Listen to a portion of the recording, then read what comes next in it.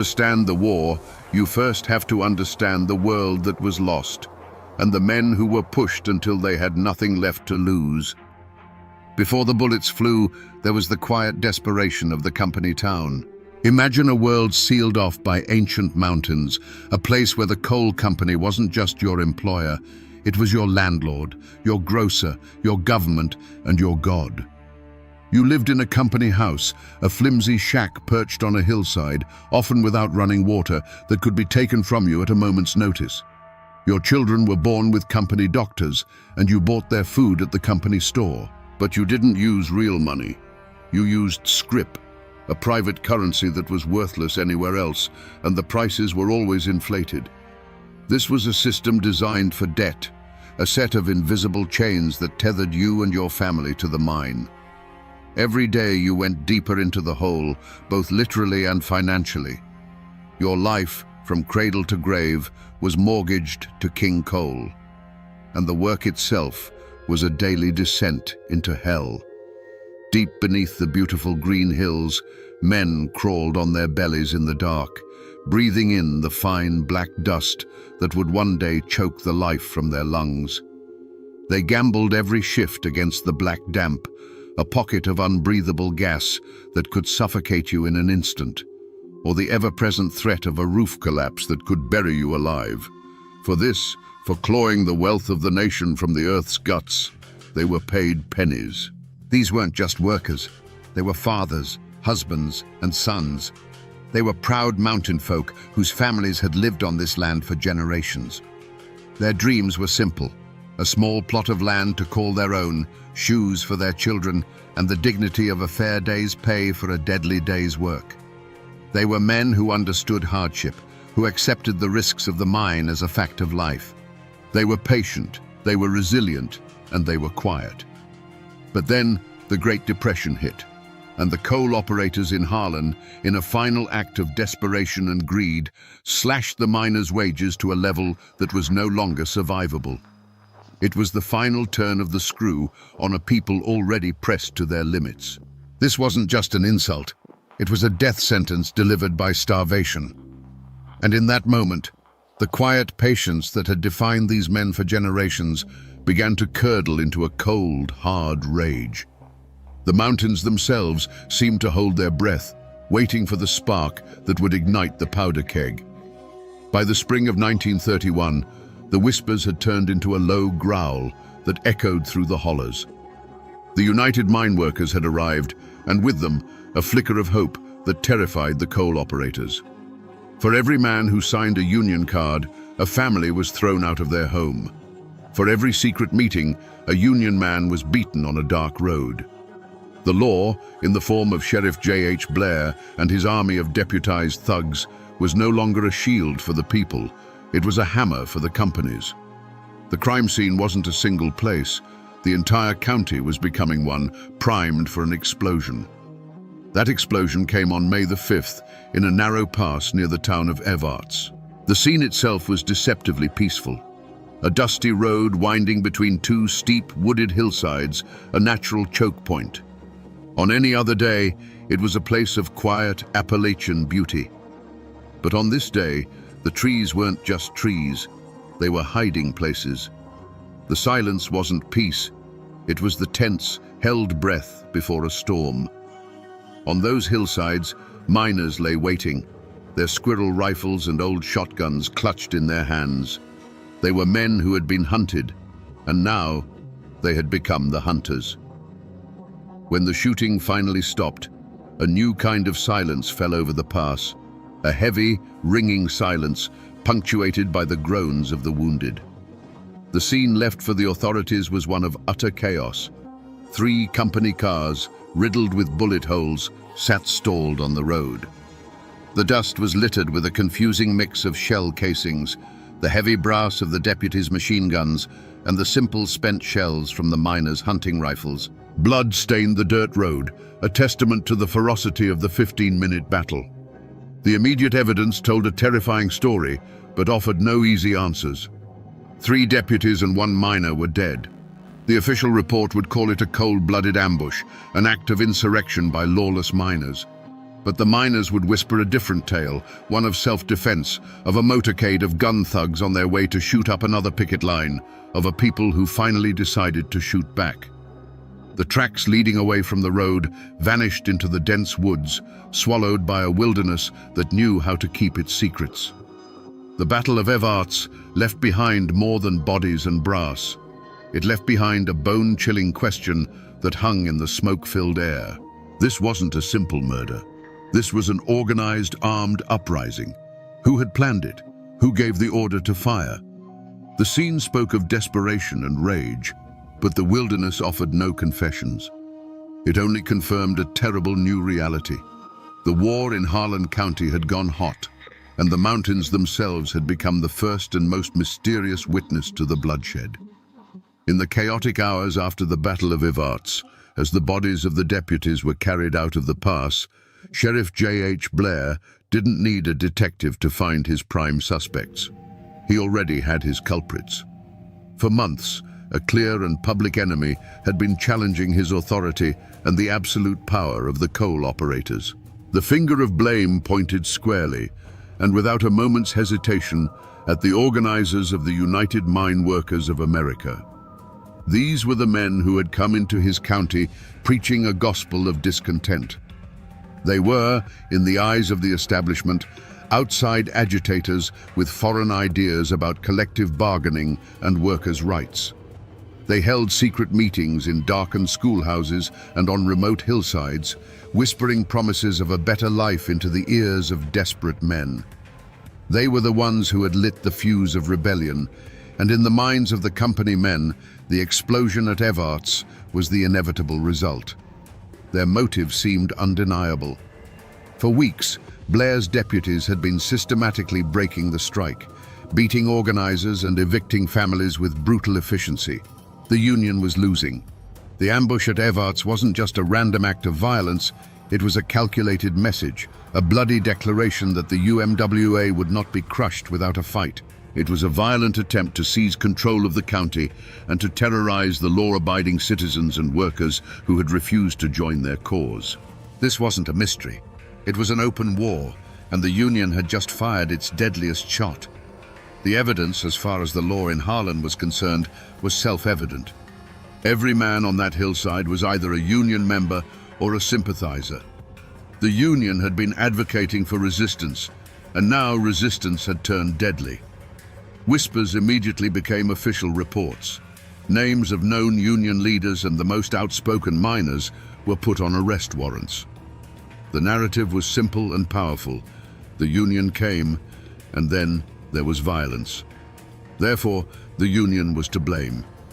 For Sheriff Blair, the case was already open and shut, and the manhunt for the Union men began immediately.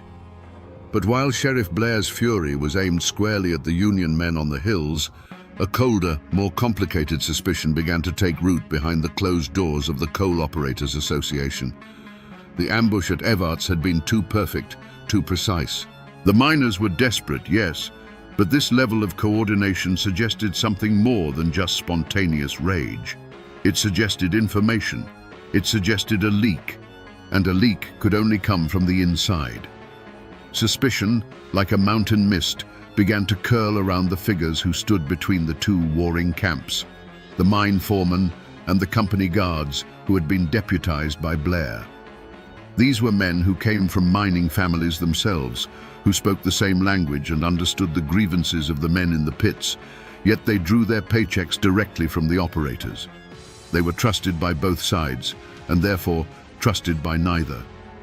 Could one of these men, a man who walked the line between loyalty and blood, have been the true architect of the massacre?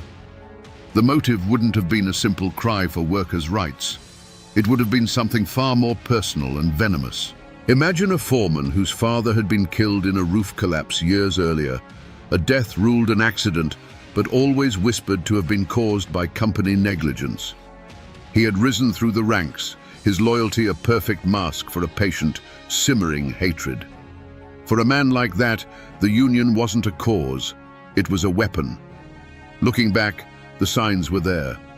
One particular foreman, known for his harsh discipline, had been conspicuously absent from the convoy that day, claiming a sudden illness.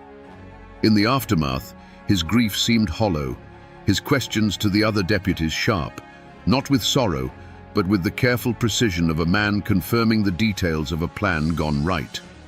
He knew the convoy's route, their departure time, and their numbers. A single, anonymous tip to a Union contact was all it would have taken to turn that dusty road into a killing field, sacrificing a few of Blair's thugs to ignite a war that could burn his true enemies to the ground. The thought was chilling, that the Battle of Evarts wasn't an act of rebellion, but a calculated act of revenge, orchestrated by a traitor who wore the company's own badge. But there was a third shadow that fell across the mountains, one that terrified the Union and the operators alike. This wasn't a local feud. The Great Depression had set the entire nation on edge, and whispers of revolution were drifting out of the cities and into the forgotten hollows of Appalachia. This third suspect wasn't a man, but an idea, a radical, violent ideology that saw the struggle in Harlan not as a labor dispute, but as the first battleground in a new American Civil War. Agents of more extreme movements, men who found the United Mine Workers too tame, began to slip into the county. They weren't miners. They were professional organizers, hardened veterans of bloodier conflicts in other parts of the country. They spoke not of contracts and wage increases, but of seizing the mines and overthrowing the system entirely. They saw the miners' desperation not as a problem to be solved, but as fuel for a much larger fire. Their motive was pure and terrifyingly impersonal: chaos. For them, a negotiated peace was a failure. They needed martyrs. They needed headlines. They needed a war. The Battle of Evarts, with its shocking death toll, was a perfect victory in their eyes. It escalated the conflict beyond the point of no return, forcing the hand of both the Union and the state. It transformed a local strike into a national symbol of class warfare. Their presence was felt not in public speeches, but in the shadows. Strange pamphlets would appear in the mining camps overnight, calling for armed resistance. Seasoned men with city accents were seen in hushed conversations with the most desperate and angry of the young miners, teaching them not how to picket, but how to build a barricade, how to choose a location for an ambush.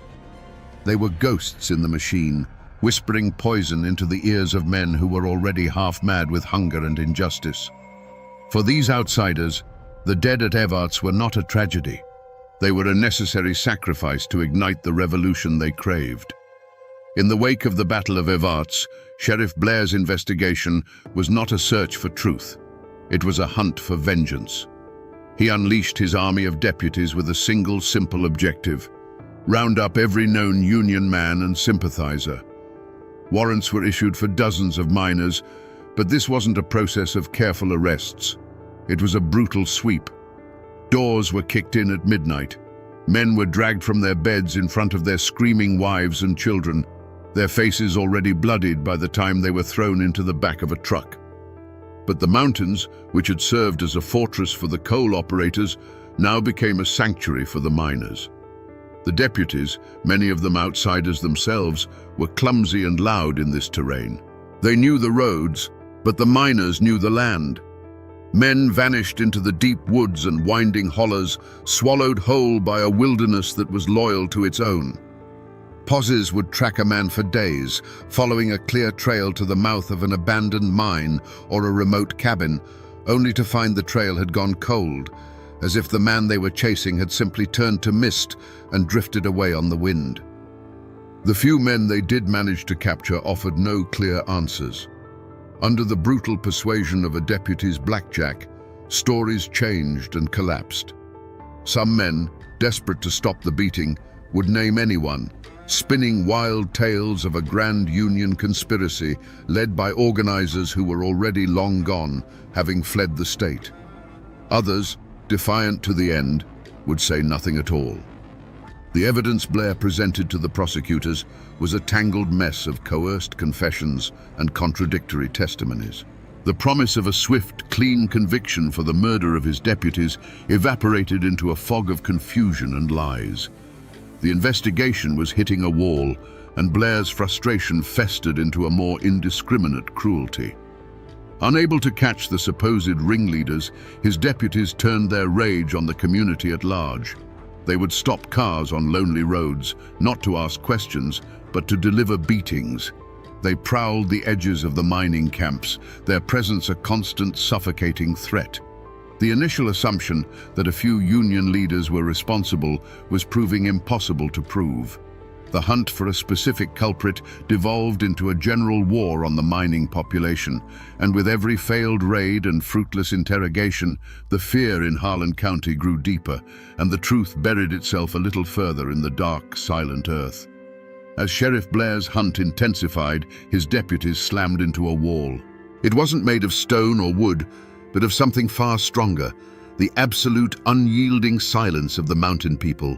The louder the deputies shouted, the deeper the silence became. Questions were met with blank stares. Threats were answered with a shrug. Men who had worked side by side their whole lives, who knew every secret in the holler, suddenly saw nothing, heard nothing, and knew nothing. An invisible pact of silence, an omerta of the coalfields, had descended upon Harlan County. This silence was not born of ignorance, but of a cold, calculated understanding of survival. To speak to Sheriff Blair's men was not to help the cause of justice. It was to paint a target on your own front door. Everyone knew the price of talking. It meant a visit in the dead of night, the sound of heavy boots on your porch, a beating that left you unable to work for a week. It meant your wife and children being terrorized by gun thugs who would shine their headlights into your windows just to let you know they were watching. But the silence was also a matter of profound loyalty. In these isolated communities, blood and neighborly bonds were the only true law. The men on that hillside at Evarts were not abstract criminals. They were your cousin, your brother-in-law, the man who helped you rebuild your fence last spring. To turn against them was to turn against your own kin, to betray the only social fabric you had. The law of justice saw only hulking shapes, demonic silhouettes against the moonlight, as their father was dragged from the home he had tried to defend.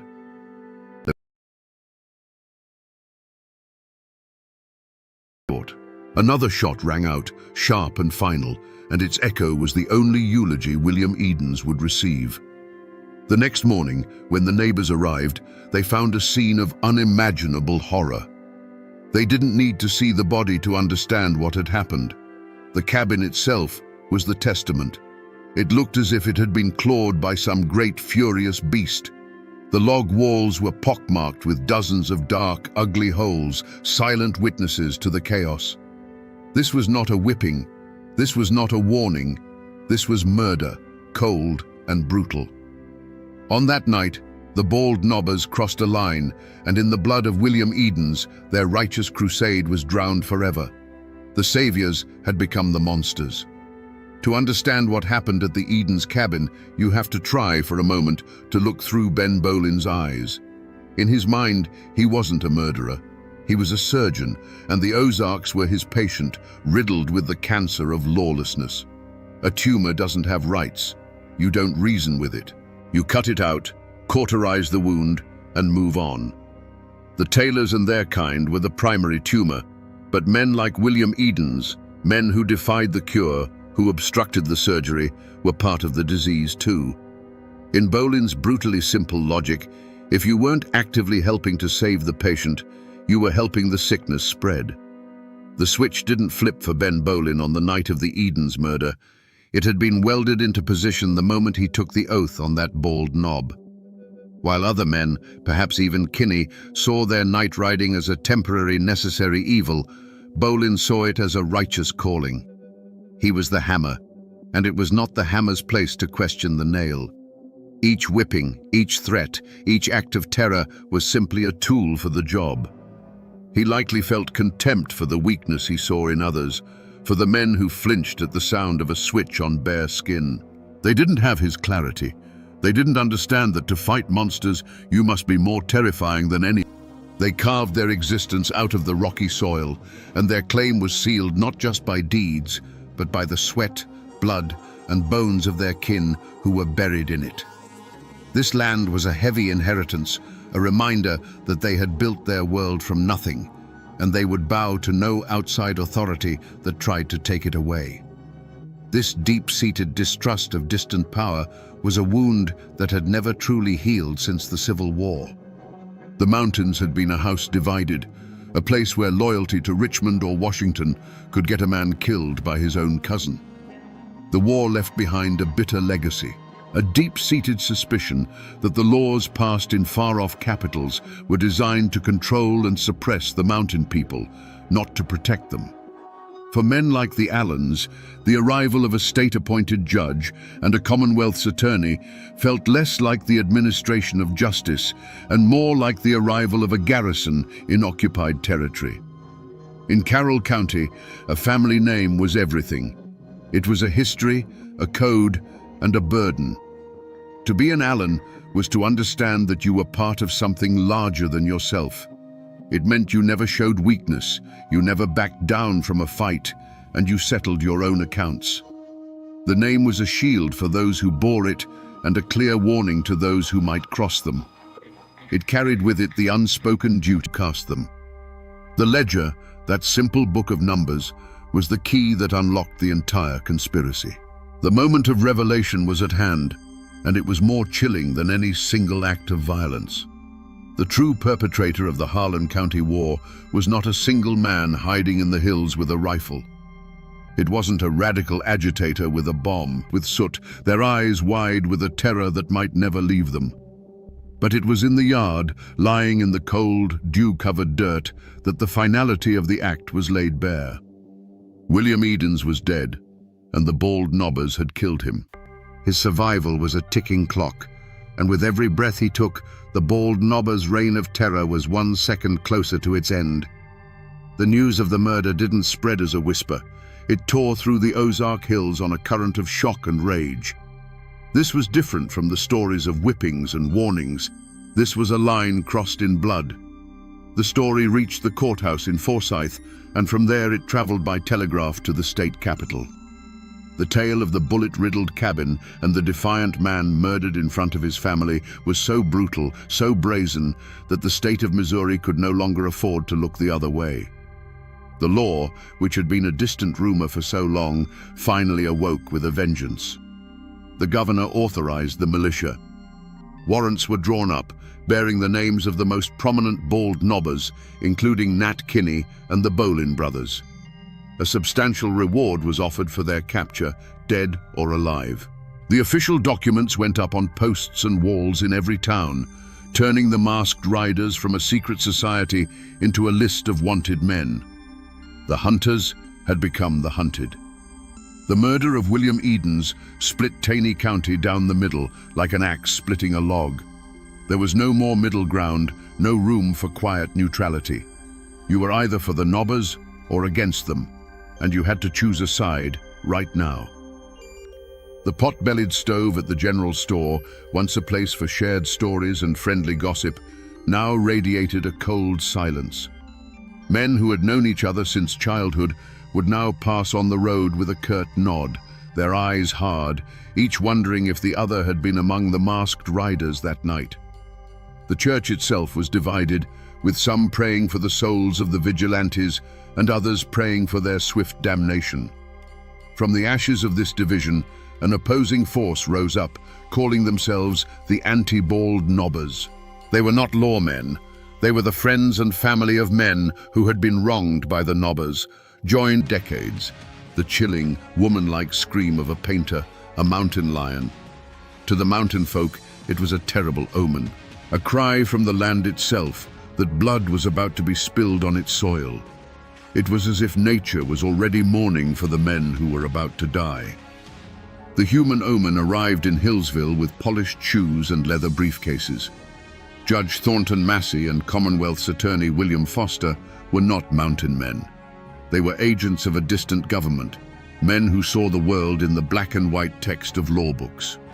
They walked into Carroll County with the confidence of men who believed they held all the power, that their authority was absolute and backed by the full might of the state. They could not understand that in these hills they were the outsiders. They were the foreign body that the clan, like a feverish immune system, was preparing to violently reject. On the morning of March 14th, a heavy stillness settled over the town of Hillsville. Sheriff Lewis Webb felt it in his bones. He was a local man, caught between the two great forces. He knew Floyd Allen, and he knew the unbending pride that coursed through the veins of that family.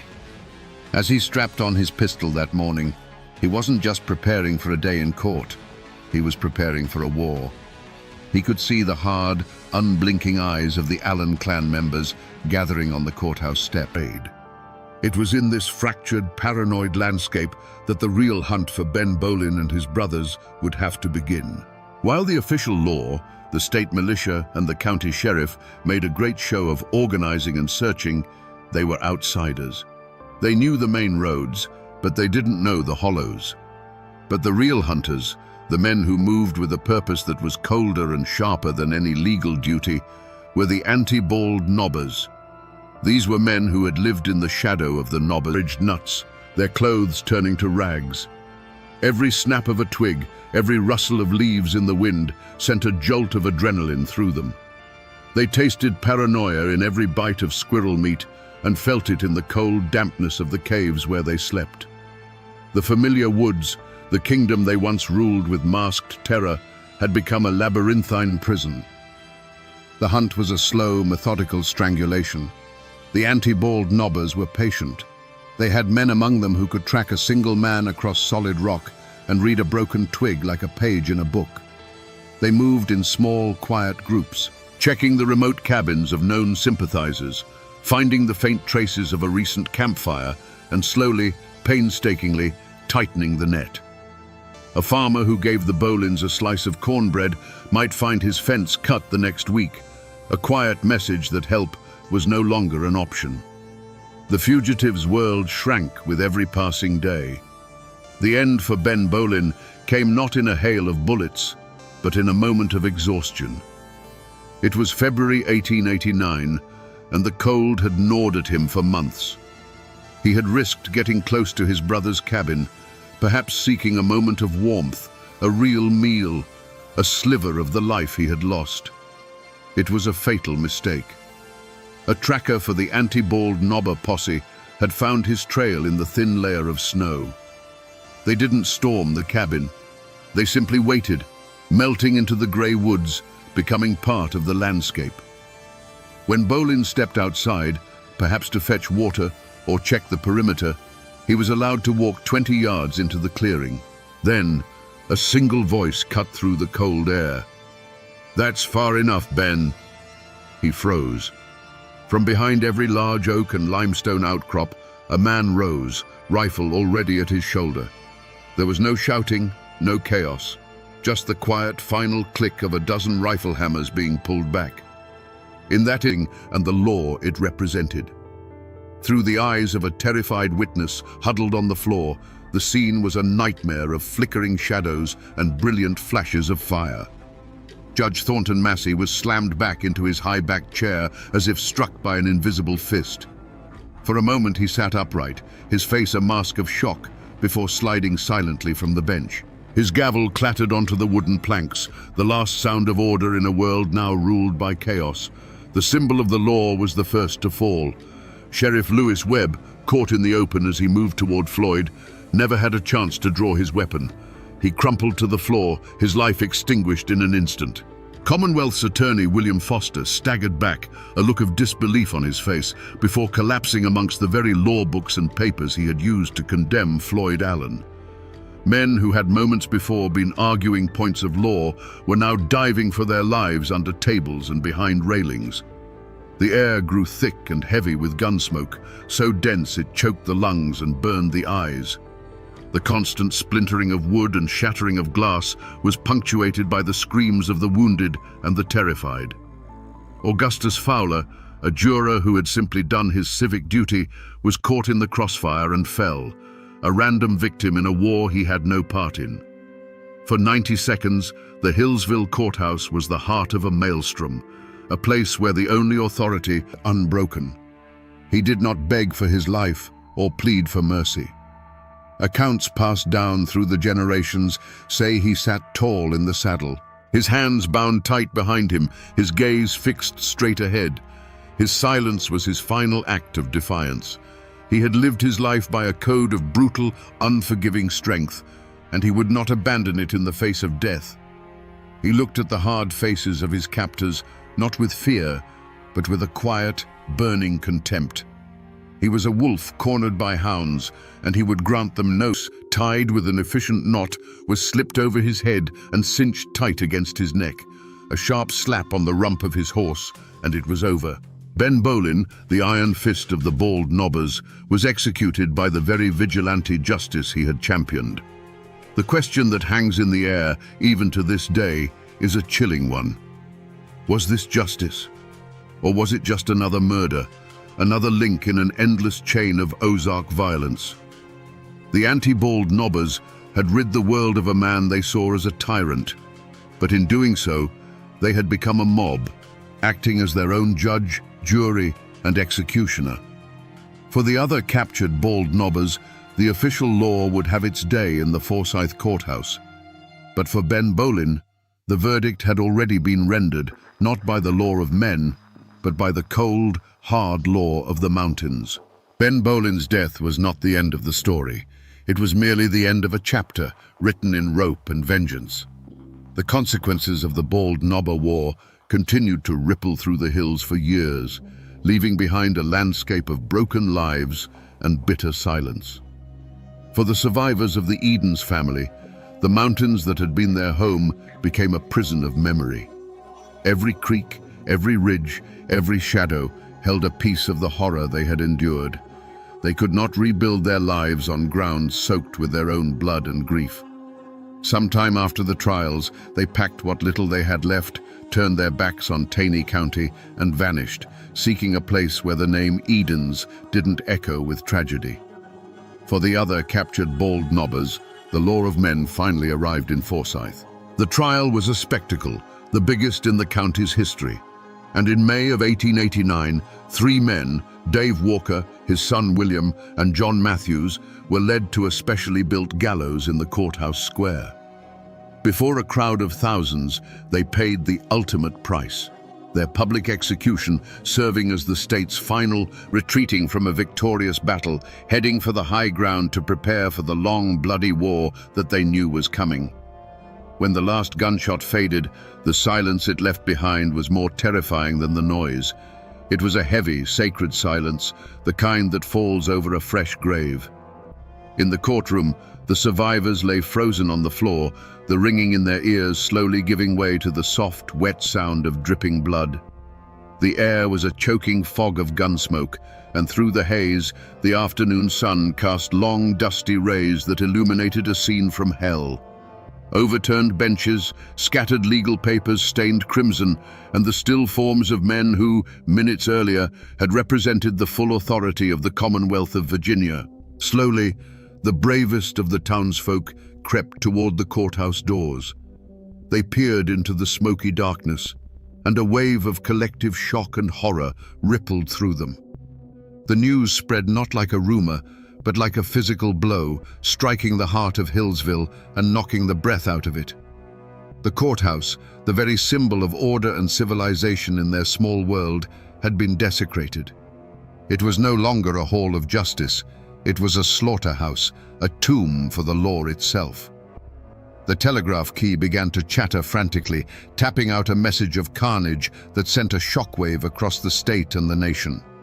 This was not just hoping that if they didn't speak its name, the monster they had created would finally die. The forced silence that fell over Taney County could never last. A story this soaked in blood has a way of seeping back up through the ground. Walk through the Ozark Hills today, and you will still find the old names, Bolin, Kinney, Taylor, on mailboxes and in the phone book. The descendants of the riders and their enemies now share pews in the same churches and shop in the same stores. The blood feud is long over. Lynched stood as a dark monument on the side of the road. Locals knew it as the Bolin tree, and it became a place of dread, a landmark to be passed quickly, especially after dark. It was said that nothing would grow in its shadow. Eventually, time and nature did what the community could not. The old tree withered, died, and was cut down, its wood likely burned to ash. But even today, the old-timers can still point to the exact spot where it stood. The tree is gone, but the ground remembers. In the town of Forsyth, the old courthouse where the other nobbers were tried is gone, replaced by a new one. But in the local cemetery, you can find the graves of the 3 men who were legally hanged. Their tombstones are simple, weathered by 100 Missouri winters, giving no hint of the spectacle of their deaths. They are quiet, stone reminders of a time when the law finally brought its terrible, formal power to bear on the chaos. But the most powerful remnant of Ben Bolin isn't made of wood or stone, it is the ghost story. As the facts were buried under the community's silence, the man was replaced by the myth. History became folklore. To this day, on the dark roads around where he was killed, people still tell stories of the Phantom Rider, a lone, gaunt figure on horseback, seen on moonless nights, forever repeating his last fatal ride. Ben Bolin the man is dead and gone, but Ben Bolin the spectre became immortal, a cautionary tale whispered to children to keep them from straying too far into the woods after dark. The people tried to forget, but the story simply refused to die. So we come back to the question that hung in the air at the very beginning, a question that has haunted these hills for over a century. Was Ben Bolin a righteous crusader who lost his way? Or was he a brutal killer who simply found the right mask to wear? The honest truth, buried under years of myth and silence, as outlaws. This division wasn't abstract. It was written in small, secret acts of courage and cowardice. A cousin of the Allens would find a sack of cornmeal and salted pork left on a stump deep in the woods, a silent offering from a neighbor who dared not show their face.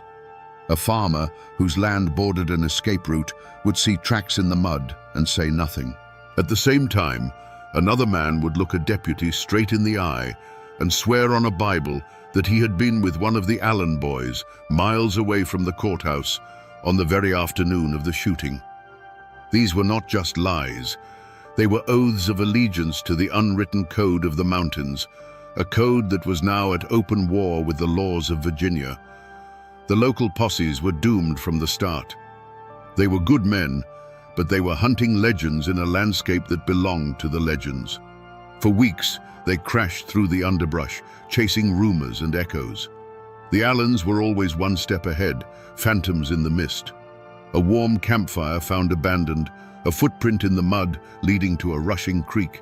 It was like hunting ghosts who knew every secret path, every hidden cave, and every sympathetic ear in 100 square miles.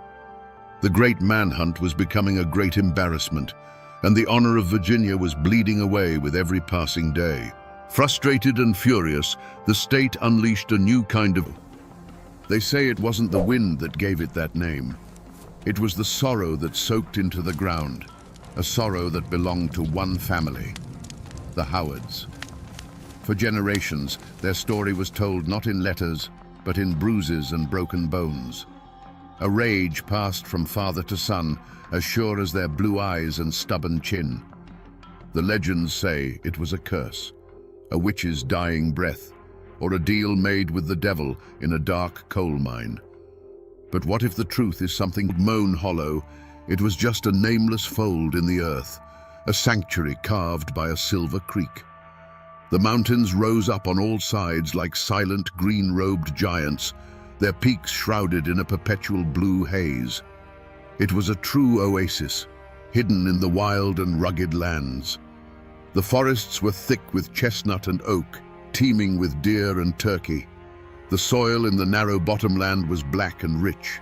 It was a place where a man willing to work until his hands bled could build a life from nothing.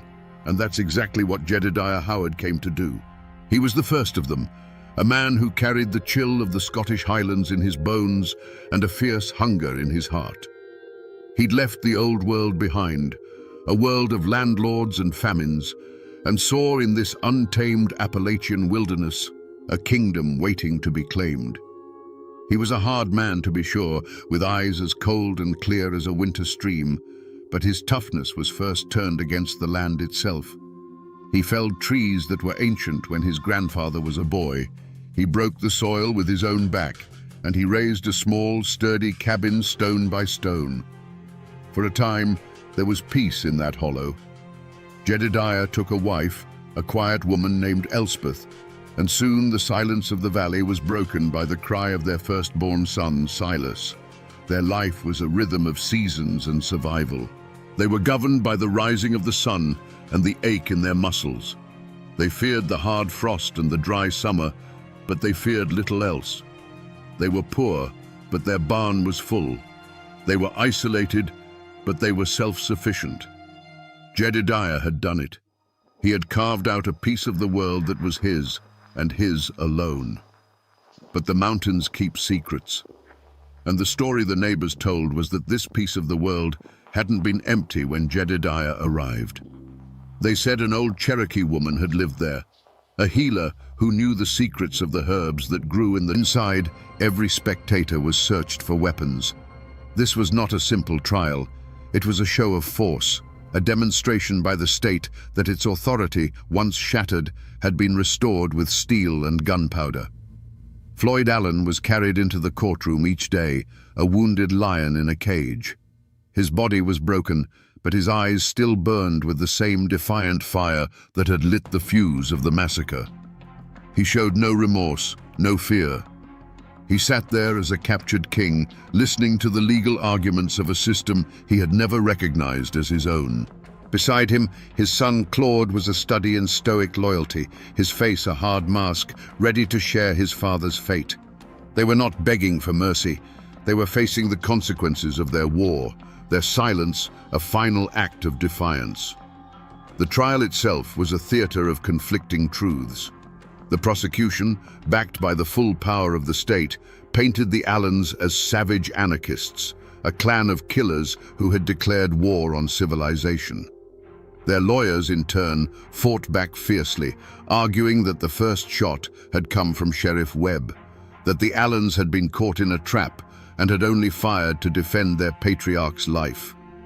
Witnesses took the stand, their hands trembling, their testimony often shifting like shadows depending on which lawyer was asking the questions. A small creek separated their lands, and after a spring flood one year, the water changed its course, carving a new channel that gave a few more acres of rich soil to the Howards. To Jedediah, it was an act of God.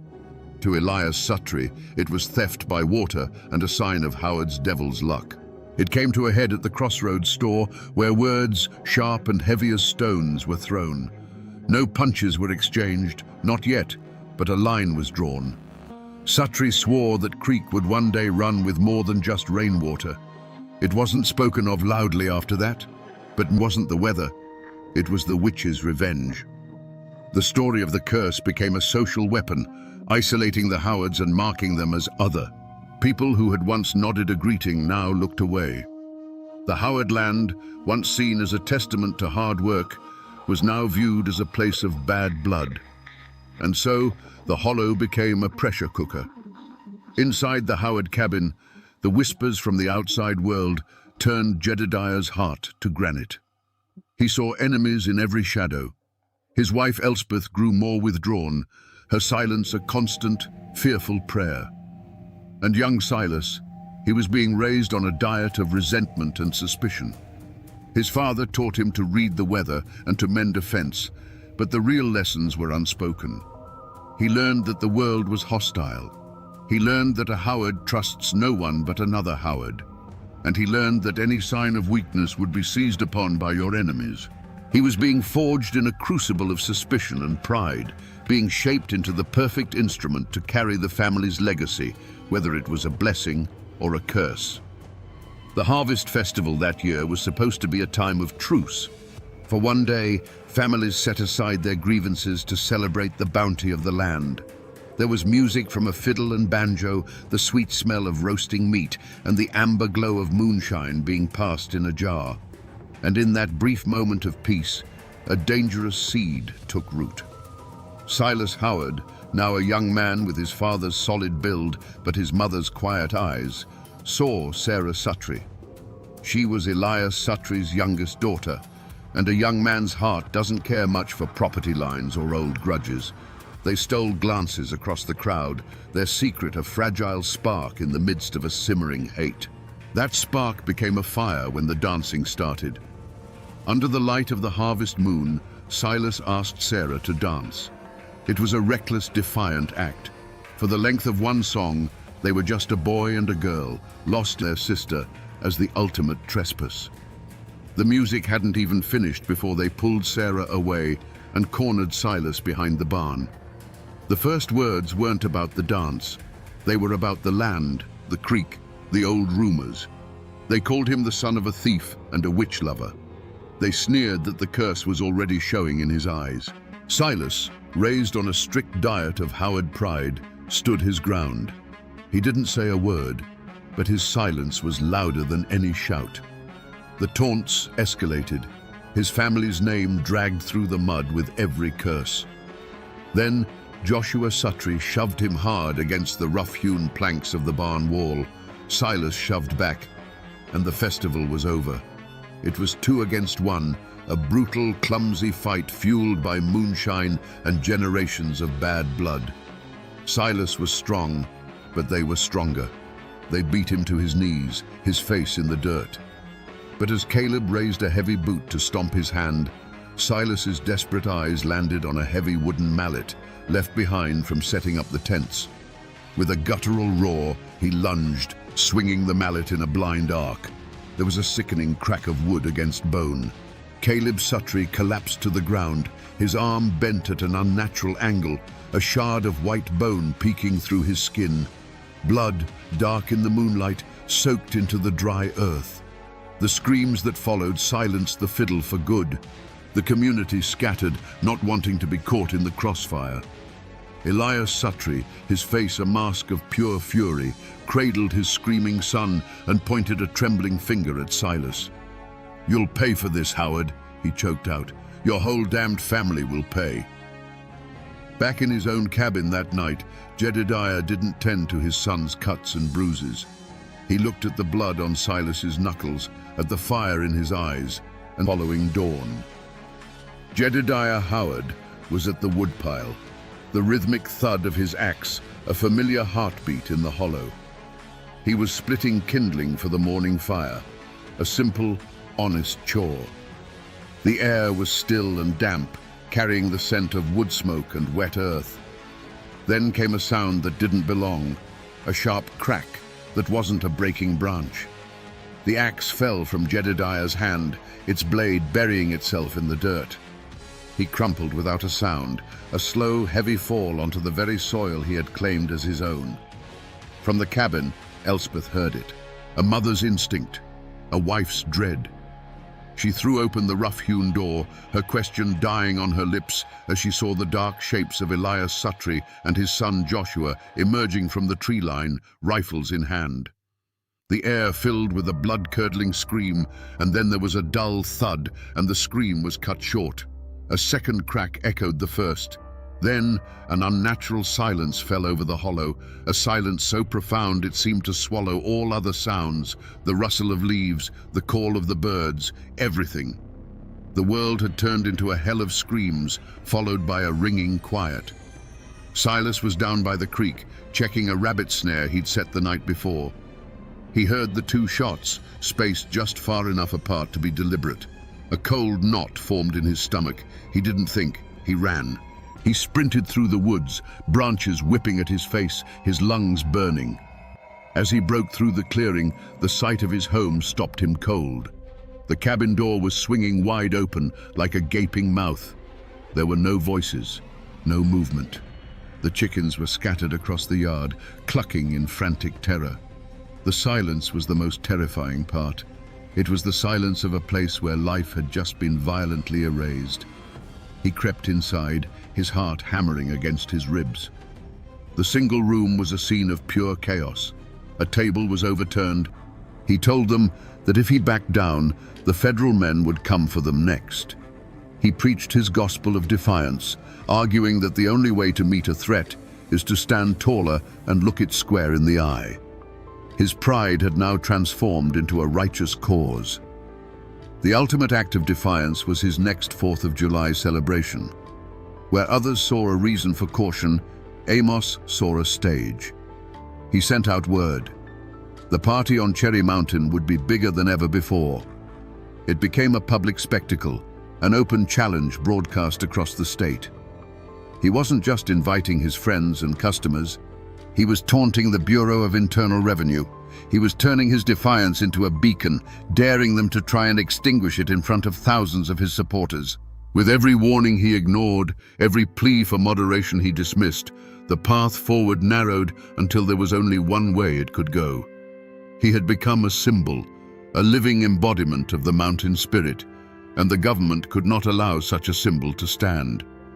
He was isolating himself on a peak of his own making, a king so confident in his fortress that he could no longer see the army gathering at its gates. A violent outcome was no longer a risk. It was a certainty he himself was inviting. The day before the 4th of July dawned clear and bright over Cherry Mountain. The air was already electric with anticipation. Wagons were being moved into place. Barrels of cherry bounce were rolled out from the cellar, and the sound of hammers echoed as a stage was built for the fiddlers. This was to be Amos Owens' masterpiece of defiance, the grandest celebration he had ever hosted. But as the sun reached its zenith, a lone rider was seen making his and more like a part of his own arm. He did not weep. Tears were a luxury, and the price of vengeance was paid in sweat and resolve. With a grim, mechanical determination, he went to the small breast, but to crush him completely. "They're just waiting for this party, Amos," the marshal said, his voice low. "They'll use the crowd as an excuse.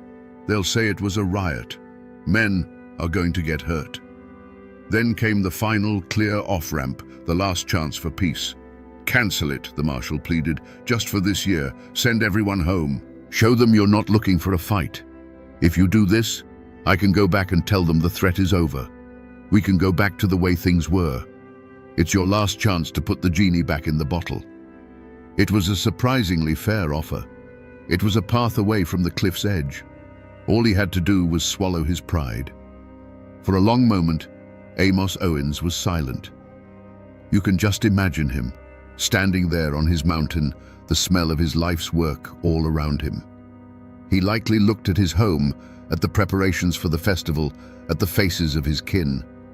He had to have felt the weight of the choice before him, the safety of his family versus the defiant code that had defined his entire life. The marshal's offer was reasonable. It was wise. But to Amos, it sounded like the clatter of chains. He finally turned his gaze from his home and met the marshal's eyes. The internal struggle was over. "A man doesn't send his guests home," Amos said, his voice as firm as the mountain beneath his feet, "just because an uninvited stranger is threatening to kick down the door. The party goes on." With that, the last bridge to peace was burned. He had been offered a truce and had chosen war. The old marshal simply nodded, a look of profound sadness on his face, and rode away, leaving the Cherry Bounce King alone on his throne, waiting for the inevitable storm he had personally summoned. The 4th of July on Cherry Mountain was a roaring sea of humanity. The fiddles screamed, the banjos rang, and the rhythmic stomp of dancing feet shook the very noted the abandoned cabin, and then paid a visit to the Suttree family. Elias and his sons met him on their porch, their faces a document written in steel. When the revolution began, the British had a strategy for their southern frontier: turn the mountains red. They funneled weapons like this one to the Cherokee and other tribes, encouraging them to attack the rebellious settlements. For the British, it was a calculated move in a global war. But for the families living in those isolated cabins, it meant this object became a symbol of their worst nightmares. It was the face of a war that didn't happen on distant battlefields, but on their own doorsteps. This simple tool forces us to ask a visceral question, one that cuts through the pages of history.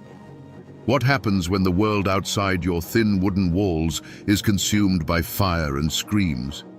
What does a man like John Sevier do when he's looking over the palisade of a besieged fort and sees a young woman running for her life, with a weapon just like this one slicing through the air right behind her?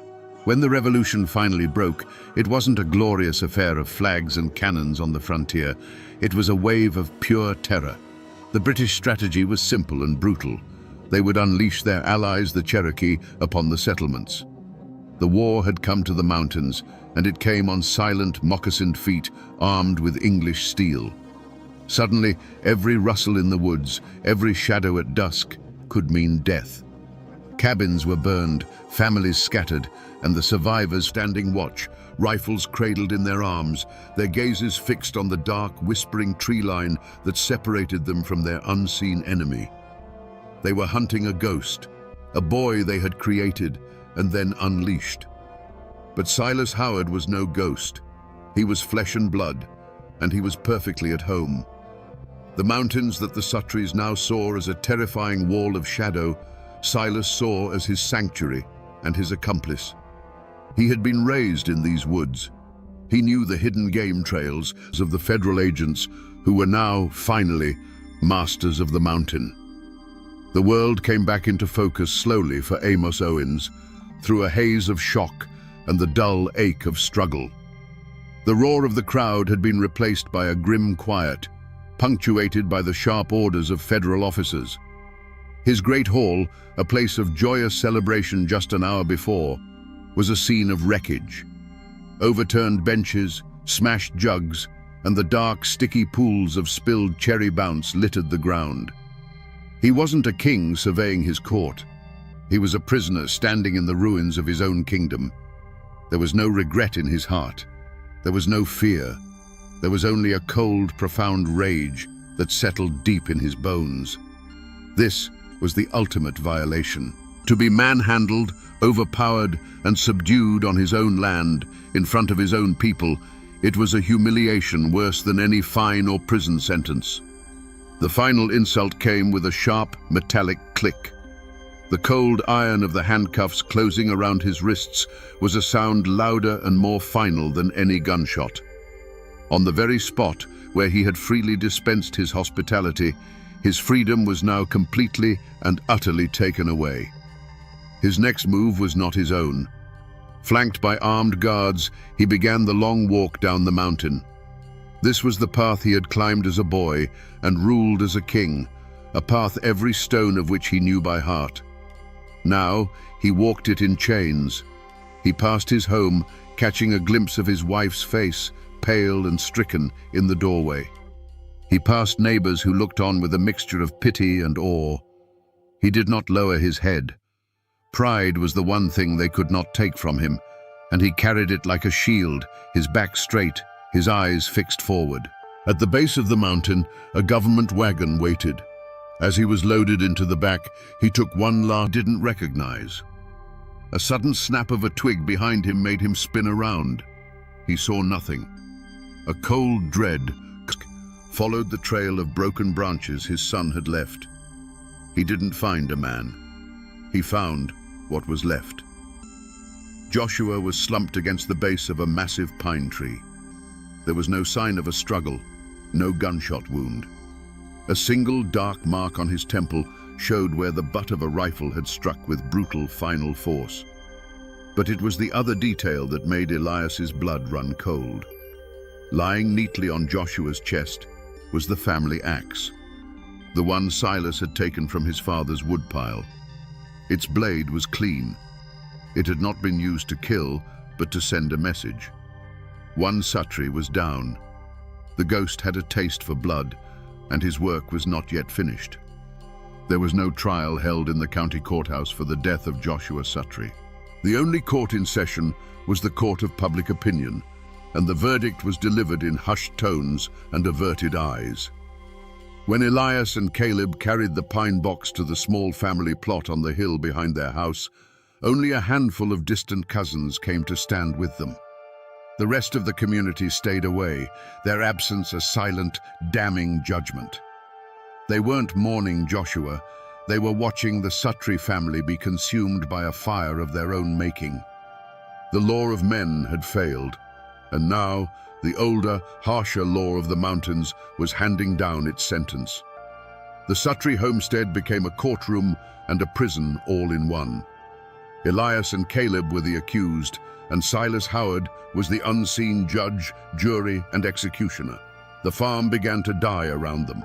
Fences sagged, weeds choked the cornfields, and the livestock grew thin from neglect.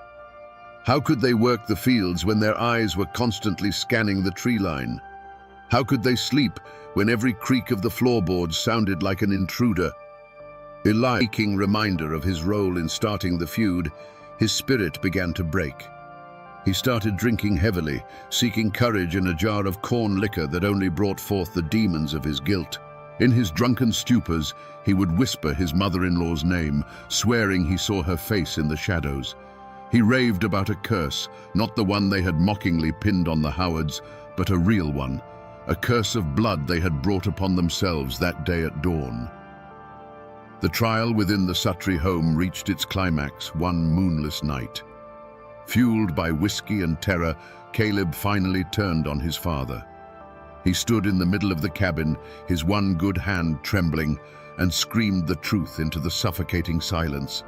He shrieked about the look in Elspeth Howard's eyes, about the silence after the second shot, about the blood on their hands that would never wash away.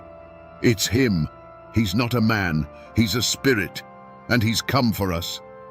Elias tried to silence him, to slap the hysteria out of him, but the dam of denial had burst. The truth, ugly and raw, now filled the space between them. The verdict was delivered just before the next sunrise. Caleb Sutri, stripped of his bravado and his sanity, seemed to find a strange and sudden calm. He walked out onto the porch, unarmed, his face pale in the grey pre-dawn light. He took a deep breath of the cold mountain air, and then, in a voice that was not a shout, but a weary plea, he called out a single name into the mist-shrouded woods. Silas.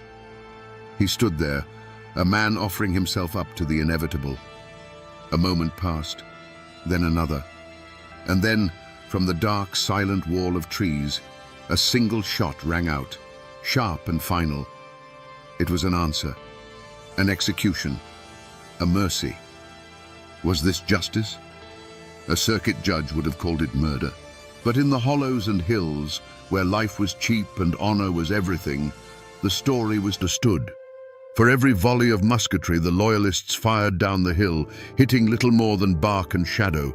A dozen puffs of white smoke would answer from the trees below.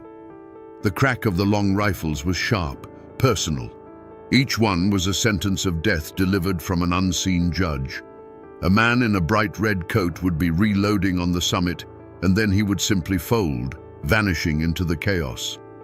The Loyalists charged with bayonets, a wave of disciplined steel meant to break any line, but there was no line to break. The frontiersmen just melted back into the forest, letting the charge pass, only to rise up on their flanks and rear, their rifles speaking again and again. The fortress had become a slaughter pen. Above the din, Major Ferguson's silver whistle could be heard, a shrill, piercing note trying to impose order on pure chaos. He rode his white horse back and forth across the summit, a magnificent, defiant target rallying his crumbling lines. For an hour, the mountain was consumed by a storm of lead and fury. The air grew heavy and acrid with the smell of gunpowder.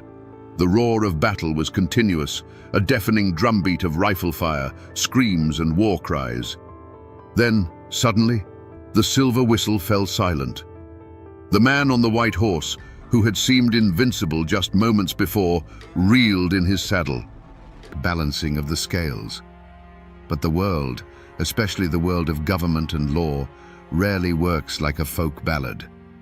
The men who led the raid on Cherry Mountain didn't face consequences. They received commendations.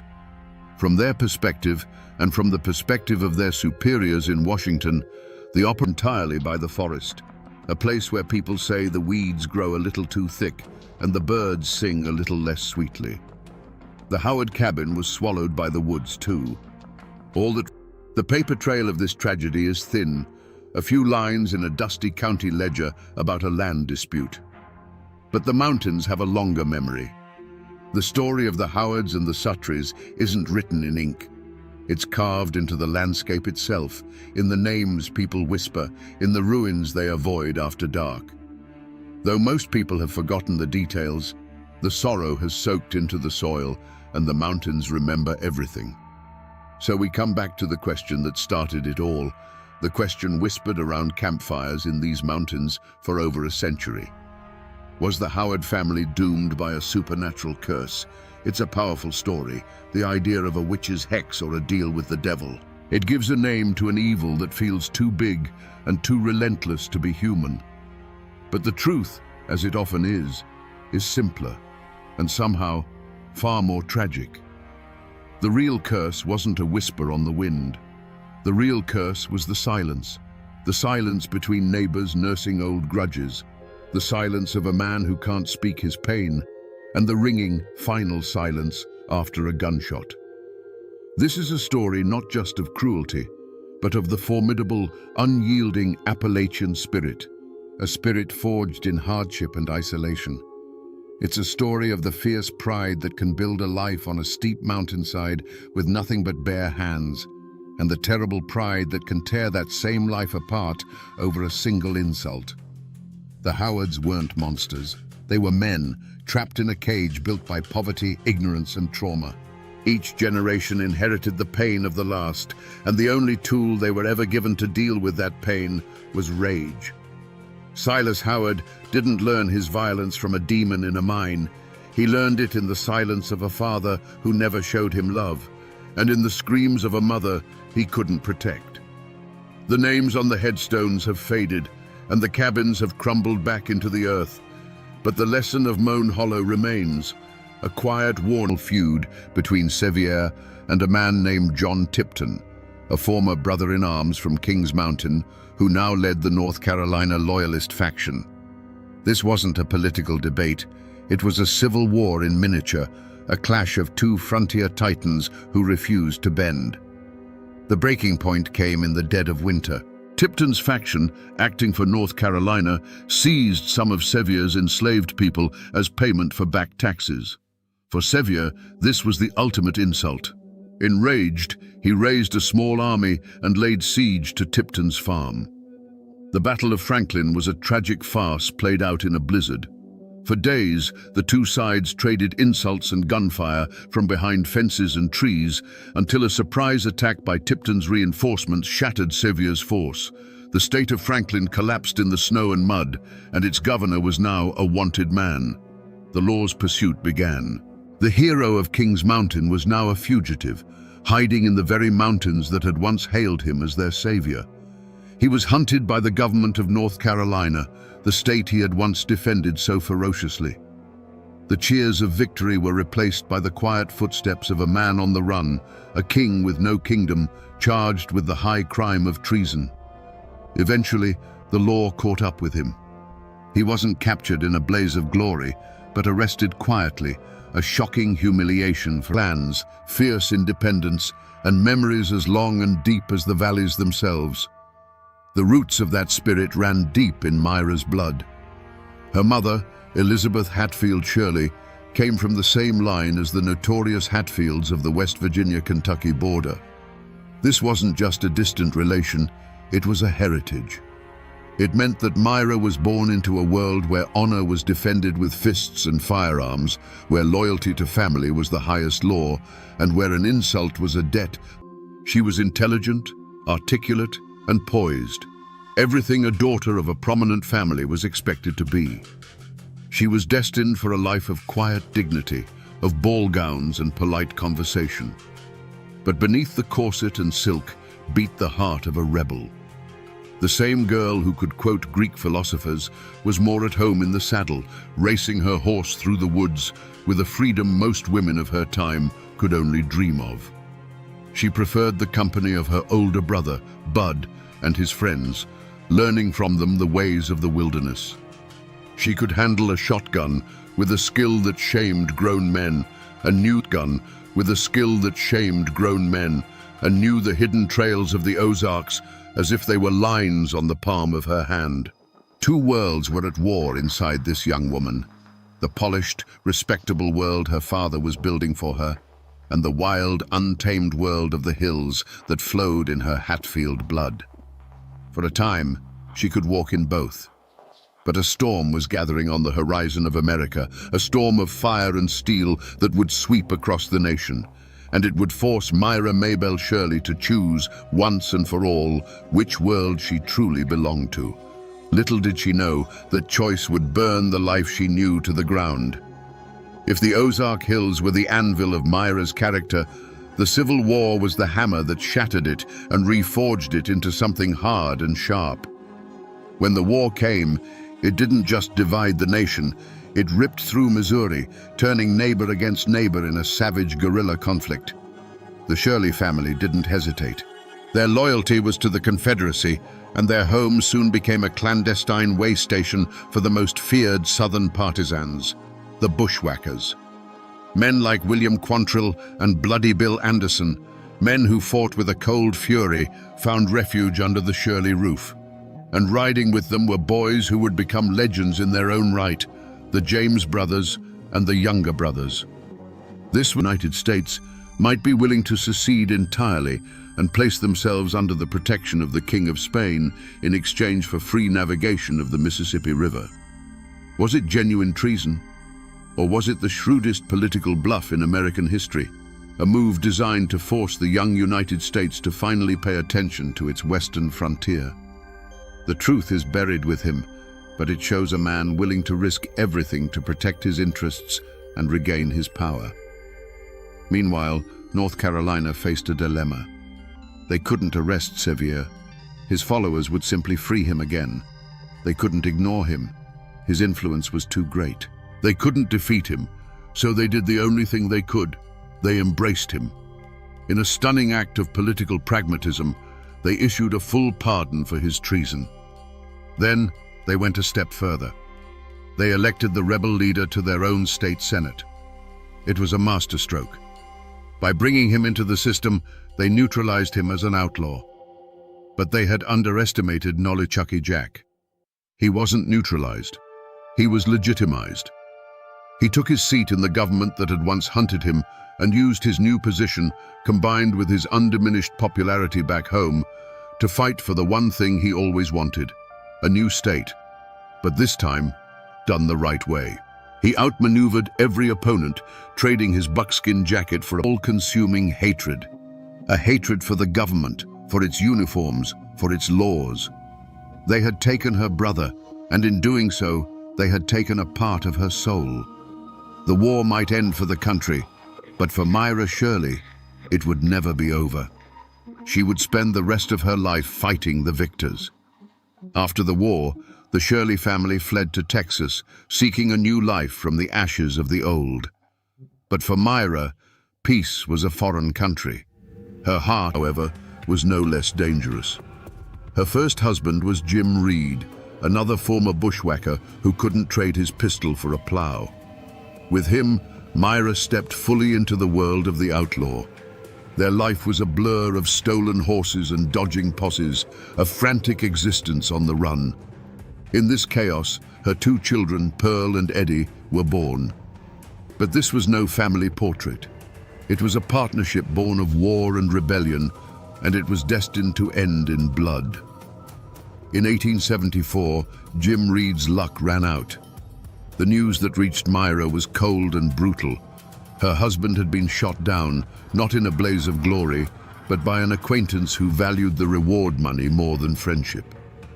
At 26, Myra was a widow, a mother of two, and officially branded the accomplice of a dead bandit. This was the world she had chosen, a world with no honor among thieves. So she moved deeper into the shadows, to a place where the law of the United States was thin and the old ways were strong, the Indian Territory of Oklahoma. There, she met and married Sam Starr, a man from a proud Cherokee family. This wasn't just a marriage, it was the founding of a dynasty.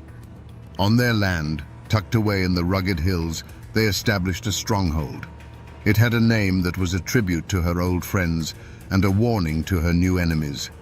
Younger's Bend. Younger's Bend wasn't a ranch. It was a sanctuary for the damned.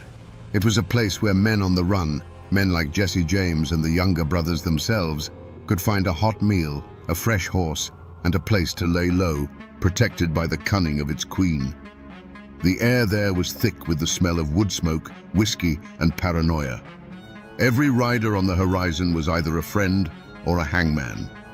This was the heart of darkness, a kingdom built on stolen goods and guarded by guns. Here, the final transformation of Myra Maybelle Shirley was complete. She was no longer just a bandit's wife, she was the mastermind.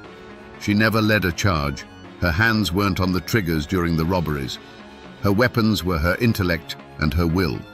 She planned the heists, fenced the stolen property, bribed officials, and used her deep knowledge of the law to tangle up prosecutors in court. And she crafted an image that became a legend. She would ride into town on a fine horse, sitting side-saddle in a velvet dress like a proper lady, but on her hips, for all the world to see, rested 2 Colt revolvers. She could quote classical poetry one moment and arrange the sale of a stolen herd the next. This walking contradiction, the refined lady and the criminal queen, was her armor and her declaration of war. She had created a monster, and her name was Belle Starr.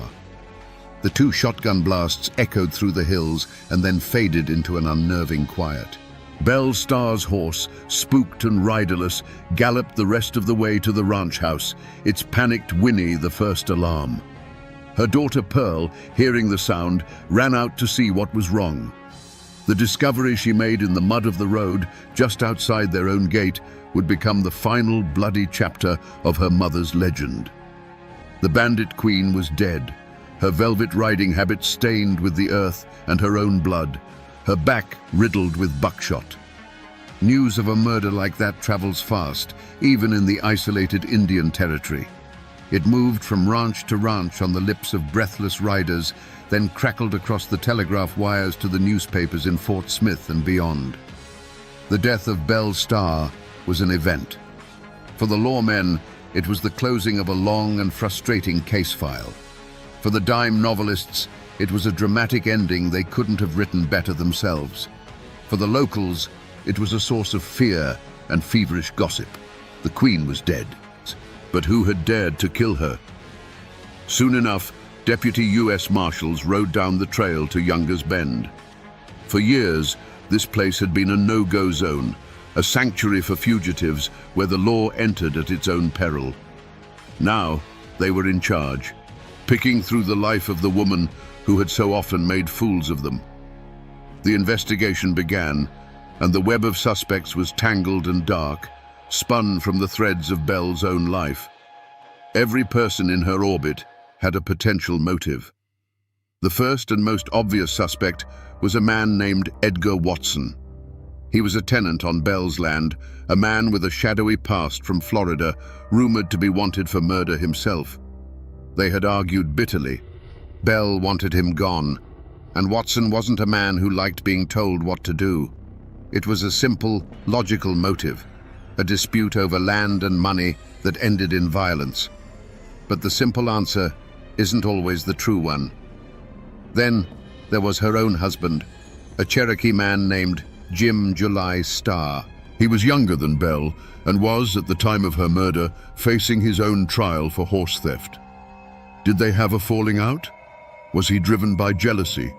Or, as some whispered, did he arrange the murder to silence her before she could testify in some secret deal with the law?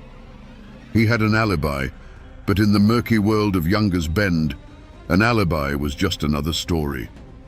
The silence that fell over the hills wasn't one of peace. It was a silence of fear. Bell's network of outlaws scattered, not knowing who among them might be next, or who might sell them out for a pardon. A reward was posted for information, but few dared to speak. The killer was still out there, and no one knew how far their reach extended. The hunt was on, not just for a murderer, but for the truth behind the final bloody act of the Bandit Queen's life. The wheels of justice turned slowly, but in the case of Belle Starr's murder, they seemed to grind through mud. The primary suspect, Edgar Watson, was finally brought to trial. You can just imagine the scene in the Fort Smith courtroom. It wasn't just a legal proceeding, it was a spectacle. The room was packed with a tense mix of lawmen, curious townsfolk, and shadowed figures in the back rows, friends and enemies of the dead woman, all there to see how this final chapter would play out. The air itself felt heavy, thick with whispered theories and cold stares. Everyone had an opinion, and everyone was waiting for a conviction. The prosecution laid out its case. They painted a picture of a bitter dispute between a landlord and her troublesome tenant. They spoke of threats exchanged, of Watson's notorious temper, and of his presence near the scene of the crime. They presented him as a man with a motive, the means, and the opportunity. But their case was like a house built on sand. There was no murder weapon. There were no direct eyewitnesses to the shooting. The entire argument rested on bad blood and circumstantial evidence, a foundation that began to crumble under the slightest pressure. Watson, for his part, sat there with a cold confidence. He was no frightened farmer caught in the gears of the law. This was a man who understood the violence of the world. His defense lawyers didn't just deny his guilt. They threw the courtroom doors wide open to the chaos of Belle's life. They argued that putting only Edgar Watson on trial was absurd. Why not her husband, Jim July, who had his own legal troubles? Why not any of the dozens of spurned lovers, jilted partners, or vengeful victims Belle had created over the years? To have an enemy, they argued, was to be Belle Starr's acquaintance. And then, the darkest rumor of all, a chilling whisper that slithered through the courtroom, gave everyone pause. The story of Belle and her own son, Eddie. Their relationship was poison. He was a disappointment, and she was a harsh mother. The gossip was that just before her death, she had taken a whip to him for mistreating her favorite horse. Had the boy's resentment finally boiled over into an unspeakable act? Could he have pulled the trigger himself, or perhaps paid Watson to do it for him? It was a monstrous thought, but in the world Belle had built, it wasn't an impossible one. Faced with a weak case and a sea of reasonable doubt, the jury was trapped. They could condemn a man on suspicion, or they could let a potential killer walk free. They deliberated, and when they returned, the foreman's voice cut through the silence. "Not guilty."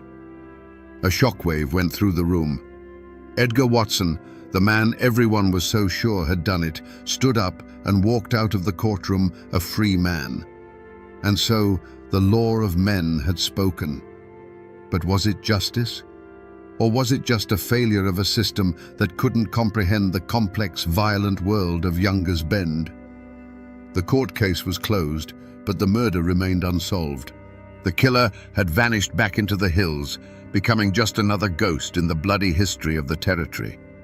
The truth, it seemed, was buried with the Bandit Queen. The murder of Belle Starr wasn't the end of the story. It was the explosion that scattered the pieces. Her kingdom, Younger's Bend, crumbled without its queen. The outlaws who had found sanctuary there drifted away, seeking new shadows to hide in. The land itself was eventually swallowed up by the relentless tide of settlement and progress.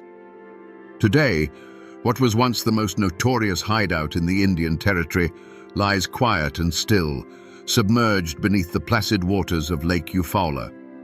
A concrete historical marker stands on a nearby hill, a lone sentinel pointing toward the drowned land, the only official sign that this infamous chapter of the West ever happened here. The fates of those in her orbit were as tangled and often as tragic as her own. Edgar Watson, the acquitted suspect, moved on, but his reputation followed him. He eventually met a violent end himself, gunned down by a vigilante mob in Florida.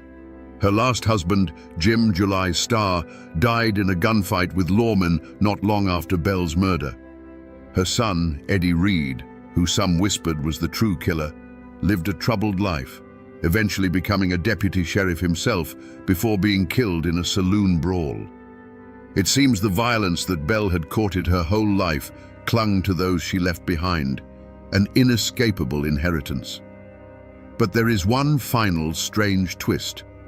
Her daughter Pearl, the one rumored to be Cole Younger's child, chose a different path of rebellion. She turned her back on the world of guns and stolen horses and moved to Fort Smith, where she opened a high-class brothel. In a way, she too became a queen, presiding over her own illicit kingdom, a world with its own codes and dangers, just a stone's throw from the courthouse where her mother's killer had been set free. The strongest echo of Belle Starr, however, is not in the ground, but in the story itself. After her death, the legend took on a life of its own. A journalist named Richard Fox penned a lurid book called Belle Starr, the Bandit Queen, or the Female Jesse James. It was a work of pure fiction, filled with sensational tales of her leading bank robberies and stagecoach heists, things she never actually did. This book, and the countless dime novels that followed, created the image we think of today, the pistol-packing outlaw in a feathered hat. The myth completely consumed the woman. You can still visit her grave, tucked away in the woods not far from where Younger's Bend once stood. The original headstone, carved with a bell, a star, and a poignant poem, was chipped away to nothing by souvenir hunters over the decades. A new, protected monument stands in its place. And as you stand there, in the quiet of those Oklahoma hills, you realize the mountains do remember.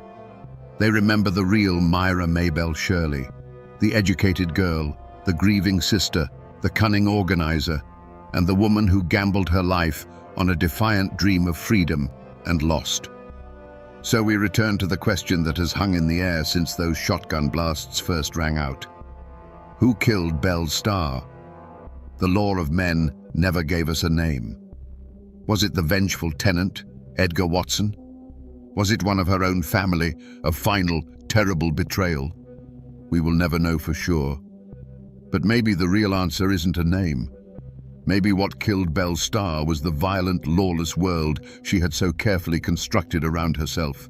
In the end, the snake she had nurtured in the heart of Younger's Bend finally turned and bit its queen. Her story is a powerful reminder that the Civil War didn't truly end at Appomattox. It continued to rage in the hearts of people like Myra Shirley, leaving scars that festered into a deep and abiding hatred for the authority that had won. She was not a hero. She was not the cartoon villain of the penny press.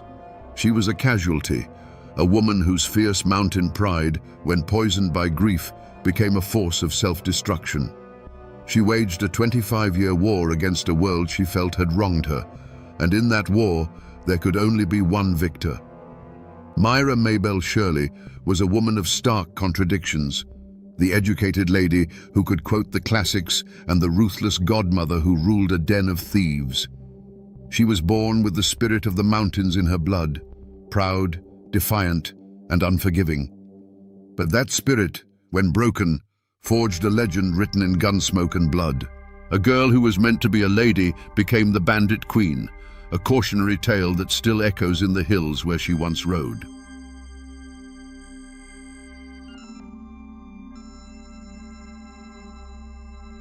Here, on the banks of the Nolichucky River, the water still speaks in the old tongue of the mountains.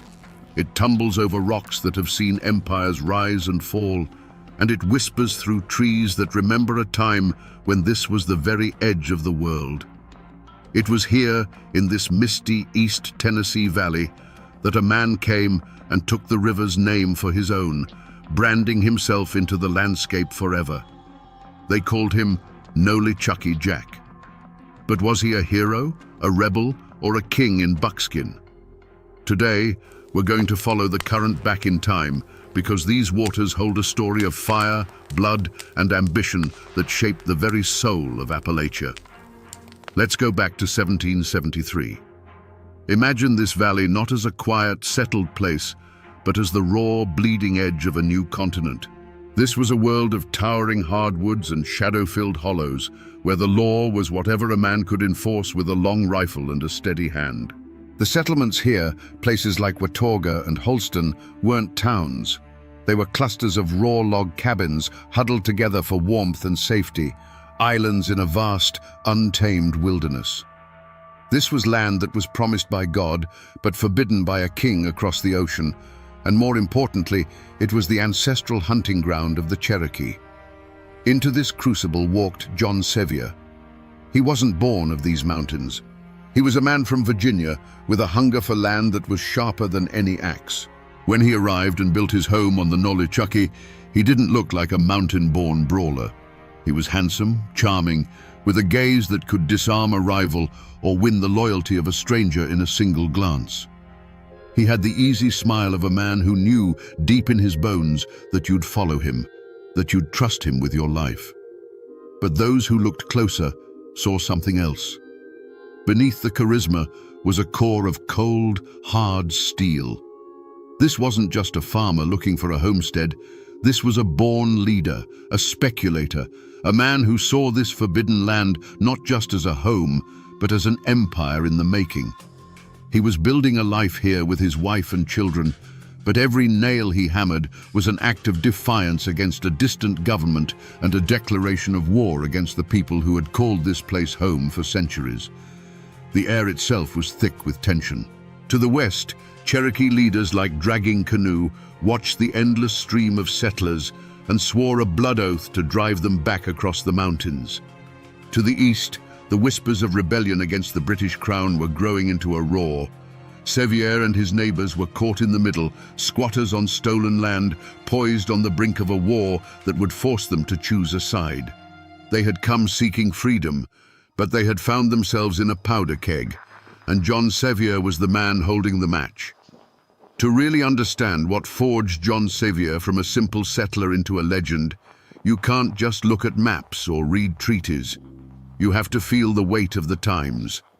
I'm holding a piece of that weight right here in my hands. It's a trade tomahawk, the kind that were mass-produced in English foundries. The iron head is simple, brutal, and efficient. The hickory handle is smooth from a century of handling. It feels cold, balanced, and deadly.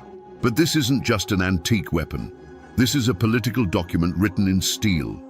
When the revolution began, the British had a strategy for their southern frontier: turn the mountains red. They funneled weapons like this one to the Cherokee and other tribes, encouraging them to attack the rebellious settlements. For the British, it was a calculated move in a global war. But for the families living in those isolated cabins, it meant this object became a symbol of their worst nightmares. It was the face of a war that didn't happen on distant battlefields, but on their own doorsteps.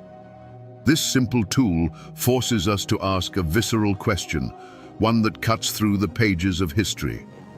What happens when the world outside your thin wooden walls is consumed by fire and screams? What does a man like John Sevier do when he's looking over the palisade of a besieged fort and sees a young woman running for her life, with a weapon just like this one slicing through the air right behind her? When the revolution finally broke, it wasn't a glorious affair of flags and cannons on the frontier. It was a wave of pure terror. The British strategy was simple and brutal. They would unleash their allies, the Cherokee, upon the settlements. The war had come to the mountains, and it came on silent, moccasined feet, armed with English steel. Suddenly, every rustle in the woods, every shadow at dusk, could mean death. Cabins were burned, families scattered, and the survivors fled to the flimsy security of their forts. At Fort Watauga, the air was thick with the stench of fear and gunpowder. Hundreds of Cherokee warriors, led by the brilliant and implacable Dragging Canoe, materialized from the forest and laid siege to the crude wooden walls. Inside, John Sevier was no longer just a landowner.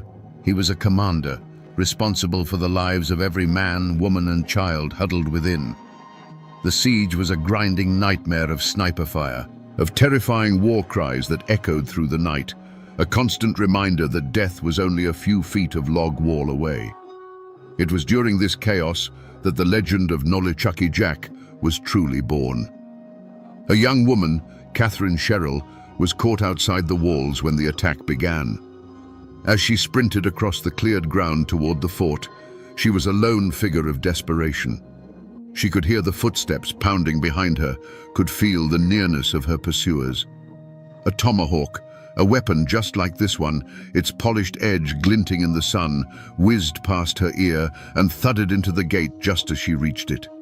It was barred shut. For a heart-stopping second, her hope died. But from the top of the wall, John Sevier had seen it all. As Catherine, in a final act of pure will, leapt for the top of the palisade, his hands shot out, grabbing her arms and hauling her over the edge to safety. In that single breathtaking moment, Sevier became more than a man.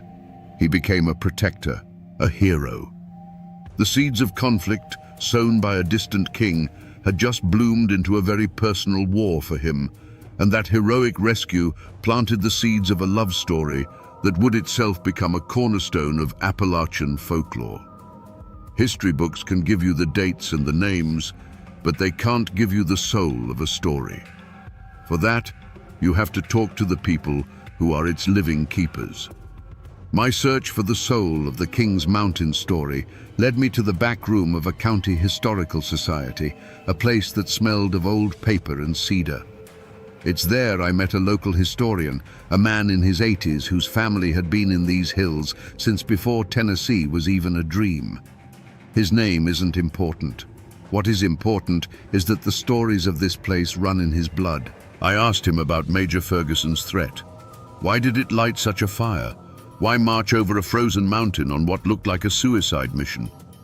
He leaned back in his creaky wooden chair and gave me a look that said I was asking the wrong question entirely.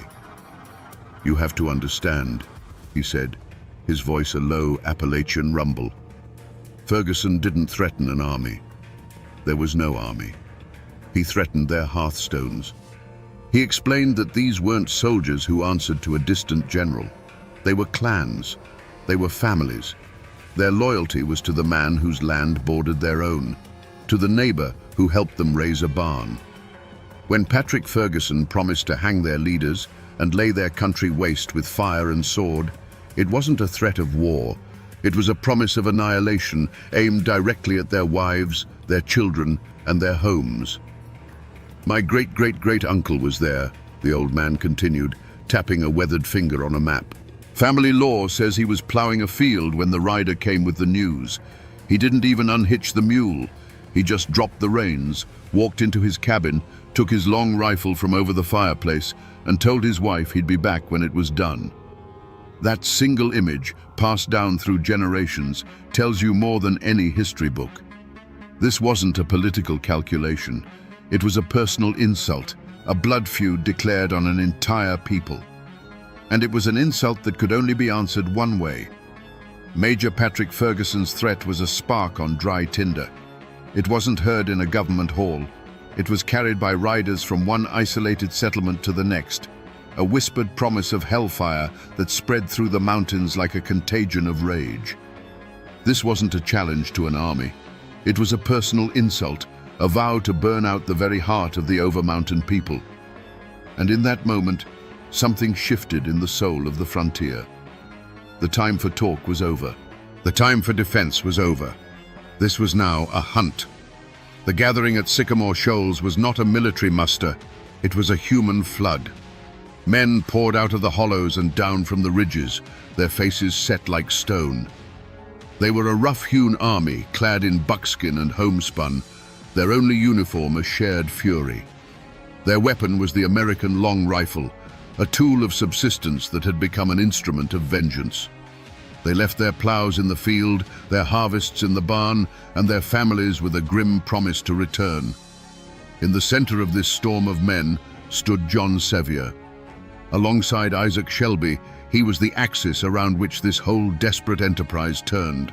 He didn't need to give speeches. His presence was enough. He moved through the camp, his piercing gaze meeting the eyes of farmers and hunters, transforming their individual anger into a singular, deadly purpose. He was one of them, but he was also more. He was the embodiment of their defiance. The decision was made. They would not wait for Ferguson to bring his fire and sword to them. They would take the war to him. They would do the unthinkable, march over the high, snow-dusted peaks of the Appalachians, leaving their own homes vulnerable to hunt down a superior British force. This was the point of no return. As they turned their faces east and began their climb into the freezing autumn air, they were no longer just settlers. They were an avalanche of buckskin and fury, and they would not stop until they had buried Ferguson and his army on a mountain of his own choosing. Today, King's Mountain is a place of profound peace. You can walk the paved trails, hear the wind rustling the leaves, and read the solemn granite monuments that mark the place where a battle turned the tide of a war. But the true evidence, the real scar left on this landscape, isn't carved in stone. It's the land itself. You have to leave the path and feel the ground under your feet to understand what happened here. This isn't a mountain in the way you might imagine. It's a long, steep-sided ridge that rises abruptly from the surrounding country.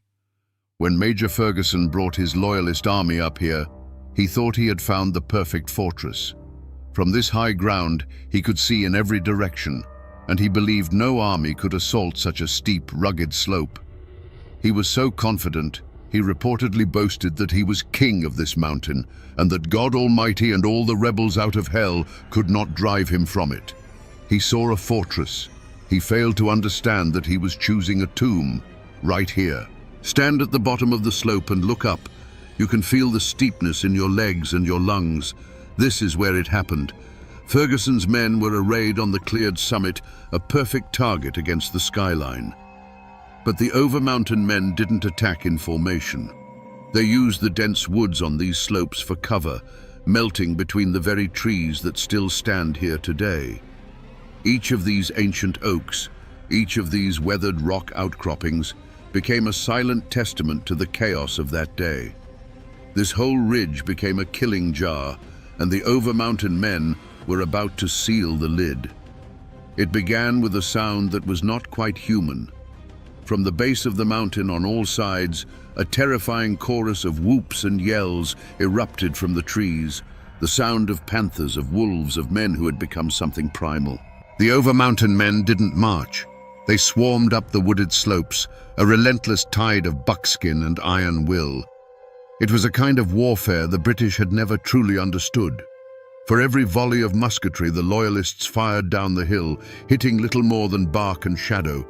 A dozen puffs of white smoke would answer from the trees below. The crack of the long rifles was sharp, personal. Each one was a sentence of death delivered from an unseen judge. A man in a bright red coat would be reloading on the summit, and then he would simply fold, vanishing into the chaos. The Loyalists charged with bayonets, a wave of disciplined steel meant to break any line, but there was no line to break. The frontiersmen just melted back into the forest, letting the charge pass, only to rise up on their flanks and rear, their rifles speaking again and again. The fortress had become a slaughter pen. Above the din, Major Ferguson's silver whistle could be heard, a shrill, piercing note trying to impose order on pure chaos. He rode his white horse back and forth across the summit, a magnificent, defiant target rallying his crumbling lines. For an hour, the mountain was consumed by a storm of lead and fury. The air grew heavy and acrid with the smell of gunpowder. The roar of battle was continuous, a deafening drumbeat of rifle fire, screams and war cries. Then, suddenly, the silver whistle fell silent. The man on the white horse, who had seemed invincible just moments before, reeled in his saddle.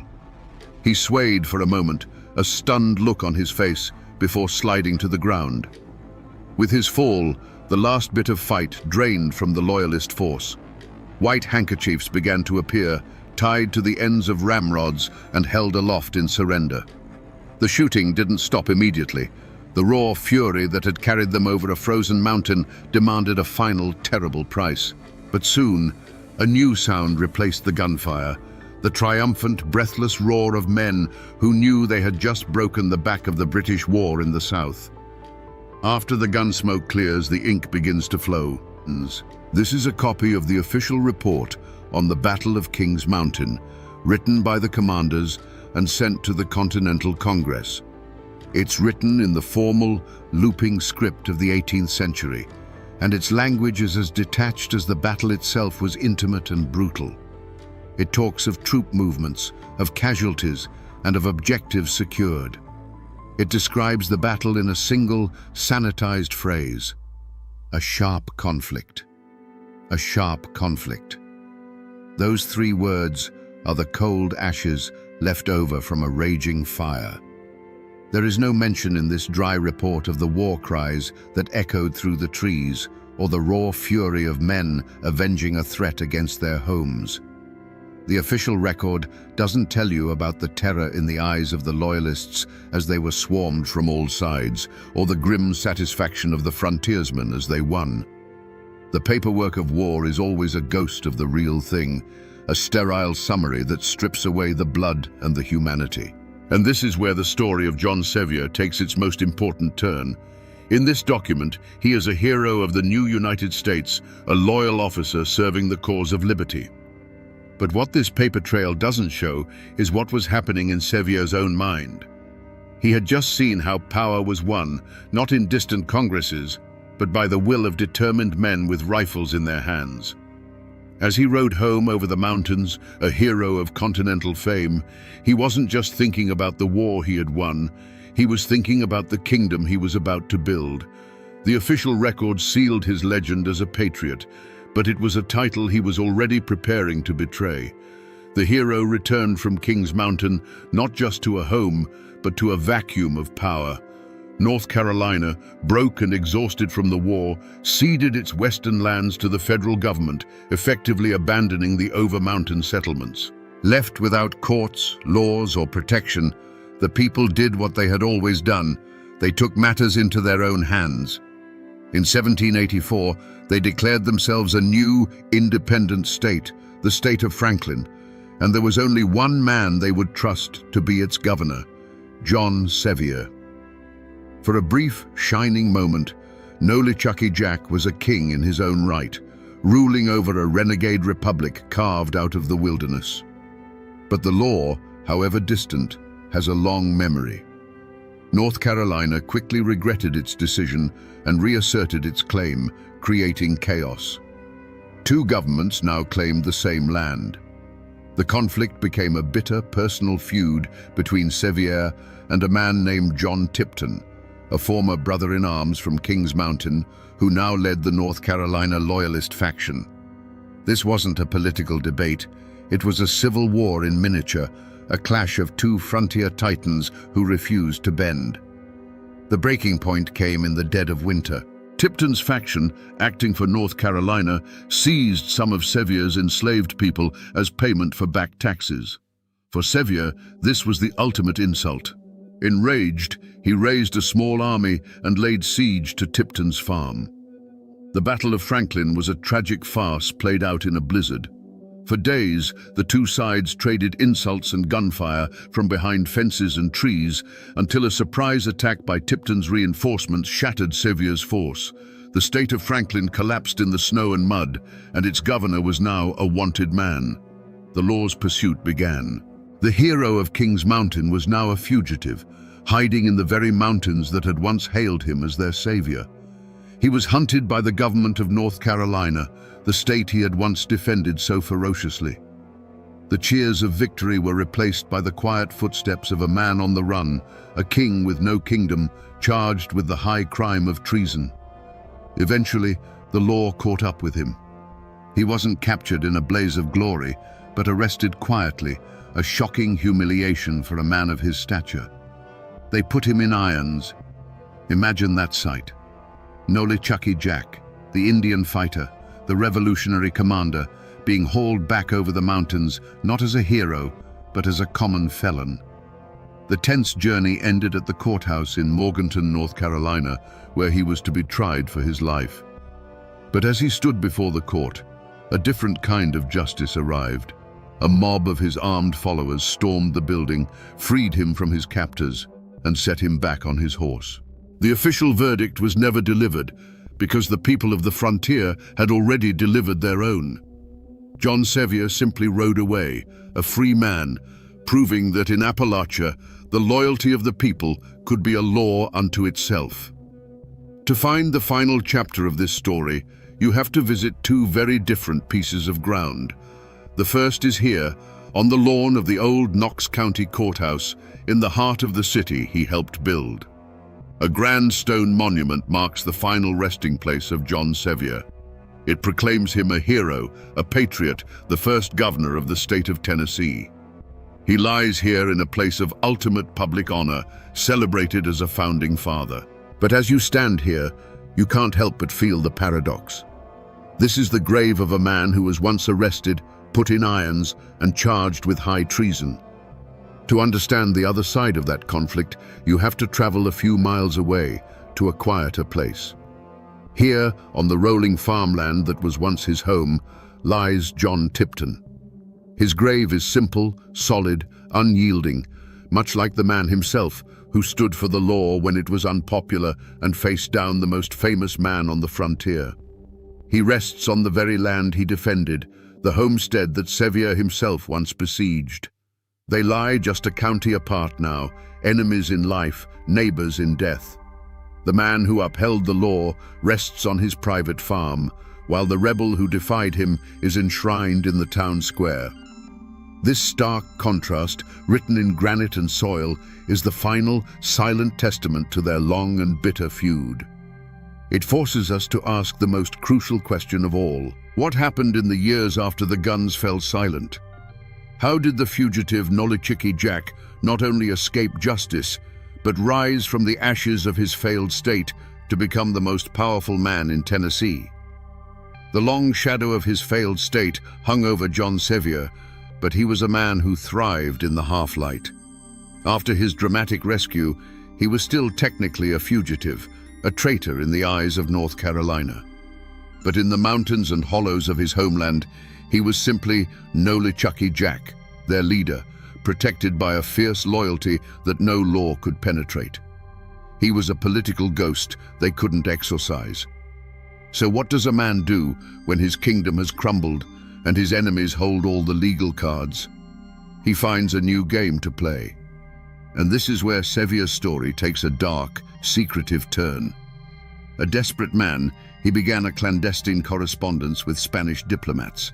He hinted that the frustrated people of the frontier, feeling abandoned by the United States, might be willing to secede entirely and place themselves under the protection of the King of Spain in exchange for free navigation of the Mississippi River. Was it genuine treason? Or was it the shrewdest political bluff in American history? A move designed to force the young United States to finally pay attention to its western frontier. The truth is buried with him, but it shows a man willing to risk everything to protect his interests and regain his power. Meanwhile, North Carolina faced a dilemma. They couldn't arrest Sevier. His followers would simply free him again. They couldn't ignore him. His influence was too great.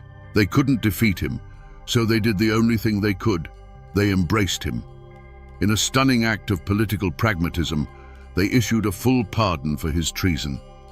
Then, they went a step further. They elected the rebel leader to their own state senate. It was a masterstroke. By bringing him into the system, they neutralized him as an outlaw. But they had underestimated Nolichucky Jack. He wasn't neutralized. He was legitimized.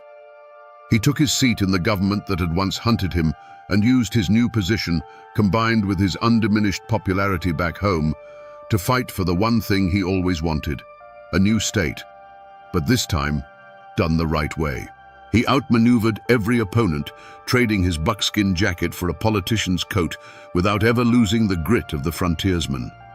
When Tennessee was finally granted statehood in 1796, there was no debate, no question about who would lead it. The election of John Sevier as its first governor wasn't a political victory. It was a coronation. The rebel king was dead. Long live the governor. And that's where the story gets complicated, because even today, John Sevier isn't one man, he's two. The first Sevier is the one written in stone and bronze, the man on the monument. This is Nolichucky Jack the hero, the father of Tennessee, the fearless Indian fighter who protected the fledgling settlements from annihilation. To this day, if you ask the descendants of the Over-Mountain men, they will tell you he was a patriot who risked everything at Kings Mountain and a statesman who carved a civilization from a savage wilderness. This is the Sevier of public record and popular legend. But then there's the other John Sevier. This is the man whose story isn't written on monuments, but whispered in the shadows of history. To understand this Sevier, you have to stand on the other side of the Nolichucky River, on the land that was once the sovereign territory of the Cherokee Nation. From that perspective, Sevier wasn't a hero. He was the leading edge of an invasion. He wasn't a protector. He was a conqueror. Every acre of land he settled was an acre of land he took.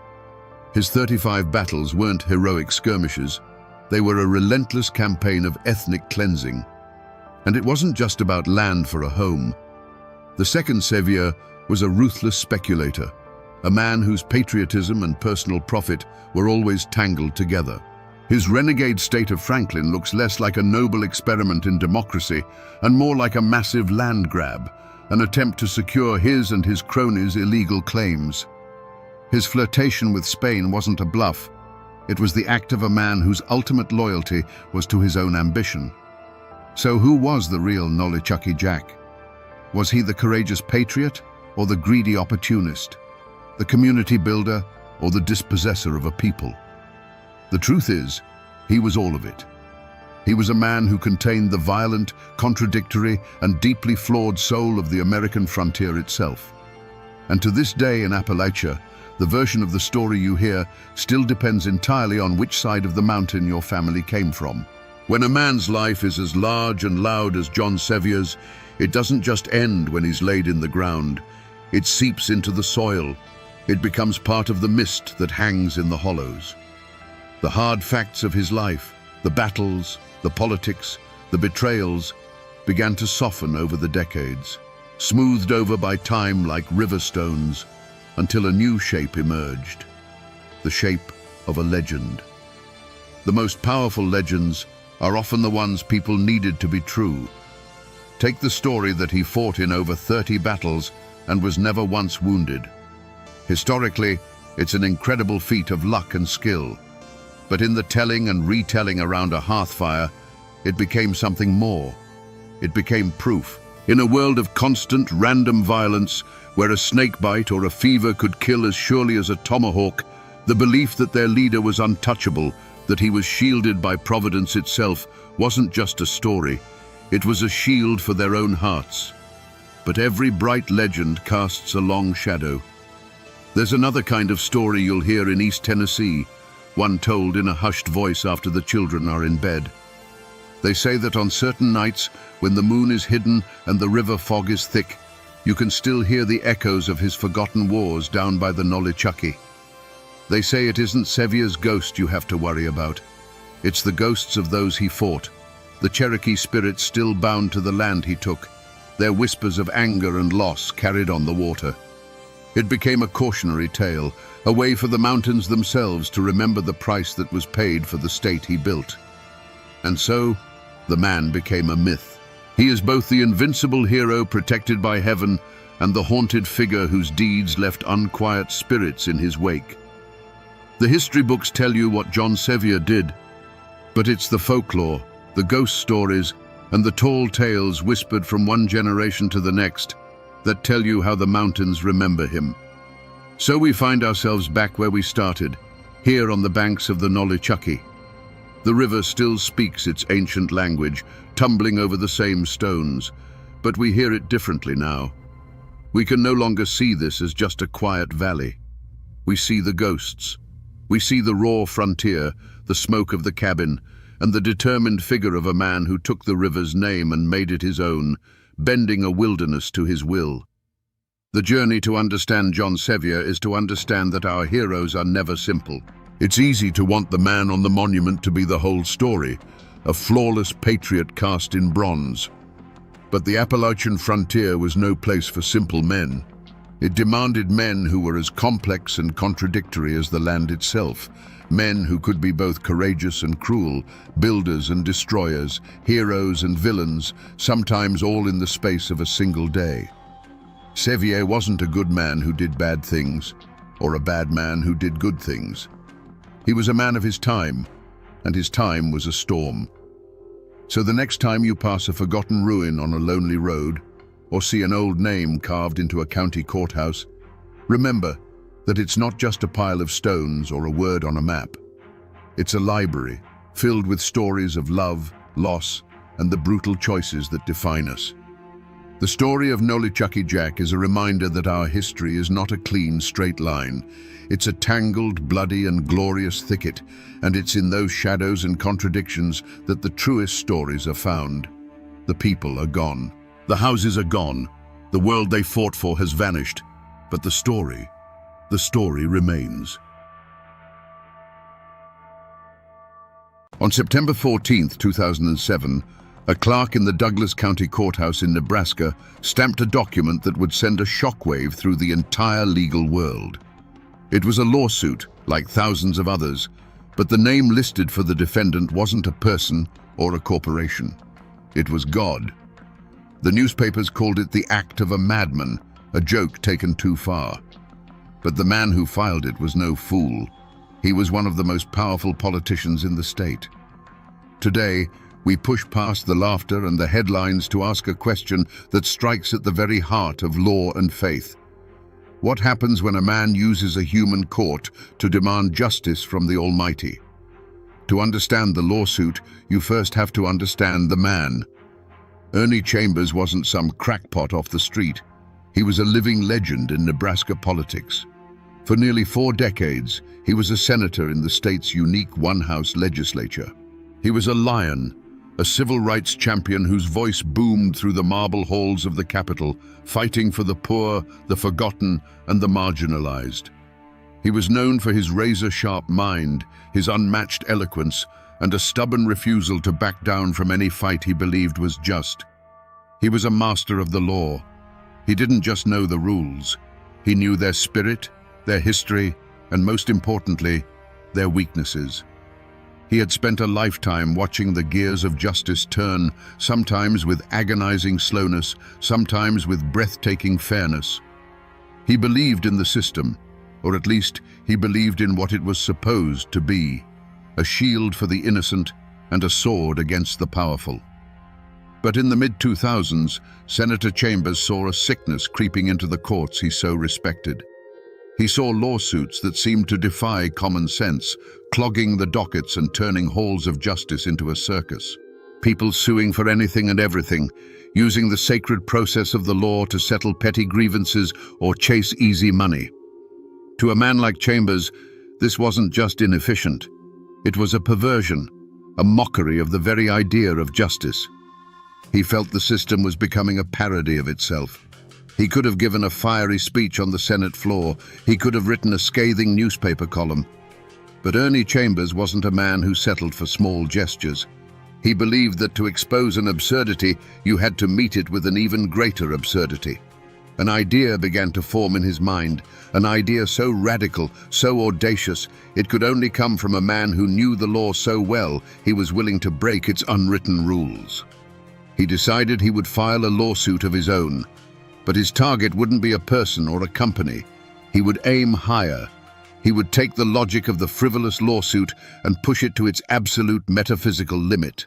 He was about to demonstrate the flaw in the system by creating a case so perfectly logical and yet so utterly impossible that no one would ever be able to forget it. The calm of the Nebraska judicial system was about to be shattered. And so, on a Friday in September, Ernie Chambers walked into the Douglas County Courthouse and fired his shot. The document he filed read not like a legal complaint, but like an indictment against the cosmos itself. With the cold, precise language of the law, he laid out his case against the defendant, God. He accused the Almighty of being directly responsible for untold suffering, for unleashing deadly floods, terrifying hurricanes, and violent tornadoes upon the world. The lawsuit went further. It charged God with making terroristic threats on a global scale, promising death, destruction, and eternal damnation to billions of people, including Senator Chambers and his constituents in Nebraska. It claimed the defendants' actions sowed fear, incited hatred, and led directly to wars, oppression, and genocide. And what did the plaintiff demand? Not money. He demanded a permanent injunction. He asked a human judge to issue a legal order telling God to stop. You can just imagine the silence in the clerk's office as they read the defendant's name. But it was a legally filed document, and they had no choice but to accept it. The news spread like a prairie fire. First, it was a local curiosity, then a statewide joke. Within days, it was international news. The courthouse was flooded with calls from journalists around the world. Was it real? Was the senator serious? To anyone who thought it was a prank, Chambers had a chillingly simple and logical response. He argued that if the courthouse doors were open to any citizen with a grievance, no matter how frivolous it seemed, then they had to be open to him too. He was a citizen. He had a grievance. He had identified the responsible party. The system, he was saying, had to either hear his case or admit that its doors were not, in fact, open to all. The trap had been set. The court had no choice but to respond. The case landed on the desk of Judge Marlon Polk, a man who had dedicated his life to the clear, predictable order of the law. And with that, the entire judicial system of Douglas County, a place built on evidence and procedure, found itself staring into a black hole of its own making. The machinery of justice, designed to handle earthly disputes, had just been tasked with judging heaven. You see, for the wheels of justice to even begin to turn, a fundamental step must be taken. The defendant must be officially notified. A summons must be served. It is the cornerstone of due process, a right so sacred that without it, no case can proceed. And that single simple rule became the entire battlefield. The lawsuit's central question wasn't about floods or tornadoes. It was this: how do you hand a piece of paper to a being who is everywhere and nowhere at once? In the courtroom, Senator Chambers stood before Judge Polk, his face a mask of solemn purpose. He argued with brilliant, infuriating logic. He stated that since the defendant, God, is by definition omniscient, he must already know about the lawsuit. Therefore, a formal summons was an unnecessary piece of human bureaucracy. The court was in a bind. To agree with Chambers would be to make a theological ruling. To disagree would be to ignore the plaintiff's point. Imagine being Judge Marlon Polk, sitting on that bench, the weight of centuries of legal precedent resting on your shoulders. The courtroom wasn't filled with the sounds of chaos. There were no shouts, no struggle. There was only a profound, suffocating silence. It was the sound of a system encountering a problem it was never designed to solve. The air was thick with the tension of an impossible choice. The world's media watched, waiting for the verdict, but the judge was trapped. This wasn't a slaughter of men, but a slaughter of certainty. The weapon wasn't a rifle, but a paradox. Every path the judge could take led to a contradiction. If he dismissed the case as frivolous, he would be violating the principle of open courts that Chambers was so cleverly exploiting. If he allowed it to proceed, he would be throwing the rulebook out the window. The case became a ghost in the machine of justice. It couldn't move forward. It couldn't be dismissed on its merits. The court, an institution of immense power, was rendered utterly impotent.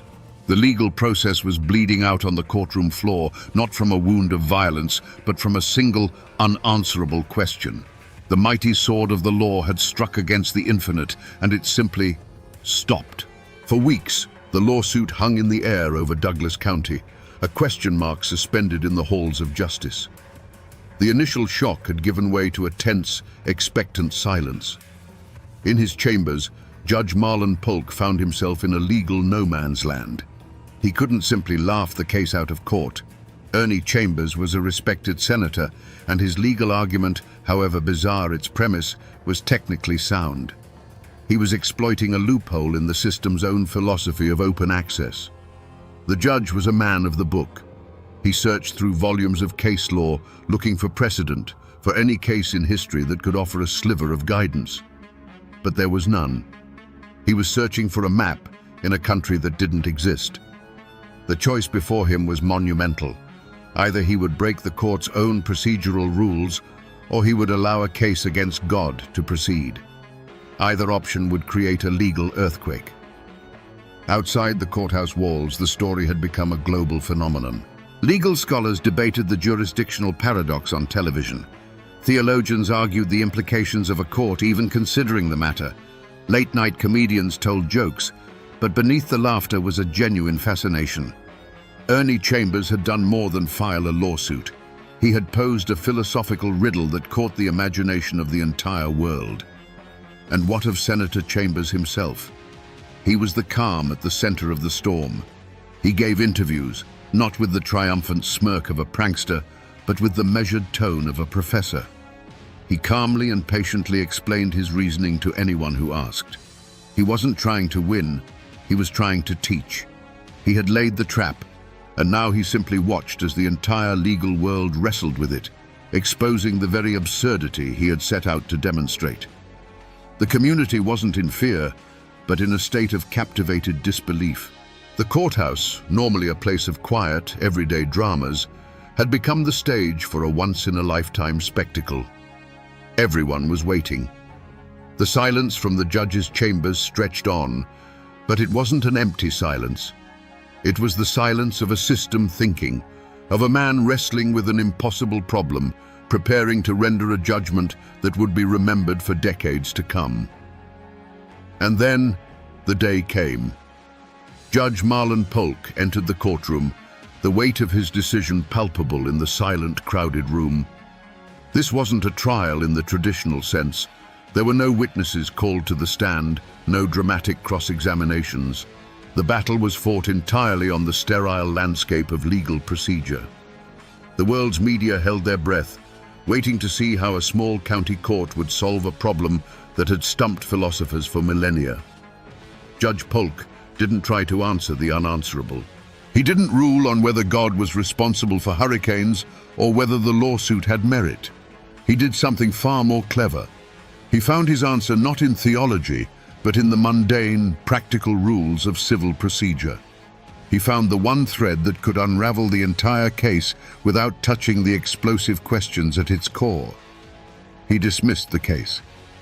But the reason he gave was a masterpiece of judicial logic. He stated that for the court to hear a case, it must first have jurisdiction over the defendant. And to establish that jurisdiction, the defendant must be properly served a summons. Since the defendant, God, had no fixed address and could not be served notice, the court simply had no power to proceed. The case was thrown out not because it was absurd, but because in the eyes of the law, the Almighty couldn't be found. It was a brilliant legal escape. The judge didn't try to slay the dragon. He simply declared that there was no address to send the challenge to. But Ernie Chambers didn't see it as a defeat. He stood before the reporters, a slight, knowing smile on his face. He argued that the judge's ruling was, in its own way, a profound victory for his cause. For the court to declare that it couldn't find God's address, he reasoned, it first had to implicitly acknowledge that there was someone to find. The verdict was in. The law of men had been applied. The system had protected itself by retreating behind its own procedural walls. But was it justice? Or was it the most elegant sidestep in legal history, a moment where the human system of rules looked into the infinite and chose, wisely, to look away? The gavel had fallen, but the real questions were left hanging, unanswered, in the quiet air of the courtroom. The television cameras eventually left Omaha. The reporters filed their last stories, and the world's attention moved on to the next spectacle. But the case of Chambers versus God never truly disappeared. It simply sank into the bedrock of legal history, becoming something of a legend. Today, it's a story told in law school classrooms, a famous case study used to teach the dry-as-dust concept of jurisdiction. It's a ghost story that lawyers tell, a cautionary tale about the absolute limits of the law. As for Senator Ernie Chambers, he didn't fade into obscurity. He went right back to the Capitol building and continued his life's work. He remained that lion of the Nebraska legislature for years, a fierce, unapologetic voice for his constituents, a constant thorn in the side of the establishment. When he finally left office, he was the longest-serving state senator in Nebraska's history. His legacy is one of fighting for the powerless, and this lawsuit was just his most famous weapon in a long and storied career. And the lawsuit itself? That document is still there, filed away in the archives of the Douglas County Courthouse.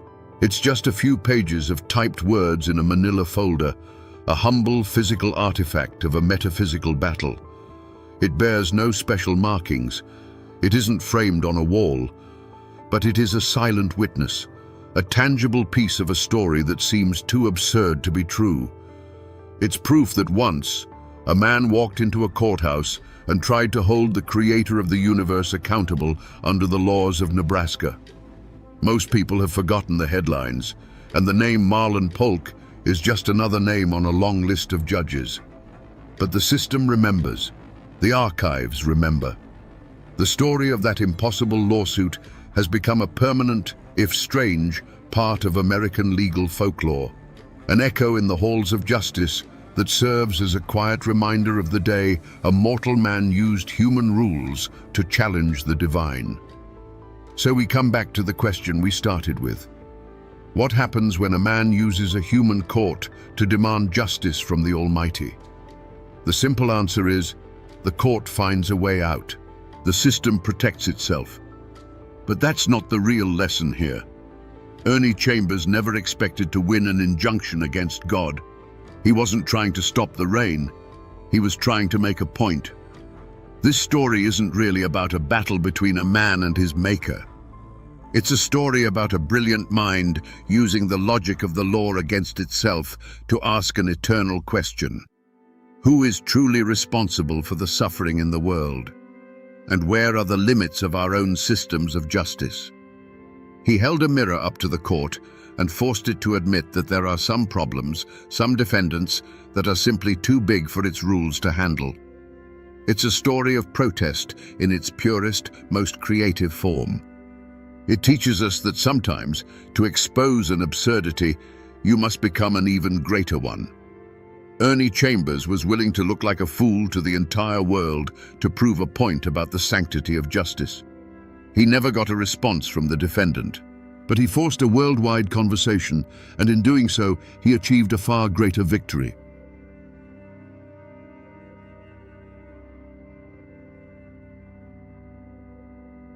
A volley of rifle fire tore through the quiet air over the Kentucky River, and the man they called Bad Tom Baker fell. The one-armed king of Clay County, a figure whispered about with a mix of terror and awe, disappeared into the murky water. History calls it the end of a feud. But was it just a family squabble over a stolen pig or a stray card game? Or was it the assassination of a tyrant who had turned the law into his personal weapon and ruled an entire county through sheer brutal force? Today, we dig past the headlines to find the truth behind Appalachia's most feared family dynasty. To understand the Bakers, you have to understand the land that shaped them. Clay County, Kentucky, after the Civil War, was a world unto itself. Carved by deep, misty valleys the locals call hollers, it was a place where the modern world's grip was weak. The people here, mostly descendants of tough Scottish-Irish settlers, lived by a code much older than any state constitution. Family wasn't just important, it was everything. Your clan was your nation, your church, and your army, all rolled into one. Life was hard, scraped from thin soil and dense forests. Logging and salt mining were the only real industries, and in a place with so little power wasn't measured in dollars, but in influence. The most coveted prize was the sheriff's badge, because whoever held it didn't just enforce the law, they were the law. They controlled taxes, settled disputes, and decided who prospered and who starved. It was a king's throne in a kingdom of log cabins and dirt roads. This isolated world was a powder keg waiting for a spark. The Civil War had split communities down the middle. Neighbor fought neighbor, and those wounds never truly healed. The Bakers had largely sided with the Union, while many of their future rivals, like the Howards, had fought for the Confederacy. They returned from the war not as countrymen, but as vanquished foes and bitter victors, forced to live side by side in these tight, unforgiving hollers. Every day was a fragile truce. Men worked their land with a rifle never far from reach. They gathered at the county seat of Manchester with pistols tucked in their belts, their eyes constantly scanning for the face of an old enemy. They were proud, stubborn people, steeped in a tradition where an insult to one was an insult to all, a debt that could only be paid in blood. They didn't know it yet, but their way of life was standing on the edge of a cliff. The world of quiet mountain self-reliance was about to be shattered by a feud so brutal it would become a legend. A small grudge, born from this soil steeped in hate, was about to grow into a war that would drench the courthouse steps in red and leave a legacy of fear that would echo for 100 years. History loves a clean starting point, a single gunshot, a stolen kiss, one insult that tips the world into chaos. But in the mountains, feuds rarely have a single beginning. They fester. They grow in the dark like mold, feeding on old wounds and whispered grudges. The Baker-Howard feud was no different. Some old-timers swear it started over a card game when a Baker accused a Howard of cheating, and words gave way to fists, then knives. Others say it was something as simple and as serious as a stolen boar. The truth is, it doesn't matter which spark lit the fuse. The whole county was a powder keg that had been sitting since the Civil War, just waiting for any reason to explode. And the man who struck the match was Thomas Baker, known to history as Bad Tom. He wasn't just another brawler in a long line of them. He was different. There was a cold fire in his eyes, a charisma that drew men to him, and a ruthlessness that made them fear him. He'd lost an arm in a sawmill accident, but this only added to his mythic stature. With one hand, they said, he could handle a rifle better than any two-handed man in the state. He was the living embodiment of his family's pride and their rage, and he didn't just join the simmering conflict, he became its heart.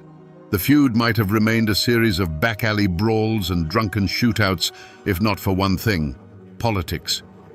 Bad Tom saw that true power wasn't just in the barrel of a gun, but in the sheriff's badge that could legitimize its use. He ran for sheriff, and through a campaign of charm, intimidation, and likely a few backroom deals, he won. This was the point of no return. The law was no longer a neutral force in Clay County. It was now a weapon pointed directly at the heart of the Howard clan and their allies. Suddenly, the game had changed. This was no longer just about family honor. It was about survival. For the Howards, facing a sheriff who was also their sworn enemy, there was no court of appeal, no neutral ground. Their only path was to fight back with the same ferocity. The threats, once muttered in saloons, became open declarations of war. A loaded cartridge might be left on a windowsill, a silent promise of what was to come. A rider might gallop past a Howard cabin in the dead of night, firing a single shot into the darkness, not to kill, but to remind them that they were never safe. The time for talking was over. Under the reign of Bad Tom, the streets of Manchester, the county seat, became a theater of war. Court days were the most dangerous. The air would grow thick with tension as the armed clans gathered, their eyes locked on each other across the town square. It wasn't a matter of if violence would erupt, but when. And one day, it did, in a way that would be seared into the county's memory forever. As the Howards and their allies stood on the courthouse steps, the world exploded in a deafening roar of gunfire. From concealed positions, the Bakers unleashed a coordinated volley. For a moment, there was only the thunder of rifles and the acrid smell of gunpowder smoke. Then came the screams. Men who had been standing tall moments before crumpled to the ground. The white columns of the courthouse, symbols of law and order, were stained with something other than rain. When the gunsmoke finally cleared and a ringing silence fell, the ground was littered with the fallen. The law hadn't just been broken, it had been executed in broad daylight. But the horror wasn't confined to these public spectacles. The war followed people home. It crept onto their porches in the dead of night, leaving a single bullet on a windowsill, a silent promise. Or worse, a small, crudely carved coffin, a message more chilling than any spoken threat. A family would be sitting down to supper, and a shot would ring out from the darkness, shattering a window pane. The bullet wasn't meant to hit anyone. It was meant to shatter their peace, to remind them that they were never safe, to exhaust their nerves until they broke. The mountains, once a source of comfort, became an enemy. Every bend in the road, every dense patch of woods could be hiding an ambush. The Bakers knew these hills like the back of their one remaining hand. They would strike from the trees like ghosts and melt back into the forest, leaving behind only chaos and fear. Travel between hollers became a life-or-death gamble. Perhaps the darkest tale whispered about Bad Tom was the one about his own cousin. The story goes that the man showed a moment of weakness, a flicker of cowardice in the face of the enemy. For Bad Tom, this was a betrayal worse than any other. He summoned the man to the family home, and as the cousin stood on the doorstep, a single shot echoed through the holler. It was a message to everyone, friend and foe alike. In the Baker clan, loyalty was absolute, and the price for breaking the code was paid on the spot, without hesitation. After the smoke cleared from the courthouse steps, a new kind of silence fell over Clay County. It wasn't peace, it was the suffocating quiet of absolute fear. Doors were bolted, windows were shuttered, and the streets of Manchester emptied as if a plague had swept through. The only ones who moved freely were the Bakers and their allies, who walked with the swagger of conquering heroes. The law, which had bled out on the town square, was now whatever Bad Tom Baker said it was. For the survivors of the Howard clan, grief quickly hardened into a cold, unbending resolve. They carried their dead back to their family plots in the quiet hollers, but they weren't just burying their kin. They were burying any hope of conventional justice. To appeal to Sheriff Baker to investigate a crime committed by the Bakers was not just futile, it was a death sentence. They knew then that the war would not be won in a courtroom or on a ballot. It would only end when Bad Tom Baker was in the ground. The fear was a poison that seeped into every corner of life. Neighbors who had known each other for generations stopped speaking, their eyes averting in the street lest a friendly word be misinterpreted as taking a side. Business ground to a halt. The mountains that had once been a sanctuary became a prison, and the legend of Bad Tom grew with every whispered story. People said he couldn't be killed, that he'd made a deal with the devil for his one-armed marksmanship. In the flickering firelight of their cabins, people began to believe that he wasn't a man at all, but a spirit of vengeance sent to punish the county for its sins. But the gunshots in Manchester echoed far beyond the hills of Clay County. Newspapers in Frankfurt and Louisville began to run sensational stories about bloody Clay, painting it as a savage land ruled by a one-armed tyrant. The state government, long content to let the mountain counties manage their own affairs, could no longer ignore the anarchy. The governor was embarrassed. Rewards were quietly offered for information, and the first whispers of sending in the state militia began to circulate. The outside world was finally starting to peer into the heart of darkness that Clay County had become. This external pressure, combined with the desperation of his enemies, sealed Bad Tom's fate. His opponents realized they couldn't outfight him, and they couldn't outvote him. They had only one option left: In secret meetings, deep in the woods, a plan was forged. It wouldn't be a fair fight, because a fair fight with Tom Baker was one you lost. It would be an ambush. They began to watch his movements, learning his routines, waiting for the perfect moment to cut the head off the snake and end his bloody reign for good. With bad Tom Baker's body lost to the Kentucky River, you might think the story was over. But it wasn't. His death wasn't an act of law. It was an assassination. And now, the law of men finally came to Clay County. The state, embarrassed and angry, sent in troops and prosecutors. The war of ambushes and shootouts was over. The war of witness stands and gavels was about to begin. The courthouse, once a battlefield, was now to be a place of judgment. The trials that followed were a spectacle, a clash of two entirely different worlds. Armed state militiamen stood guard, their faces grim, watching a crowd that was divided by an invisible line of hatred. On one side sat the remaining Bakers, on the other, the Howards and their allies. In the middle were the city lawyers in their pressed suits, trying to apply abstract legal principles to a conflict fueled by generations of raw, personal vengeance. For the mountain folk packed into the gallery, it was a strange and foreign circus, where truth seemed less important than procedure. The men in the dock were a study in defiance. Whether Baker or Howard, they showed little remorse. They sat with a stoic dignity, their faces carved from the same hard Appalachian rock as their homes. To them, this wasn't a trial for murder. It was a trial of survival. They looked at the judge and the jury, not with the eyes of guilty men, but with the weary gaze of soldiers who had fought a long and brutal war, only to be judged by outsiders who had never spent a single night in the trenches. They didn't plead for mercy, because mercy wasn't a currency they understood. The verdicts, when they came, were as messy and complicated as the feud itself.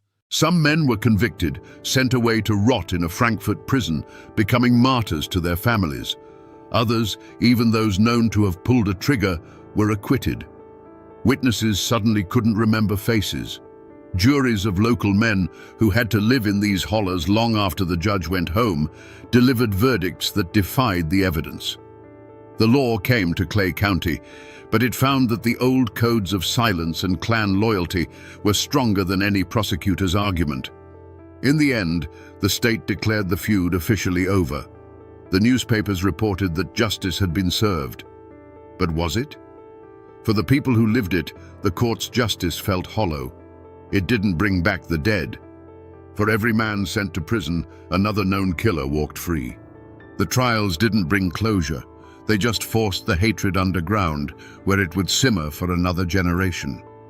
The law of men had imposed a fragile peace, but the justice of the mountains, a justice of blood for blood, was left unfinished, an angry ghost that would haunt the hollers for years to come.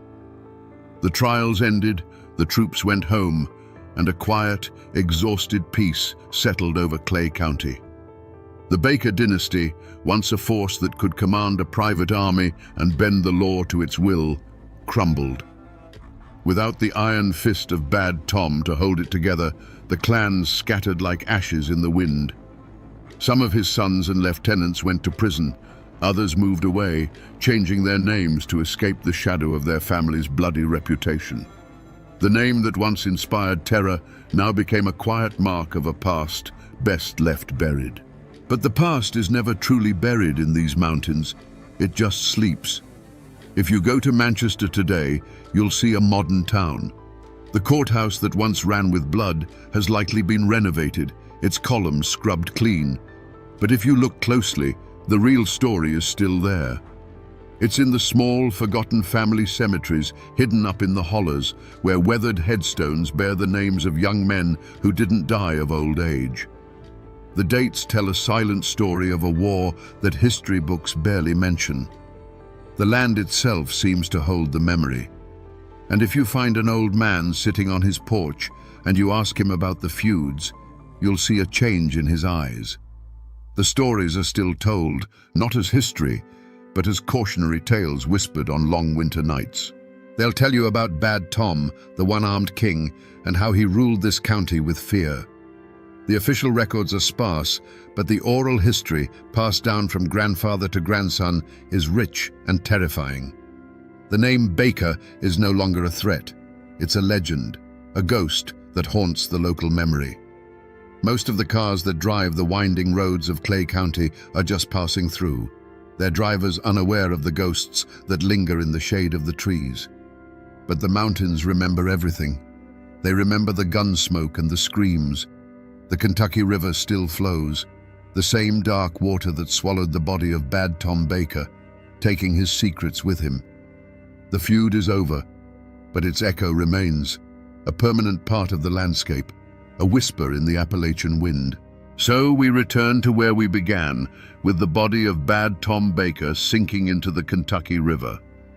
Was his story just another bloody chapter in a family feud, born from a stolen pig or a crooked card game? The truth is, it was so much more than that. It was the story of how a man, forged in the fires of isolation and clan warfare, took the ancient mountain code of honor and twisted it into a crown. He wasn't just a feudist, he was a king, and Clay County was his brutal, bloody kingdom. His death wasn't just an act of revenge, it was a regicide, the only way his subjects knew to end a tyrant's reign. The story of the Baker dynasty is a dark mirror held up to the heart of Appalachia. It's a testament to the indomitable spirit of its people, their fierce loyalty, their stubborn pride, and their refusal to bow to any authority but their own. But it's also a terrifying lesson in what happens when that spirit is poisoned by poverty and old hatreds. It shows us how thin the line is between a man protecting his family and a man destroying his community, between justice and vengeance. This isn't just a tale of outlaws and shootouts, it's a story about a forgotten America, a world where the only law that mattered was the law of blood. The men who fought and died in these hills weren't simple villains. They were complex, desperate men, living by the only code they'd ever been taught. Their legacy is a reminder that the past is never as clean or simple as the history books would have us believe. And that is why we must keep these stories alive, pulled from the shadows of the misty hollows. Because they remind us of the fire and the blood that shaped this land, and of the ghosts who still walk here. And now, my friends, you know the rest of the story. I'm standing here in the town square of Manchester, Kentucky, looking at the Clay County Courthouse.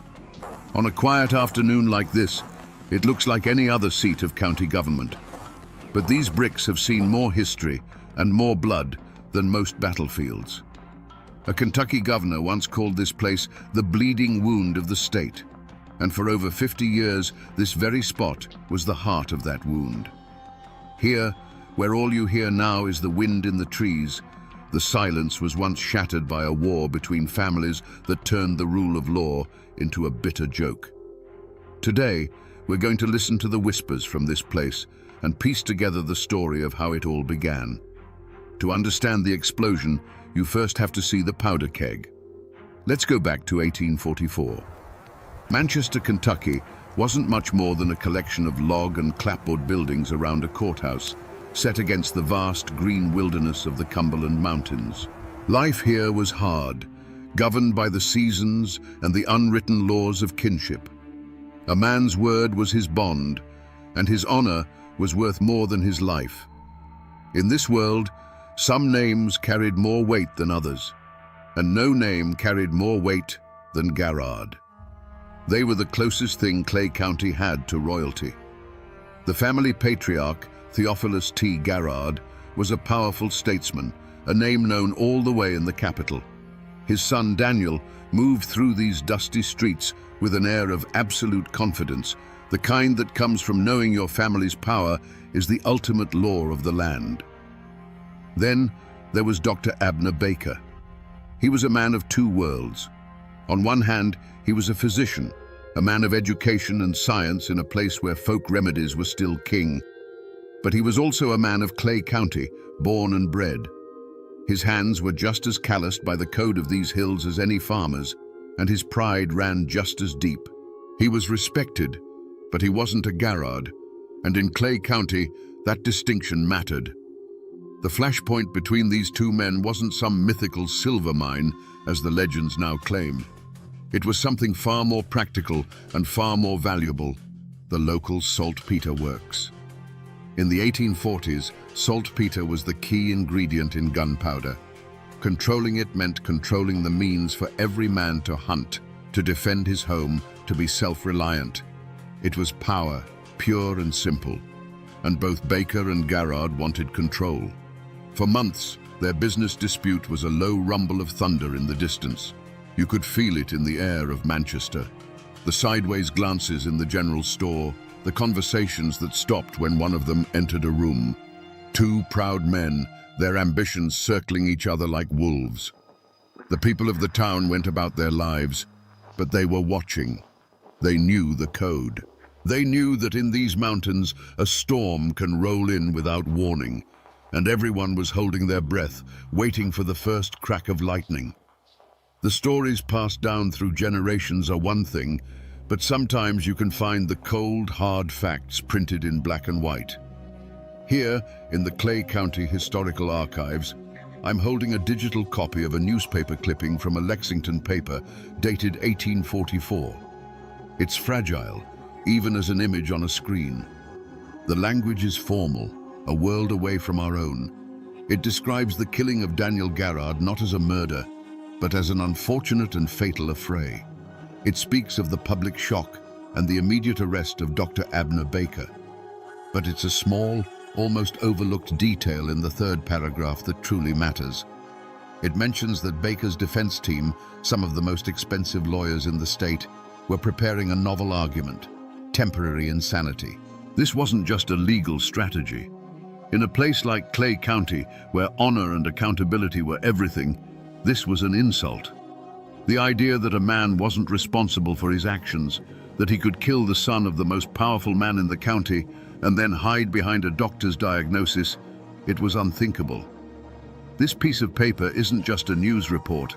It's the official record of the moment the two sides stopped speaking the same language.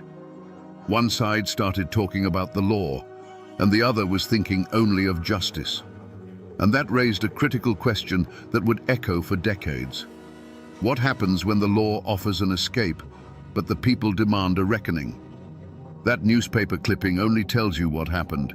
It doesn't tell you how it felt on that hot, dusty day in Manchester. The argument between Dr. Baker and Daniel Garrard didn't start with a shout. It started as a low murmur in the middle of the street, two men standing toe to toe, the air crackling around them. The saltpeter works was the reason, but honor was the fuel. Voices rose with the heat of the day, and soon the whole town was watching from doorways and windows, silent witnesses to a prideful rage that was about to boil over. An insult was thrown. We'll never know the exact words, but in a place like this, a man's name is all he truly owns. Whatever was said, it was the point of no return. There was a flash of steel, a single, deafening crack that echoed off the clapboard storefronts, and Daniel Garrard fell to the ground. The son of the most powerful family in the county lay dead in the dust. In that moment, Dr. Abner Baker wasn't a man of medicine. He was just another Clay County man who had answered a perceived slight with finality. The law moved swiftly at first. Baker was arrested, and for a moment it seemed like the system would work. A trial, a verdict, a hanging. That was the expected order of things. But then, a new word began to filter through the mountains, a word that felt like a trick from a faraway city: insanity. The Baker family, with its money, had hired lawyers who claimed the doctor hadn't known what he was doing, that his mind had snapped. To the Garrards, and to half of Clay County, this was a second, deeper wound. It was a declaration that a rich man's law could wash away a poor man's blood. It was a cowardly trick, a way to cheat the hangman, and more importantly, a way to cheat the code of the mountains. They saw it not as a legal defense, but as a profound act of disrespect to the dead and a challenge to the living. The seeds of conflict had been sown the moment Garrard fell. But this legal maneuver was the dark, fertile soil they needed to grow. The Garrard clan and their allies gathered on their porches and in their cabins, not to wait for a verdict from a judge, but to plan a reckoning. The official court had its own schedule, but in the hollows of Clay County, a different, older court was now in session, and it recognized only one sentence: blood for blood. Official records and old newspapers can give you the skeleton of a story, but the soul of it, the part that still beats, lives in the people who carry the memory. That's why I drove down a winding road deep into Clay County to a small house with a porch swing that's probably seen 100 years of summers. I came here to speak with a woman named Mary, the great-great-grandniece of Daniel Garrard. She is in her 80s, with eyes as clear as a mountain spring, and she holds the family's version of the story not as history, but as a living truth. We sat on that porch for an hour, the chains of the swing groaning a slow rhythm, before I even asked about the feud. She knew why I was there. She told me stories of her childhood, of hard winters and loving parents. And then she looked out toward the hills. "You want to know why they couldn't let it be?" she said. It wasn't a question. "My granddaddy told me what his father told him," she began, her voice steady. "When the news came that the Bakers were trying to get Abner off by claiming he was insane, it was like Daniel had been killed all over again. It wasn't about the law anymore. It was about honor. To them, the Bakers were saying a Garrard's life was worth so little, you could take it and then just lie your way out of the consequences." She leaned forward slightly, her eyes locking onto mine. It wasn't just anger. It was a duty. They believed if they let Abner Baker live out his days after a stunt like that, the Garrard name would be a joke. Every man in the county would know that you could wrong them and get away with it. They felt they had no choice. The law had failed to give them justice, so the family had to. That single piece of family law, passed down through 5 generations, explains everything. It wasn't just an act of revenge they were planning. In their minds, it was an act of survival. Dr. Abner Baker was sent to the Eastern State Asylum in Lexington. To the outside world, this was the end of the matter. A killer, deemed insane, was safely locked away. But in the hollows of Clay County, it was seen as a temporary delay. The Garrards and their allies didn't see walls and doctors. They saw a debt that was still unpaid. They waited. Patience is a virtue carved into the people of these mountains, and they could wait for true justice as long as it took. For months, a tense, unnatural quiet settled over the county, the kind of stillness that comes before the deadliest of storms. Then, in 1845, the news came. It traveled by horseback and word of mouth, a spark landing in a field of dry tinder. Dr. Baker had escaped. He was coming home. To the Garrards, this was the ultimate act of defiance. The law had failed to punish him, and now it had failed to even contain him. He wasn't just a killer who had cheated justice. He was a ghost walking back into their lives, a living symbol of their family's dishonor. The time for waiting was over. There was no public call to arms. It happened quietly, with grim-faced men grabbing their long rifles from above the fireplace, nodding to their wives, and disappearing into the woods. This wasn't a mob. It was a posse, a self-appointed instrument of the only law they now recognized. They knew the trails, the creeks, and the hiding places better than any lawman from the city. They weren't hunting a fugitive. In their minds, they were escorting a man to the gallows that the state had been too cowardly to build. They found him. We don't know exactly where the ambush was laid, perhaps in a narrow hollow where the creek runs shallow, or along a ridge that offered a clear line of sight. But for Dr. Abner Baker, the journey home ended there. The deep silence of the Appalachian forest was shattered by a coordinated volley of rifle fire. It was swift, brutal, and final. There was no trial, no judge, no jury. Just the cold, hard arithmetic of the mountain code, a life for a life. This was the point of no return. The first killing had been a crime of passion, a dispute that ended in tragedy. This second killing was a calculated execution, a public statement written in gunpowder and blood. It was a declaration to all of Clay County and to the distant government in Frankfurt that the official law had no authority here. The Garrards had reclaimed their family's honor, and in doing so, they had thrown down a gauntlet. Now, the Baker family and their allies had a blood debt of their own to repay. The feud was no longer a disagreement. It was an inheritance, and it would be passed down to the next generation with all its terrible weight. I'm back at the courthouse in Manchester, but this time, I'm looking closer. The afternoon sun is low, casting long shadows across the lawn. A building like this, over 100 years old, absorbs history. And if you run your hand along these old bricks, you're touching the last silent witness to the war's most violent chapter.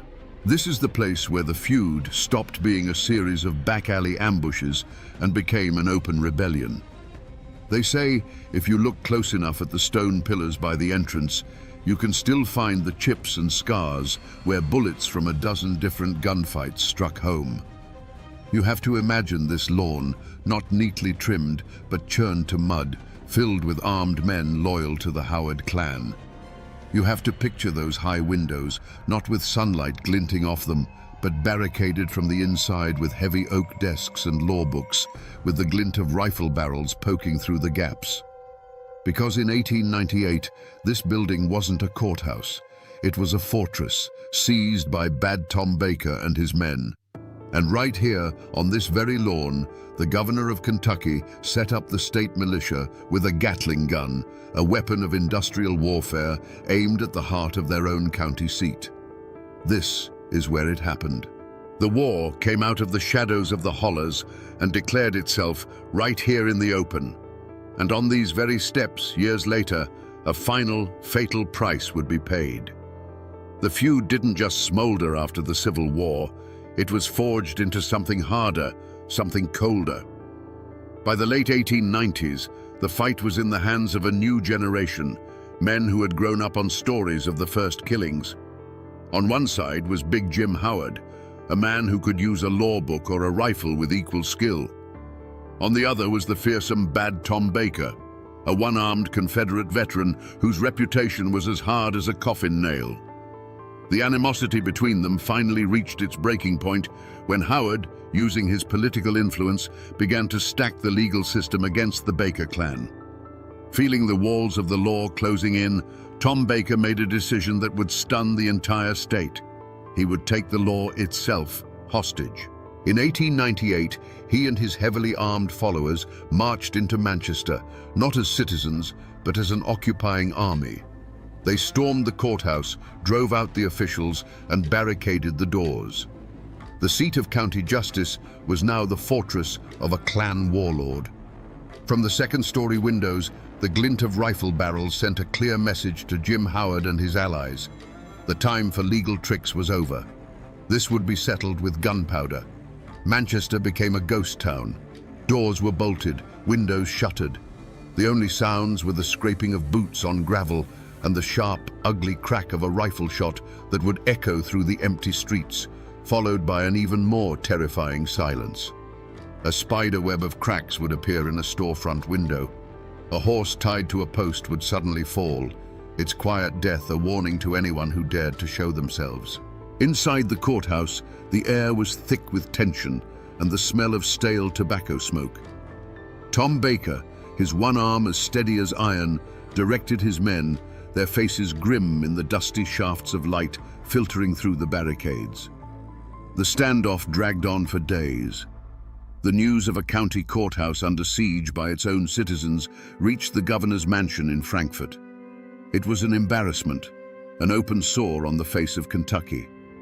Governor William O. Bradley declared Clay County to be in a state of insurrection. He called it the bleeding wound of the state, and he decided to cauterize it with force. The arrival of the state militia was a sight no one in Manchester would ever forget. Uniformed soldiers marching in formation, followed by a wagon carrying a weapon of modern war, a Gatling gun. They set it up on the courthouse lawn, its brass casings gleaming in the sun, its multiple barrels aimed squarely at the front doors.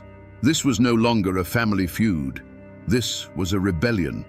The government of Kentucky was prepared to mow down its own citizens to restore order. The air grew heavy, silent. Inside, the Baker clan looked out at the machine gun, a weapon that could tear through their wooden barricades like paper. Outside, the militia commander stared at the courthouse, knowing the order to fire would result in a slaughter.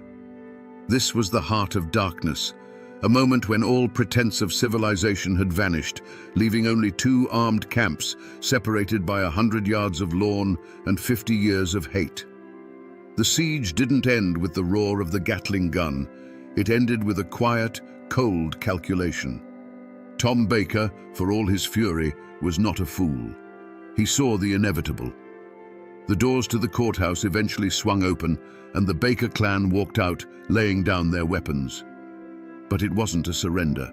Their eyes, burning with defiance, promised that this was only a pause. The state had taken back its building, but the war for Clay County was far from over. The bleeding had been stopped for a moment, but the wound was now deeper than ever. After the soldiers and the Gatling gun went home, the war moved from the courthouse lawn back into the courthouse itself. The weapons were no longer rifles, but pieces of paper, and I'm looking at one of them right now. This is a copy of the official indictment brought against Bad Tom Baker and his men following the siege. The script is formal, the ink faded, the language cold and precise. It lists the charges in stark legal terms: armed insurrection, sedition, conspiracy to intimidate an officer of the law. On paper, it paints a simple picture of a band of outlaws who tried to overthrow the government. It's neat, it's clean, and it's a masterclass in how history is written by the winners. But reading this is like reading a doctor's report that lists the cause of death as cessation of heartbeat. It's technically true, but it tells you nothing of the disease that ravaged the body for years. This document has no lines for the 50 years of bad blood. It doesn't mention the political machinations of the Howard clan or the deep-seated belief that a Baker couldn't get a fair hearing in that very building. The paper simply lists the crime. It completely erases the reason. It reduces a multi-generational war down to a few sterile legal phrases, stripping away all the honor, the rage, and the grief that led those men to make their stand. And with this document, the full weight of the state's power was about to come crashing down on the Baker clan. With the Gatling gun gone and the militia back in their barracks, a different kind of army descended on Clay County. This one wore suits and carried leather briefcases filled with law books. The state of Kentucky was determined to make an example of Bad Tom Baker. This wouldn't be a local trial with a jury of neighbors. This was the full weight of the Commonwealth coming down on one man. The trial was a spectacle. The Manchester courthouse, the very building Tom Baker had held as a fortress, was now his cage. Every day, the courtroom was packed to the rafters, a silent, divided sea of humanity. On one side sat the friends and family of the Baker clan, their faces set like stone. On the other side sat the allies of Big Jim Howard, their expressions a mixture of triumph and anticipation. Howard himself was often there, a quiet, imposing figure in the back, watching the slow, methodical destruction of his great rival. You could feel the hate in the air, so thick you could choke on it. Tom Baker sat at the defendant's table, his one arm resting motionless. He was a lion in a cage, a creature of the open ridges and wild hollows, now trapped by legal arguments and procedural rules he neither understood nor respected. The state's prosecutors painted him as a traitor, a revolutionary who had spit in the face of the law. His defense argued he was a man pushed to the brink, a citizen who had only occupied the courthouse because he knew he could never get justice within its walls. An argument that was, in its own way, a damning confession that the system was broken. The jury listened, their faces pale. They were local men, and they knew that whatever verdict they delivered, they would have to live with the consequences. They were judging not just Tom Baker, but the future of Clay County. But the outcome was never really in doubt. The state had been humiliated, and someone had to pay. When the jury foreman stood to read the verdict, the room fell into a dead silence. The word guilty was spoken quietly, but it landed like a hammer blow. Tom Baker didn't flinch. He didn't rage or despair. He simply looked across the room, his gaze locking onto Jim Howard. In that one look, a lifetime of hatred was exchanged. The law had finally put bad Tom Baker behind bars. But everyone in that room knew that a jail cell could hold the man, but it could never contain the feud. The law had won its battle, but in doing so, it had only ensured the war would continue. Up on a hill overlooking Manchester, there's a quiet cemetery where the wind rustles through the leaves of ancient oak trees. The tombstones are a library of endings, some new and polished, others old and leaning, their names almost erased by a century of rain and frost. This is where all the fury and ambition of the Clay County War finally came to rest. And this is where you find them. Over here is the grave of bad Tom Baker. It's a simple military-style stone befitting a Confederate soldier. It lists his name, his company, and his dates. There are no grand pronouncements, just the hard, simple facts of a life that ended. His family still tends to it. A small flag flutters here on Memorial Days. It's a place of quiet, defiant dignity. And then, you walk just 100 yards or so past a few other families, and you find the marker for James Big Jim Howard. It's a bit more substantial, a testament to a man of property and political power. He lies here surrounded by his own kin. They lie so close now, these two great enemies. For decades they were the twin poles of a war that tore this county apart, and now they're silent neighbors in the same Kentucky soil. All that rage, all that blood, all that power, reduced to two names carved in granite, slowly fading under the Appalachian sun. Seeing them here, you'd think the story ended with Tom Baker's conviction. But a prison sentence wasn't the final chapter. The Mountain Code had one last bill to collect, and the story of how both these men ended up on this hill is the feud's last and most bitter reckoning. With bad Tom Baker locked away in the Frankfort Penitentiary, a strange and fragile peace settled over Clay County. For the first time in decades, Big Jim Howard was the undisputed king. He had won. He had used the law, the militia, and the courts to do what generations of his family couldn't do with rifles. He had broken the power of the Baker clan. For a few years, it seemed the war was finally over, ended not with a bang, but with the clang of a prison gate. But the politics of Kentucky have always been a blood sport. In 1899, the state was ripped apart by the most violent and disputed gubernatorial election in its history. When the Democrat William Goebel was assassinated in Frankfort in 1900, the state teetered on the brink of its own civil war. A massive investigation was launched, and a net was cast for anyone with a reputation for political violence. And in one of history's cruelest twists, the master of the law, Big Jim Howard, found himself caught in its web. He was accused of being a conspirator in the plot to kill the governor. The trial was a statewide sensation. Jim Howard, the man who had so skillfully used the courts against Tom Baker, now faced a jury with his own life on the line. He was convicted and sentenced to life in prison. The great victor of the Clay County War was now a prisoner himself. And then, the feud delivered its final, bitter irony. The same political chaos that had condemned Jim Howard miraculously set his old enemy free. The new governor, in a flurry of politically motivated pardons, granted clemency to many men, including the aging, one-armed insurrectionist from Clay County. Bad Tom Baker walked out of prison a free man. So, by 1901, the chessboard had been reset for one final terrible move.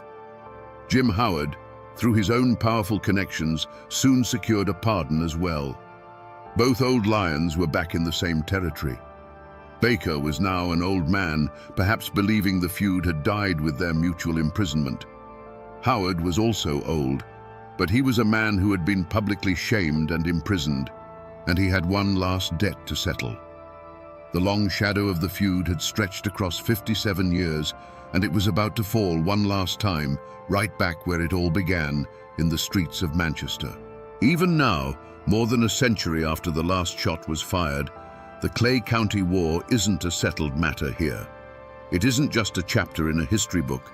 It's a living memory, a story that gets told on front porches and at family reunions, and the version you hear depends entirely on which family is telling it. The names Baker and Howard don't just belong to the dead. They belong to the living, and they still carry the weight of that old, bitter argument. To this day, if you talk to folks whose ancestors stood with Tom Baker, you'll hear the story of a hero. They'll tell you, Bad Tom was a man of the people, a proud Confederate soldier who stood up to a corrupt political machine run by the wealthy and powerful Howard family. They'll say the courthouse siege wasn't insurrection. It was a desperate man's only way to demand a justice he could never get from a bought and paid for judge. In their version, Tom Baker was a man of honor who was assassinated in cold blood, a victim of a coward's bullet because his enemies could never face him in a fair fight. But then, you drive a few miles down the road and ask a family whose great-grandfather rode with Jim Howard, and you'll get a different truth entirely. They'll tell you Big Jim Howard was the law. He was a sheriff, a leader, a man trying to drag a wild and violent county into the modern age. To them, Bad Tom Baker was a ruthless outlaw, a violent thug who thought he was above the law and terrorized anyone who stood against him. The courthouse siege was an act of treason, an attack on civilization itself, and his death on the courthouse steps. That wasn't an assassination. It was an execution, the long overdue end for a man who had lived by the gun. So which one is the truth? Was Tom Baker a folk hero or a homegrown terrorist? Was Jim Howard a civic leader or a political boss who used the law like a club? The honest answer is that after 100 years, the truth is a matter of blood and memory. The facts are a pile of dry bones, and it's the families that put the flesh and spirit back on them. The war is over, but the argument about who was right, who was wrong, and who deserved what they got, that argument will probably never end. When the shooting finally stops and the last of the warlords are in the ground, a story enters a new phase of its life. The hard, jagged facts of who did what to whom begin to get smoothed over by time, like a stone in a fast-running creek. History becomes folklore. The Clay County War was too big, too bloody, and too long for people to simply file away. They had to make sense of it, to turn the sheer, brutal chaos into a lesson, or a warning, or a ghost. Ask around Manchester today, especially among the older folks, and you might hear a story told in a hushed voice on a dark autumn night. They say that if you stand near the courthouse when the streets are empty and quiet, you can sometimes see a shadow moving on the steps where Bad Tom Baker fell. A tall, lonely figure with one empty sleeve that seems to sway in a breeze that no one else can feel. They say he's still waiting, still looking for the man who shot him, or perhaps for a kind of justice he never found inside that building. It's more than just a ghost story. The feud lives on as a cautionary tale, a lesson that became woven into the fabric of the community. It's the story a father would tell a hot-headed son to warn him about the poison of carrying a grudge. Remember the Bakers and the Howards, he'd say. They fought for so long, they forgot what they were even fighting about, and all they earned was a piece of land on Cemetery Hill. The war became a local proverb, a dark piece of wisdom paid for with generations of blood. This is how a community processes a trauma this deep. The specific details of the legal disputes and the political maneuvers fade away. What remains is a powerful myth, a story of two families locked in a death spiral, a one-armed ghost who haunts the seat of justice, and a bloody warning that echoes down through the years. The facts belong to the archives, but the legend belongs to the mountains. So here I am again, back on the square in Manchester, looking at the same courthouse as the day begins to fade. But I'm not seeing it the same way. It's no longer just an old brick building. I can almost see the shadow of Daniel Garrard falling in the dust, feel the tension of the siege with Tom Baker's men peering from the windows, and hear the echo of that final fatal shot on these very steps. We came here to listen to the whispers of this place, and what we heard was a 57-year-long scream. The Clay County War is a story about how honor, when it turns to pride, can become a prison. It's about how revenge can become a family's only inheritance. It's a hard lesson written in blood that shows how easily the law can be broken and how much harder it is to put back together. It proves that the most dangerous place on earth can be the few miles between your neighbor's house and your own when a grudge is on the line. The next time you pass a quiet courthouse on a sleepy town square, remember this one. Remember what these bricks have seen and the price that was paid right here. The men are gone. The guns are silent. The bleeding wound has finally scarred over, but the story remains.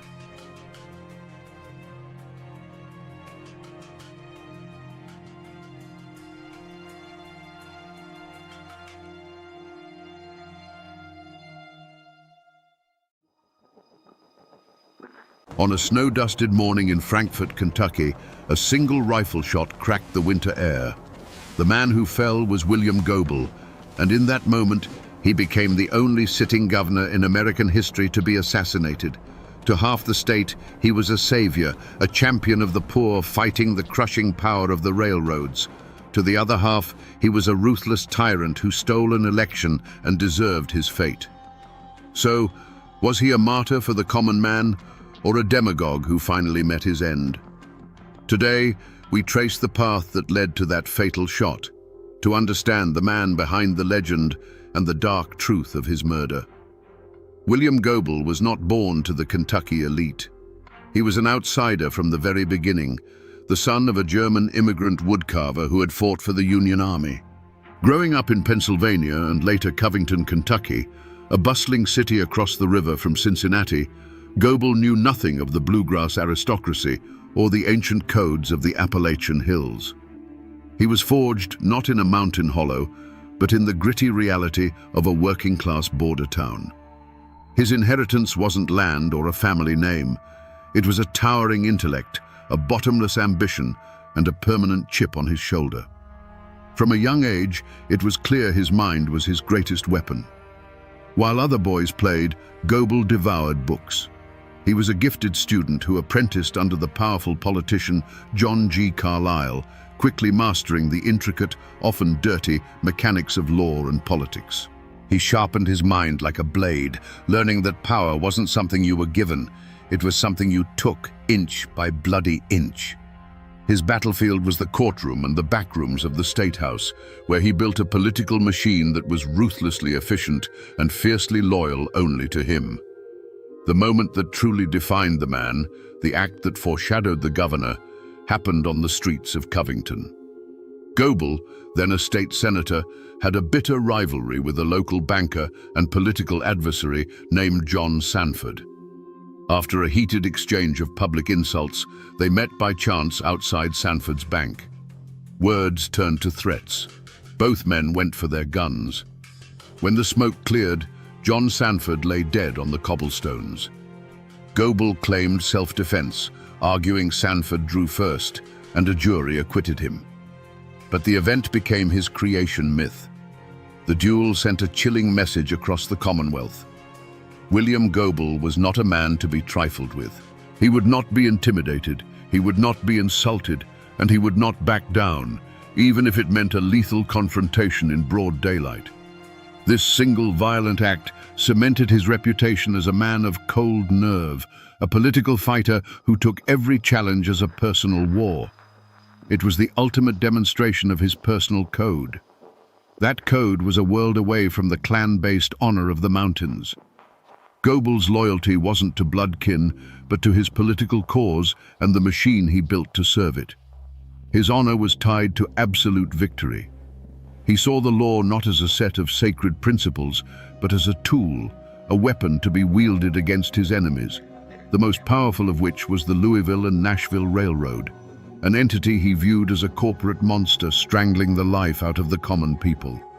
This was the man, forged in ambition and violence, who set his sights on the governor's chair. Long before the governor's race that would seal his fate, William Goebel was the undisputed king of the Kentucky Senate.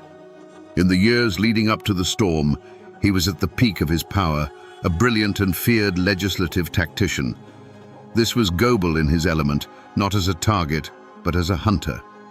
His supporters didn't just respect him, they revered him.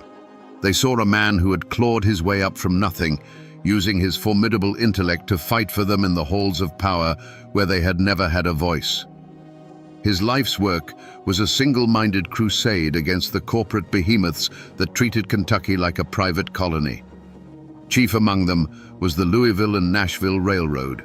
The L&N wasn't just a company, it was a shadow government. It owned politicians, controlled newspapers, and set freight rates so high that farmers often lost money just trying to get their crops to market. Goebel attacked them relentlessly, pushing for laws to regulate their rates, tax their vast properties, and break their stranglehold on the state's commerce. To the working man, he was David, fighting Goliath. Goebel's personal life was entirely consumed by this fight. He was a lifelong bachelor, a man of simple, almost Spartan habits. He had no wife, no children, no home life to retreat to. His law office and the legislative chambers were his only sanctuary. His family was the tight-knit circle of political loyalists who stood by him, and the thousands of faceless farmers and miners who pinned their hopes on his success. The political crusade wasn't just his career, it was his entire existence. This singular focus earned him a fierce, almost fanatical loyalty from his followers. When he spoke, they heard a man who understood their struggles, who wasn't afraid to name their enemies, and who possessed the cold, hard will to do something about it. They knew he was ruthless. They knew he was a political boss who bent the rules. They didn't care. They believed he was using the devil's tools to fight the devil himself, and they loved him for it. This was the world William Goebel had built and sought to protect, a fragile coalition of the forgotten and the angry, united behind a leader as tough and unforgiving as the times themselves. It was a vision of Kentucky where the power belonged not to the boardrooms in Louisville, but to the people in the fields and the mines. This was what was at stake, and for Goebel, it was a cause worth dying for. William Goebel's greatest strength was also his most profound, fatal weakness, a righteous fury that consumed everything in its path, including the very idea of compromise. He was so utterly convinced of his own moral superiority in the war against the corporations that he came to believe the rules of democracy were an inconvenience. In his mind, any action that led to his victory was not just justified. It was necessary for the salvation of the common man. He wasn't just fighting for the law, he believed he was the law. Nowhere was this flaw more apparent than in the creation of the infamous Goebel election law. This wasn't just a piece of legislation, it was a masterpiece of political warfare, as brilliant as it was corrupt. Pushed through the legislature by the sheer force of his will, the law created a state election commission, a three-man board controlled entirely by his own party, with the absolute power to review county returns, throw out votes, and certify the final winner. It was a legal mechanism for stealing an election, plain and simple. Republicans and even some of his fellow Democrats were aghast. They called it a license to steal, a force bill, an act of tyranny that destroyed the sanctity of the ballot box. But Goebel was deaf to their outrage. In his unbending self-righteousness, he saw their protests not as a legitimate defense of democracy, but as the desperate squeals of the corrupt establishment he was determined to crush. He couldn't see that in his quest to slay a monster, he was becoming one himself. This arrogance made him incredibly vulnerable. He saw his enemies as politicians and lawyers who could be beaten in a courtroom or outmaneuvered in the legislature. He failed to understand that by removing any possibility of a fair fight, he was changing the rules of the game entirely. He was backing men, hard men from the mountains who lived by a different code, into a corner where they felt their only recourse was not the ballot box, but the rifle. The Goebel election law was the ultimate act of pride, the crack in his armor that ran from top to bottom. It was a declaration that he could not and would not lose. By ensuring his own victory, he unknowingly wrote his own death warrant, creating a political powder keg and then daring his enemies to light the fuse. The gubernatorial election of 1899 was not a campaign. It was a contest of pure political bloodsport. The air across Kentucky was thick with accusations of bribery, voter intimidation, and outright fraud. And hanging over it all was the specter of the Goebel election law, a weapon waiting to be used. On election day, the Commonwealth held its breath. When the initial counts were tallied, a collective gasp went through the state. The Republican, William S. Taylor, had won by a razor-thin margin of just over 2,000 votes. For a man like William Goebel, this was not just a political defeat. It was a personal and unforgivable insult. He believed the mountain counties, the Republican strongholds, had stolen the election from him through widespread corruption. The people, in his view, had been tricked. But more importantly, his perfect system, his guaranteed path to victory, had been defied. The verdict of the voters was an affront to his entire crusade, and he would not accept it. His reaction was immediate and absolute. He did not hesitate. He did not concede. He declared war. Goebel immediately filed a formal contest of the election, turning the matter over to the very commission he had created. His political machine roared to life, preparing to use the full, crushing weight of the Goebel election law to invalidate just enough votes in Republican counties to reverse the outcome. To the Republicans, this was the ultimate betrayal of democracy. They had won the fight, and now Goebel was moving to steal the prize in broad daylight. This was the moment the conflict moved from the ballot box to the barrel of a gun. Enraged by Goebel's blatant attempt to overturn the election, Republican leaders sent out a call to arms. From the mountains of eastern Kentucky, a river of angry armed men began to flow towards Frankfort. These were not politicians. They were coal miners, farmers, and feudists, men with rifles on their shoulders and generations of distrust for the bluegrass Democrats in their hearts. They came by the trainload, over 1,000 strong, to make sure their governor, William Taylor, was inaugurated and that Goebel's commission did not dare to steal their victory. Frankfort was no longer a capital, it was a tinderbox. The State House grounds became an armed camp. The local militia was called in, but their loyalties were divided. Republican mountain men, bristling with Winchesters, faced off against Goebel's Democratic enforcers. The air crackled with tension. Goebel's refusal to accept defeat, driven by his unshakable self-righteousness, was the spark. The arrival of the mountain men was the powder. All that was needed now was for someone to strike the match. The city of Frankfort was no longer governing. It was holding its breath. The sight of armed mountain men on every corner was a warning more potent than any telegram. It was a physical manifestation of the state's rage, a clear signal that the political dispute was about to be settled by older, more brutal methods. The air itself was a warning, thick with the scent of coal smoke, cheap whiskey, and the metallic odor of impending violence. Any prudent man would have seen this and searched for an escape route. But William Goebel was not a prudent man. Even within his own party, whispers of caution turned into pleas. The old guard of the Democratic Party, men who had managed Kentucky politics for decades through careful compromise and backroom deals, were terrified. They saw Goebel's hardline stance not as strength, but as a form of madness that was about to tear the Commonwealth apart. They urged him to find a political solution, to let the courts decide, to offer some concession that would allow the armed men to go home. Goebel viewed their advice with contempt. He saw them as weak, as part of the very establishment that had allowed the railroads to grow so powerful in the first place. His own bodyguards, former lawmen chosen for their nerve and loyalty, begged him to take precautions. They saw the cold, hard looks in the eyes of the mountain men. They knew a dozen good places for an ambush between Goebel's hotel and the state capitol. They pleaded with him to vary his routine, to take a carriage, to stay indoors until the legislature had officially declared him governor. Goebel refused. To show fear in his mind was to show weakness. He would walk the same path to the capital every day in open defiance. It was a daily act of political theater, a silent declaration that he was not afraid of these railroad thugs. You have to understand, Goebel was so completely consumed by his crusade that he was blind to the nature of the threat.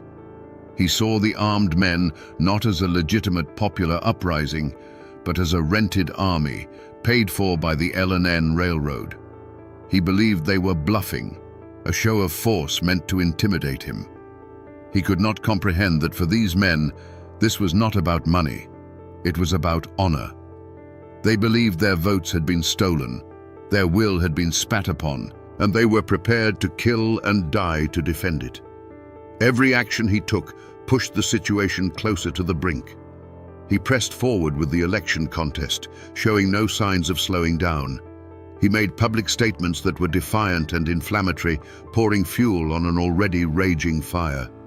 Each day that he walked, chin held high, past the glowering crowds of his armed enemies, he was rejecting another chance for peace.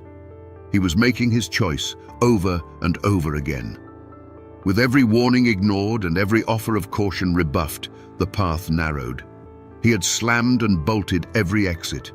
The political machinery for overturning the election ground forward, and in response, the informal machinery of mountain justice began to grind as well.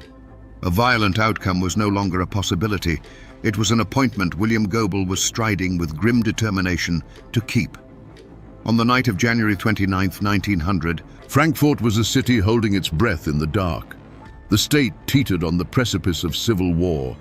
It was on this night, in the tense quiet of his room at the Capitol Hotel, that William Goebel was presented with one last, clear chance to walk away from the abyss. The offer came not from his enemies, but from his oldest friends, the seasoned Democratic leaders who now saw the abyss yawning before them. They came to him not as politicians, but as men pleading for the life of a friend and the soul of their state. They laid out a compromise, a final, desperate off-ramp. They would broker a deal with the Republican leadership. Both Goebel and Taylor would stand down, and a new, fair election would be held under the supervision of a neutral committee. It was a path back from the brink, a way to let the armed men go home and settle the matter with ballots, not bullets. It would cost Goebel the governor's chair for now, but it would save his life. For a long moment, the fate of Kentucky hung in the air of that smoke-filled room. You can just imagine the scene, the earnest, fearful faces of his allies, the muffled sounds of the armed camp outside, and William Goebel, silent, listening. This was his final crossroads. He could accept the compromise, live to fight another day, and pull his state back from the edge of chaos. He could choose life, or he could choose his crusade. But to William Goebel, compromise was just a prettier word for surrender. In his mind, to accept their offer was to admit that the L&N Railroad's army of thugs could stare down the will of the people and win. It was a betrayal of every farmer, every miner, every forgotten man who had placed his faith in him. A cold fire burned in his eyes. He cut his friends off with a sharp wave of his hand and gave them his answer. He would not back down. The election contest would proceed. He would be governor. And in that moment, in that quiet hotel room, the decision was made. He consciously and deliberately rejected the final offer of peace. His friends left his room that night with the heavy hearts of men who had just left awake. William Goebel stood alone, looking out his window toward the darkened dome of the old state capitol. He had an appointment to keep with destiny, and William Goebel was not a man to be late. The morning of January 30th was bitter cold. A thin blanket of snow covered Frankfurt, muffling the sounds of the city and painting the world in shades of gray and white. William Goebel buttoned his overcoat and stepped out into the frigid air. As always, 2 bodyguards fell into step beside him. It was a short walk from his hotel to the old state capitol, a walk he had made countless times, a walk that had become a daily act of defiance against the armed men who watched him from every corner. He was not thinking about rifles. He was thinking about victory, The legislature was set to meet that day, and he knew he had the votes. The long, brutal fight was almost over. The world around him seemed to fade into a blur of grim-faced men in wool coats and slouch hats. Their glares were meaningless. He was a creature of the law, of legislative maneuvering, of the backroom deal. The raw, physical threat of these mountain men felt primitive, almost irrelevant, to the game he was about to win. As he approached the Capitol grounds, the familiar crunch of his boots on the snow-covered path was the only sound in his world. He walked past the iron fountain, its water frozen into a silent sculpture. The grey limestone facade of the Capitol building loomed before him, the symbol of the prize he had fought for his entire life. The world narrowed to that single point, that doorway through which he would walk in a matter of hours as the rightful governor of Kentucky. Then a sound, sharp and violent, split the winter air. It wasn't the sound of an argument or a carriage backfiring. It was a single, dry crack, like a massive tree branch snapping in the frozen woods. It was a sound of finality. For an instant, William Goebel felt nothing. Then a giant, invisible hand seemed to slam into his chest, stealing his breath and knocking him from his feet. The world pitched sideways, the grey sky and the stone Capitol swapping places. He was on the ground, the impossible cold of the snow soaking through his coat, a white-hot fire spreading through his body. He looked up, his mind struggling to understand what had just happened. Confusion gave way to a strange, chilling clarity. He saw the panicked faces of his bodyguards leaning over him. He could hear shouting now, a chaos of running feet and horrified screams erupting around him. He knew, in that moment, that the game was over. The rules had been changed. As his friends knelt by his side, he is said to have summoned his last reserve of strength, forcing out the words that would become his own epitaph. "Tell my friends to be brave and fearless and loyal to the common people." The echo of the rifle shot faded, leaving behind it a new and terrible silence. The political argument that had torn Kentucky apart for months was suddenly, permanently over. A single, unseen finger had pulled a trigger, and in the space of a heartbeat had plunged a Commonwealth into darkness. Panic seized the Capitol. The single shot had shattered the fragile truce, and in its place was pure chaos. Goebel's allies, their faces masks of fury and disbelief, swarmed around their fallen leader. They lifted his bleeding body from the frozen ground and carried him, not to a hospital, but back to the Capitol Hotel. The hotel, which had been his political headquarters, was about to become his death chamber, his hospital, and, for a few fleeting days, the governor's mansion. Inside, as doctors worked frantically to save him, Goebel drifted in and out of consciousness. The bullet had torn through his lung, and every breath was an agony. But in the moments of lucidity, his state of mind was not one of regret or fear. It was one of cold, unyielding resolve. His body was a ruin, but his mind was still a fortress. He was told the legislature was in an uproar, that his enemies were in disarray. He knew, even as his life was draining away, that this was his moment. The assassin's bullet had not ended his fight. It had given him the final weapon he needed to win it. While Goebel lay dying, his political machine, the most formidable in Kentucky, executed its final, brilliant, and ruthless maneuver. With the Capitol in an uproar and the Republicans reeling from the accusation of murder, the Democratic-controlled legislature moved with breathtaking speed. They met in a chaotic session, officially invalidated the election results from the mountain counties, and declared William Goebel the rightful governor of the Commonwealth of Kentucky. And so, in one of the most surreal and desperate acts in American political history, the Chief Justice of the Kentucky Supreme Court was rushed to Goebel's bedside. In that hotel room, heavy with the smell of chloroform and fear, surrounded by his weeping allies, the dying man raised his right hand. He swore the oath of office, his voice a ragged whisper. For 3 agonizing days, a ghost governed Kentucky from a deathbed. His first and only act was to sign an order disbanding the state militia that protected his rival. On February the 3rd, 1900, The fight finally went out of him. The end of his road had come. William Goebel, the 34th governor of Kentucky, was dead. His war, however, was just beginning. The shot that killed William Goebel did not bring peace. It unleashed a plague. His death was not the end of a war, but the beginning of a long and bitter occupation of the soul of Kentucky. The wreckage left behind was not measured in broken buildings, but in shattered lives and a poison of suspicion and hatred that seeped into the very soil of the Commonwealth for a generation. His personal tragedy immediately became everyone's tragedy. For his political allies, victory was a poisoned chalice. His lieutenant governor, J.C.W.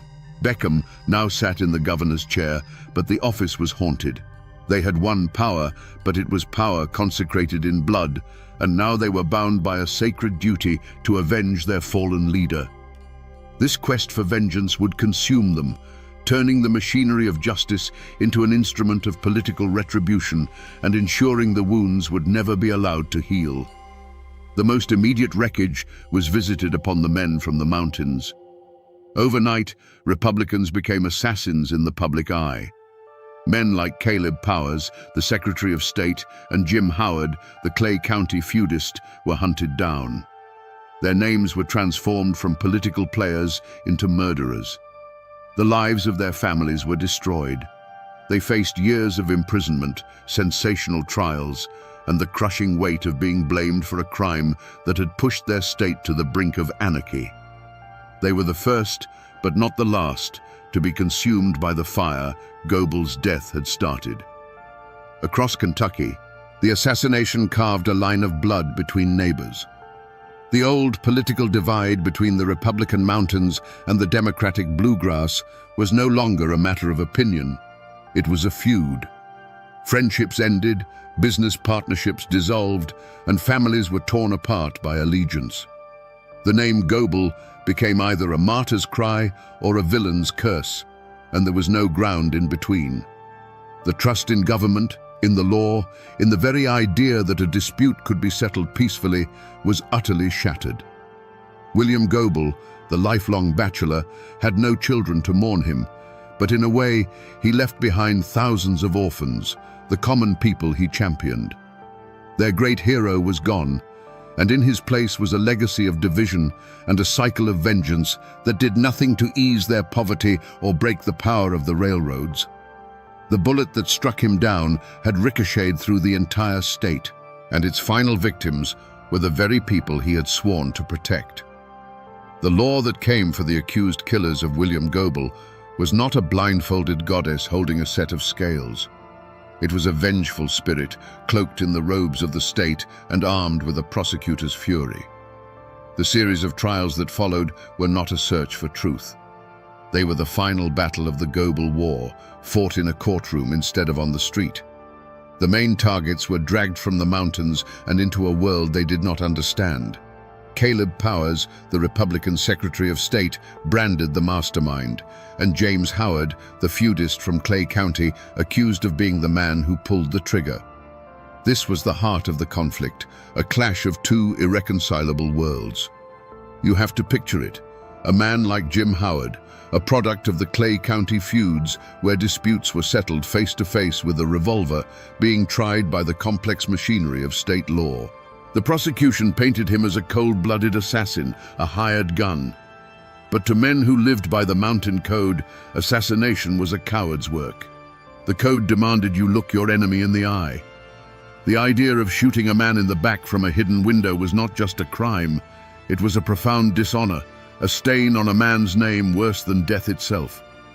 Howard and Powers defended themselves with a simple, rugged denial that seemed hopelessly naive against the state's intricate, politically charged conspiracy theories. The trials themselves were a spectacle of partisan rage. The new Democratic administration, led by Goebel's successor, oversaw the prosecution. Juries were packed with loyal Democrats. Testimony was coerced, witnesses were intimidated, and evidence seemed to materialize from thin air. A clerk named Henry Utsi confessed, implicating the others in a story that conveniently fit the prosecution's narrative. a confession many believed was given under duress to save his own skin. It was a legal bludgeon designed not to uncover a fact, but to secure a conviction at any cost. The community's reaction was as divided as the state itself. In the bluegrass and the cities, newspapers proclaimed that Goebel's murderers were finally facing their reckoning. They were seen as traitors, the agents of a corrupt railroad, and no punishment was too severe. But in the mountains, a different story was told. To them, Powers and Howard were not criminals. They were political prisoners, martyrs framed by the very same democratic machine that had stolen the election. They were heroes, sacrificed on the altar of Goebel's ambition. The verdicts came in again and again. Guilty. Powers and Howard were sentenced to hang, then sentenced to life in prison over the course of multiple, grueling trials. But the ink was barely dry before appeals courts, looking at the tainted evidence and partisan atmosphere, overturned the verdicts. For 8 long years, the men languished in prison while the legal war raged on. In the end, was justice served? Not even close. The trials did not deliver clarity. They only cemented the divisions. They were a legal feud, as bitter and personal as any fought with rifles in the hills of eastern Kentucky. The final judgment came not from a jury, but from a Republican governor who, years later, pardoned the last of the men still in prison. The law had failed. It had picked its villains, held its show trials, and ultimately had let the true killer of William Goebel remain a ghost. So what became of the men who stood against William Goebel? If this were a simple story, his death would have meant their victory. But in the tangled, bloody history of Kentucky, there are no clean endings. The other side of this coin is not stamped with triumph, but with its own dark and complicated fate. Consider William S. Taylor, the Republican who won the election only to have it stolen from him. Did he rise to power over his rival's grave? No. He became a man without a country. Implicated in the assassination plot and facing indictment by a vengeful Democratic administration, Governor Taylor was forced to flee. He escaped across the river into Indiana, a political exile, never to set foot in his home state again.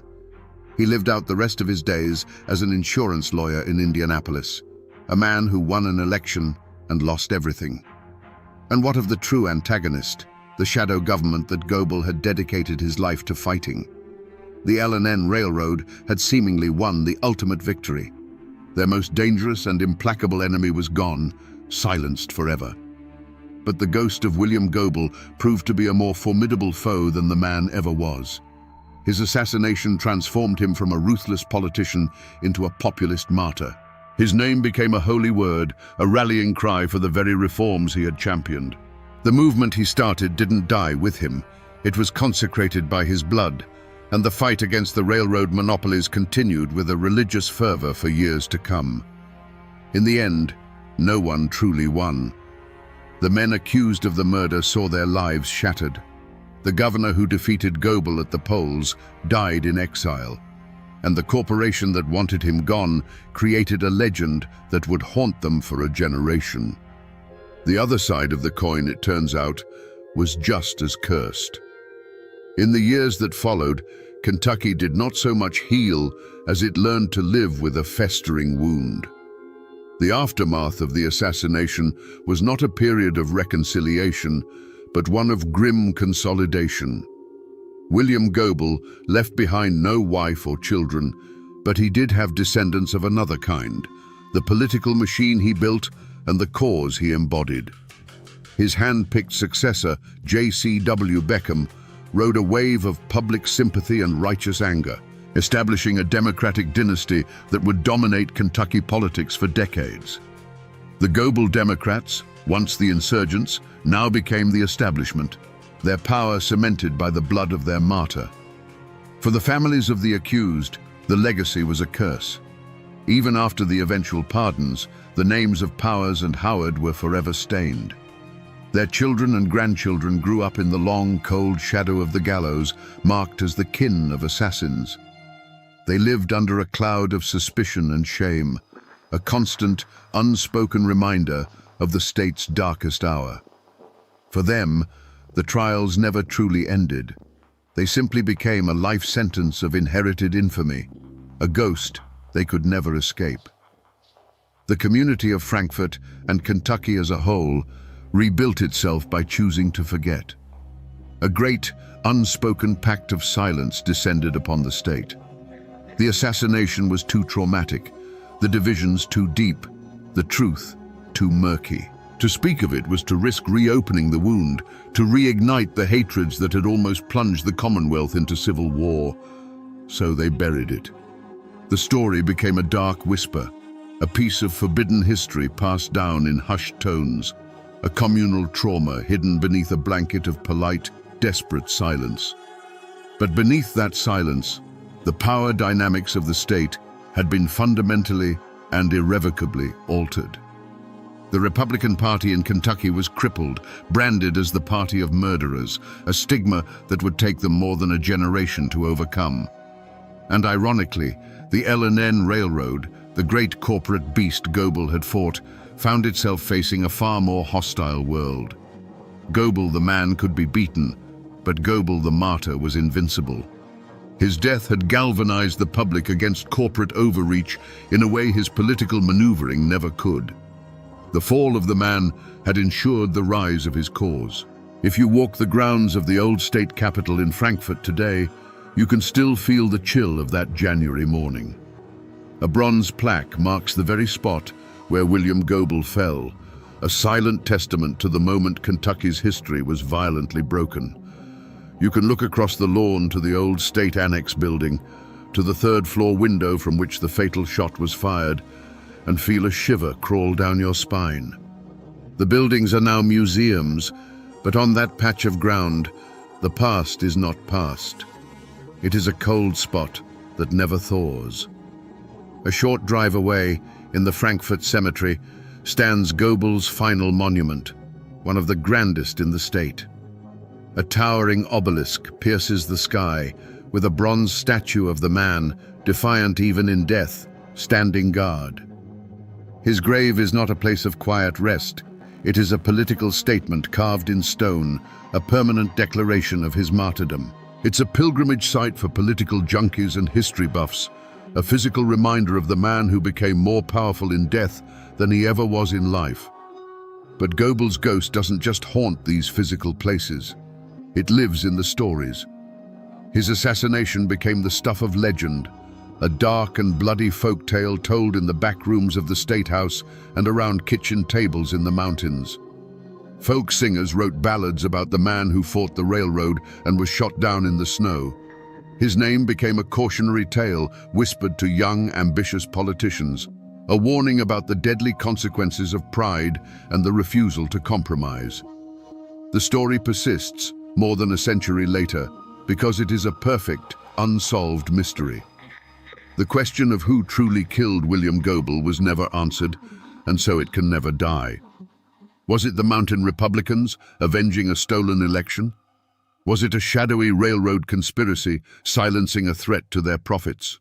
Or was it the darkest theory of all, a dissident Democrat, tired of his tyrannical rule, who pulled the trigger knowing his enemies would take the fall? The lack of a definitive answer allows the ghost to belong to everyone, his legend shaped and reshaped to fit any political narrative.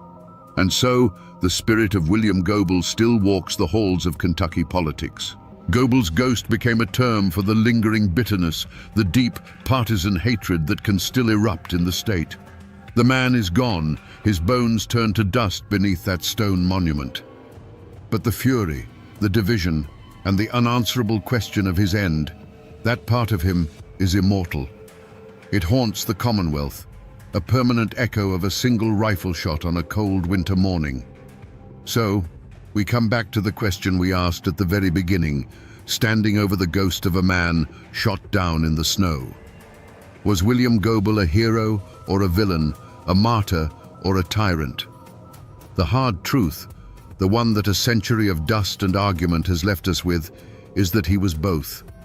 He was a man who saw a great evil, the unchecked power of corporations strangling the life from his state, and he chose to fight it with a fire so fierce it consumed everything, including himself and the very democratic principles he claimed to defend. In the end, this isn't just the story of a political assassination. It's a timeless Appalachian tragedy about how a man's greatest strength can become his most profound and fatal weakness.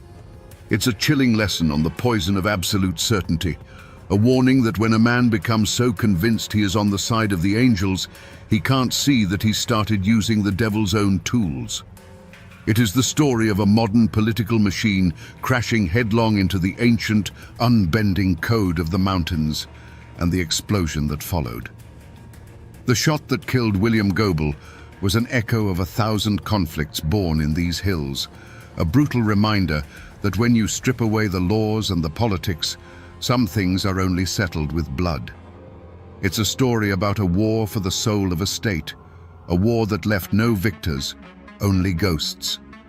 And that, my friends, is the ballad of William Goebel, the man who fought a war for the common people, but whose own pride was the one enemy he could never defeat.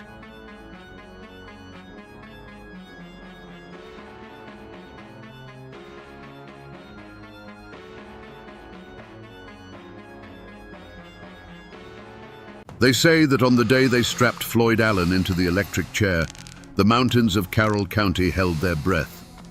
Here was a man who had been a law unto himself, a patriarch whose word was gospel and whose pistol was the final court of appeal. He was a king in his own world, a world of misty hollers and unwritten codes of honor. Yet his reign ended not in a blaze of glory on a mountainside, but in a sterile room in Richmond, at the hands of a power he could never understand. Was he the last of the mountain lions, a fierce protector of his kin, cornered by a world that no longer had a place for him? Or was he a brutal tyrant, a man whose pride was so vast it consumed everything he loved, his family, his fortune, and finally, his own life? The truth, as it always does in these old hills, is tangled up like roots in the clay. Today, we're going to untangle that story. We're going to follow the trail of blood and honor that led Floyd Allen from the pinnacle of power in his mountain kingdom to that cold chair in the state penitentiary. And to do that, we have to start not with the famous massacre that sealed his fate, but with the forgotten gunfight 4 years earlier, the day the Allens shot up a courthouse and walked away, convinced they were invincible. Floyd Allen was not born a killer. He was born a king. His kingdom was the mist-shrouded hills and dark, winding hollows of Carroll County, Virginia, a world forged in the cold creeks and rocky soil of the Blue Ridge. In the late 19th century, this wasn't just a place on a map. It was a fortress of self-reliance, sealed off from the outside world by poor roads and a deep-seated suspicion of flatlanders and their laws. Here, a man's name was his legacy, and the Allen name carried the weight of generations of hard work, hard-headedness, and a fierce, unyielding loyalty to their own. His father, and his father before him, had taught him the only lessons that mattered. You didn't learn your worth in a schoolhouse, you learned it behind a plow, with an axe in your hand, or by looking another man in the eye during a land deal. The Allens were not poor. They were landowners, farmers, and businessmen who built their prosperity with their own sweat and ingenuity. Floyd learned early that wealth and influence were earned, and once earned, they had to be defended. Not with lawyers and contracts, but with a firm handshake for a friend and a cold stare for an enemy. Life in those mountains was a constant struggle, a teacher of hard truths. A failed crop could mean a hungry winter. A sudden sickness could be a death sentence without a doctor for miles. You learn to depend on two things, your own strength and the strength of your kin. When a neighbor's barn burned, it wasn't the government that showed up to help, it was the community. And when trouble came looking for you, it wasn't a sheriff you called, it was your brothers and your cousins. This forged an unbreakable bond within the clan and a permanent wall against the outside world, which they saw as weak, meddlesome, and utterly untrustworthy. There's an old story, perhaps a legend, about a young Floyd Allen watching his father deal with a dispute over a timber boundary. A man from outside the county arrived with a deed from the courthouse in Richmond, waving the paper as if it were a holy scripture. He claimed the Allens had been cutting on his land. Floyd's father didn't even look at the document. He just looked at the man and said, "I know my line, and you know my line. That paper doesn't know this mountain." He stood his ground, unblinking, until the man with the deed folded it up and left. The lesson for young Floyd was seared into his soul. A man's spine was worth more than his signature, and the only true law was the one a man was willing to enforce himself. From this upbringing, Floyd Allen carried with him a code as rigid and unforgiving as the mountains themselves. First, your blood was your nation. An offense against one Allen was a declaration of war on them all. Second, your honor was your most valuable possession. An insult left unanswered was a stain that could never be washed away. Third, you stood on your own 2 feet. You solved your own problems, you fought your own battles, and you never, ever bowed your head to an outsider trying to tell you how to live on your own land. This was the world that created Floyd Allen, and he, in turn, became its perfect embodiment. He was industrious, proud, and quick to anger, but he was also known for his generosity and unwavering loyalty to those he considered his own. He wasn't just a man living by the mountain code, he was the mountain code, walking and breathing. And he was walking straight toward a collision with a modern world that had no room for kings like him. Long before the newspapers in Richmond painted him as a monster, Floyd Allen was simply the most important man in his corner of the world. He was a man built like a barrel, solid and immovable, with eyes that could measure a man's worth in a single glance. When he walked into a room, the conversation didn't stop, but it changed. People straightened up. They knew they were in the presence of someone who mattered, a man whose favor could make you and whose anger could break you. He wasn't just a farmer scratching a living from the dirt. He was an empire builder in miniature. He owned some of the best land in Carroll County, acres of it, cleared and farmed with meticulous care. He ran a general store that was the hub of the community, a place where news was traded over barrels of crackers and bolts of cloth. He was a shrewd businessman who always seemed to be one step ahead, whether he was buying timber, trading livestock, or, as some whispered, running a profitable line in the untaxed corn liquor that warmed the mountain winters. He had built a small fortune through grit and intelligence, and he provided well for his own. But his influence went far beyond money. Floyd Allen was the unofficial law in his part of the county. If a dispute arose between neighbors over a stray cow or a poorly marked property line, more often than not, they wouldn't ride to the courthouse in Hillsville. They'd ride to Floyd Allen's porch. He would listen to both sides, his face unreadable, and then he would deliver his verdict. And his verdict was final. There was no appeal, because everyone knew Floyd Allen had the will and the means to enforce his own judgments. To many, this wasn't tyranny. It was justice, swift, understandable, and delivered by one of their own. To truly understand the man, though, you have to look past the businessman and the enforcer. You have to see him at his own dinner table, surrounded by his wife and children, his brothers and their families. Here, the hard gaze softened. He was the undisputed patriarch, the head of the clan, but his rule was built on a foundation of fierce, protective love. His family was his fortress, the living, breathing heart of the world he had built. Every acre he bought, every dollar he earned, every enemy he made, it was all in service of protecting them. He was the sentinel on the walls of that fortress. This was the world Floyd Allen had built, a self-contained kingdom carved out of the Blue Ridge Mountains. It was a world of order, his order, built on loyalty, respect, and the quiet understanding that his authority was absolute. It was a peaceful kingdom, a safe harbor for his kin, and he would do absolutely anything to protect it from the encroaching world he saw as a threat to everything he held dear. But for all his strength, for all the respect he commanded, Floyd Allen was a man with a crack in his foundation. It was a flaw as deep and as unyielding as the mountain granite itself, a pride so absolute, so all-consuming, that it bordered on a kind of personal sovereignty. He didn't just think he was right. He believed in his bones that his will was the only true law. This wasn't simple arrogance. It was the conviction of a king who genuinely could not comprehend any authority higher than his own. They tell a story in Carroll County about a revenue agent who came up from Richmond one year, a young man full of ink and importance, carrying a list of new taxes. He found Floyd on his porch and began to explain the new regulations in a condescending tone, as if speaking to a simple child of the hills. Floyd listened patiently, his face a mask.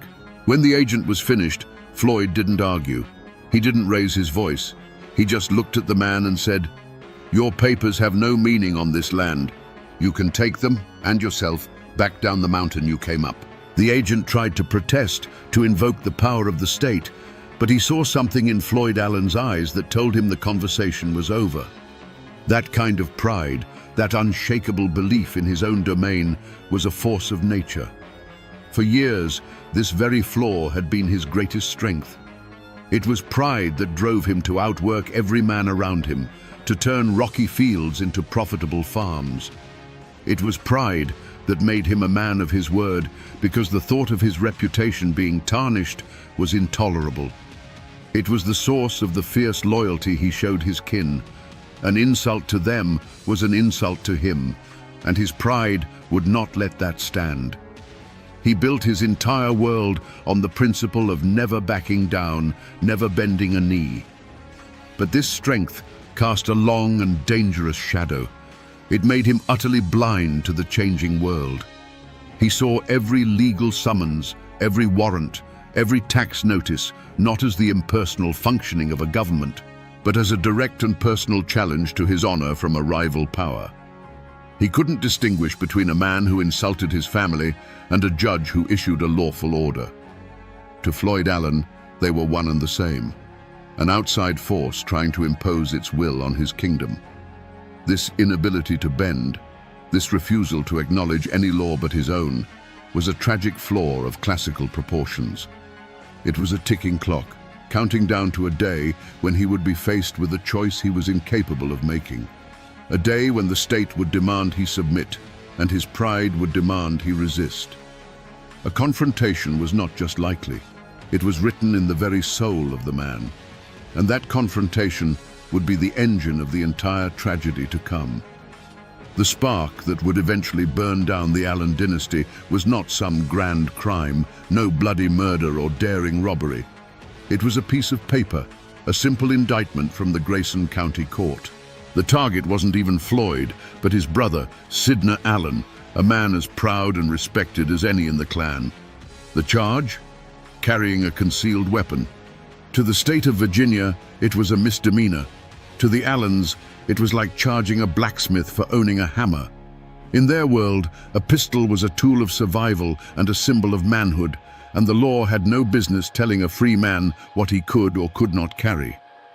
But this was more than a dispute over a law. It was personal. The Allens had been in a long, simmering feud with the local deputy, Mabe Poole. They saw his hand in this, believing the badge was being used as a weapon to settle old scores and chip away at their influence. The arrest of Sidney was not seen as impartial justice. It was seen as targeted harassment by their enemies. To Floyd Allen, this summons wasn't a legal document. It was a glove slapped across his face, a public challenge to his family's honor and his own authority as the clan's protector. His pride, that immense and fragile thing, could not let such a public effrontery stand. There was no talk of hiring a fancy lawyer from Richmond. The Allens' response was primal and immediate. They would answer the summons, but on their own terms. On the day of the trial in 1908, a formidable delegation of the Allen clan rode into the town of Independence. They weren't coming to plead for mercy. They were coming to make a statement. Floyd, Sidney, and their hot-headed young nephew Wesley Edwards led the way. They were armed, their faces were grim, and they moved with the cold confidence of men who believed they were their own highest law. The courtroom itself became a stage for this clash of worlds. On one side sat Judge Thornton Massey, the Commonwealth's attorney, and the handful of deputies who represented the fragile authority of the state. On the other, the Allens sat together, a silent, unmoving block of defiance. They were an island of mountain code in an ocean of common law. The air was thick with tension, heavy with the unspoken knowledge that the legal proceedings were just a formality, a prelude to a confrontation that had been brewing for years. The trial was a quick affair. The verdict came back as everyone expected: guilty. When that word echoed through the courtroom, it was more than a legal finding. It was a declaration of victory by the state over the clan. It was the law of the flatlands telling Floyd Allen, in his own territory, that his power meant nothing within these four walls. For a man whose entire identity was built on never backing down, on being the ultimate authority, this public humiliation was the unforgivable affront. It was the point of no return. The time for talk was over. In the heavy silence that followed the verdict, the world seemed to shrink to the four walls of that courtroom.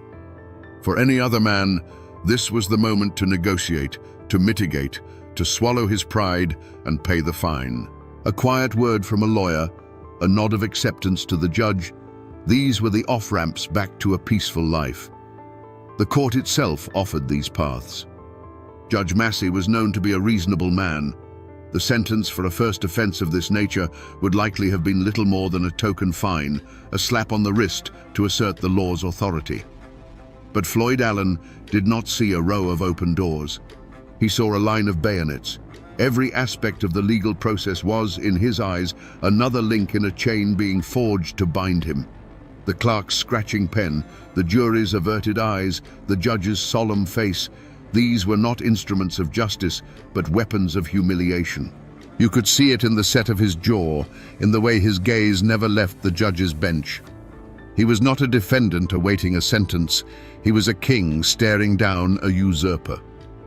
Some accounts say that even Sidney Allen, the man at the center of it all, hesitated. He was a practical man, and perhaps he saw the futility of this confrontation. A fine was just money after all. A few days in jail would be an inconvenience, not the end of the world. He might have been willing to bend, to give the law its small victory and live to fight another day. But he, like everyone else in the Allen clan, looked to Floyd. And Floyd's face was carved from stone. His pride had taken the wheel, and it recognized no road but the one that led straight ahead. The young men, especially the hot-blooded Wesley Edwards, took their cue from the patriarch. They saw his unyielding stance not as stubbornness, but as courage. They saw his cold fury as righteous anger. Floyd's rejection of compromise was a silent command to them all. We do not break. We do not bow. If Floyd Allen had shown the slightest sign of submission, his kin would have followed. But he showed none. His decision, made in the silent furnace of his own pride, sealed the fate of everyone in that room. Each tick of the clock was a step further down the path of no return. The opportunity for a quiet resolution vanished. The chance for a grudging acceptance evaporated. The air grew thinner, charged with an invisible current of violence. The Allens were no longer just a family in legal trouble. They had become a powder keg, and Floyd Allen's pride was the lit fuse. By refusing to accept the court's authority, he had rejected all possibility of peace. He had made his choice, not with words, but with a glare of pure, undiluted defiance. He had decided that the Allen law was the only law that mattered, and he was prepared to prove it. The moment the guilty verdict was read, a heavy, suffocating silence fell over the courtroom. This was it, the final crossroads. All that stood between the Allen clan and open warfare was the sentence from Judge Thornton Massey. And in that moment, the judge, perhaps sensing the electric tension in the room, seemed to extend one last fragile bridge back to the world of reason. He rapped his gavel once, a sound like a cracking bone, and prepared to speak. He could have thrown the book at Sidney Allen. He could have imposed a heavy fine and a long jail sentence to make an example of him. But instead, the words he spoke were measured, designed to de-escalate. He pronounced the sentence, a fine and a short term in the county jail. Some accounts even claim the jail time was suspended. It was a token punishment, a symbolic victory for the state that would allow the Allens to pay a pittance and walk away with their freedom intact. It was the law's final, surprisingly fair offer. It was the last chance for peace. For a long, agonizing second, that offer hung in the air. The whole world seemed to pause, waiting on one man. Everyone, from the nervous deputies to the Allens themselves, turned their eyes to Floyd. He didn't have to say a word. His face was the weather vane that would show which way the storm would break. He could have reached into his pocket, pulled out a few bills, and ended the whole affair. He could have swallowed his pride just for a moment and saved everything. It was the logical choice, the sane choice. But as Floyd Allen stood there, he wasn't weighing a fine against his freedom. He was weighing submission against his very soul. In his mind, paying that fine was no different than kneeling before a conquering king. It was an admission that the law of the courthouse was stronger than the law of the clan. It was a public branding of his family as subservient. And his pride, that fierce and terrible master, screamed that death was better than such a dishonor. And so, in that final moment, he made his choice. He didn't shout or draw his weapon. The signal was far more chilling. He met the eyes of his nephew, the volatile Wesley Edwards, and gave a slow, almost imperceptible shake of his head. It was a silent, final verdict, delivered not by the judge, but by the patriarch. The verdict was war. The last door to peace had just been slammed shut and locked from the inside. As Judge Massey's words faded, the air in the courtroom became as thin as a winter razor. Then, from the Allen side of the room, a chair scraped violently against the floorboards. Young Wesley Edwards was on his feet, his face a mask of pure fury. His voice, cracking with youthful rage, cut through the tension like a thrown knife. "I'll see you in hell," he roared, "before Sidney Allen goes to jail."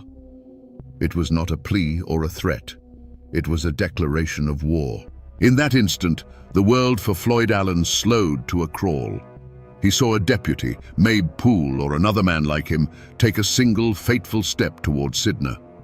It was a small movement, but in the supercharged atmosphere of the room, it was an act of aggression, a hand reaching out to put a chain on a king. The sound of his own heart hammered in his ears, a deep, steady drumbeat counting down the final seconds of peace. His hand, as if with a mind of its own, found the familiar cold weight of the pistol under his coat. A single sharp crack shattered the stillness. It wasn't a boom, but a sound as clean and final as a closing coffin lid. For a heartbeat, there was only the ringing echo. Then the courtroom exploded. It was a deafening, blinding chaos. Blinks of orange fire lit the suddenly dim room as more shots answered the first. The air filled with a thick, choking grey smoke from the black powder, smelling of sulfur and damnation. Women screamed, a high, thin sound that was quickly swallowed by the deeper roar of men's shouts and the splintering of wood as heavy benches overturned. Through the swirling smoke, the world was a series of terrifying snapshots. Judge Massey, the very symbol of the law, vanished from his high bench as if swallowed by the earth, scrambling for cover. Men who had moments before been instruments of the state were now just men, diving behind tables, their faces pale with shock. The courtroom, a temple of order, had been transformed into a smoky, claustrophobic battlefield where survival was the only law left. But the Allens were not panicking. They were a single organism, moving with a cold, terrifying purpose. They rose as one, not to flee, but to fight their way out. They formed a bristling line of steel and defiance, a human wall that no one dared to cross. Each man covered the other, their movements honed by a lifetime of absolute trust. They were not a mob, they were a clan. And in that moment of pure violence, they were magnificent and terrible. The few deputies in the room were outmanned, outgunned, and utterly outmatched by this unified front of cold fury. The storm of noise lasted for what felt like an eternity, but it was likely only a minute. As quickly as it began, it subsided. The last shot echoed, and a profound, ringing silence descended upon the room. The air was a thick, unbreathable fog, heavy with the metallic tang of burnt powder. The argument that had started with a piece of paper was suddenly, permanently over. Through the haze, Floyd Allen saw the wreckage of the law's authority, and he knew they had won. The thick grey smoke began to clear, not on a scene of carnage, but on a scene of absolute victory. Floyd Allen stood amidst the overturned benches and the lingering smell of gunpowder, his pistol still warm in his hand. He felt no remorse. Remorse was for men who made mistakes. He had made a choice, and he had enforced his will. He looked at his kin, Sidner, Wesley, the others, their faces smeared with soot, their eyes alight with the fire of battle. They were shaken, but unbroken. They were Allens. There was no thought of surrender, no consideration of waiting for the law to regroup. That would be admitting they had done something wrong. In Floyd's mind, they had done the only thing they could. He gave a sharp, curt nod to his brother. It was time to go. The business in this place was finished. They didn't run, they walked. With a slow, deliberate pace, the Allen clan strode out of the ruined courtroom, a phalanx of armed and dangerous men. Deputies and court officials, still dazed and disarmed by the suddenness of the assault, simply watched them go. No one dared to raise a hand to stop them. They moved through the panicked corridors and down the courthouse steps into the daylight, emerging into the gaping faces of the townsfolk who had gathered at the sound of the gunfire. Their path through the town of Independence was a corridor of fear and awe. People flattened themselves against walls, pulling their children back. The lawmen who were supposed to be the guardians of this town were nowhere to be seen, or they stood by, powerless and humiliated. The Allens walked straight to their horses, which were tied to a hitching post as if it were any other market day. There was no haste in their movements. They checked their saddles, mounted their horses, and gathered together in the middle of the street. For a final moment, Floyd Allen looked back at the courthouse, the symbol of the flatland law he so despised. It stood there, violated and silent. He had challenged it on its own ground, and he had won. He turned his horse without a word, and together the Allens rode out of town, kicking up a cloud of dust that settled back down on the defeated law. They were not fugitives fleeing into the wilderness. They were conquerors, returning to their mountain kingdom. The Allens rode home as heroes, their victory echoing through the hollows before they even reached their own land. To their kin and supporters, they were giants who had stared down the corrupt machinery of the state and made it blink. But this triumph was a poisoned chalice. While the men celebrated their defiance, the women of the clan now had to live with a new and constant dread. They had seen their husbands and sons ride off to a courthouse and return from a gunfight. From that day forward, every trip to town, every knock on the door, would carry the chilling possibility of reprisal. The victory at Independence didn't bring peace. It brought a permanent state of war. The community itself was fractured. You see, an event like this forces everyone to choose a side. There was no longer any middle ground. Families who had been neighbors for generations suddenly looked at each other with suspicion. You were either with the Allens and the old ways, or you were with the law and the future. Friendships soured, and old resentments flared into open hostility. The Commonwealth's attorney, Greer, nursed more than just a bullet wound in his arm. He nursed a grudge that would fester for years. The law had been publicly humiliated, and men like that have long memories. But the most dangerous ripple effect was on the law itself. Judge Thornton Massey was not a man to be cowed. The bullets that had scarred his courtroom had also hardened his resolve. The Allens had proven they were not just a difficult family. They were an armed insurrection against the very idea of a civilized society. For the judge and the prosecutors, the fight was no longer about a misdemeanor weapons charge. It was now an existential struggle for control of the mountains. They began to plan, to prepare, to ensure that the next time they faced the Allen clan in a courtroom, the state would not be the one to back down. The Allens' victory guaranteed that any future confrontation would be met with overwhelming force.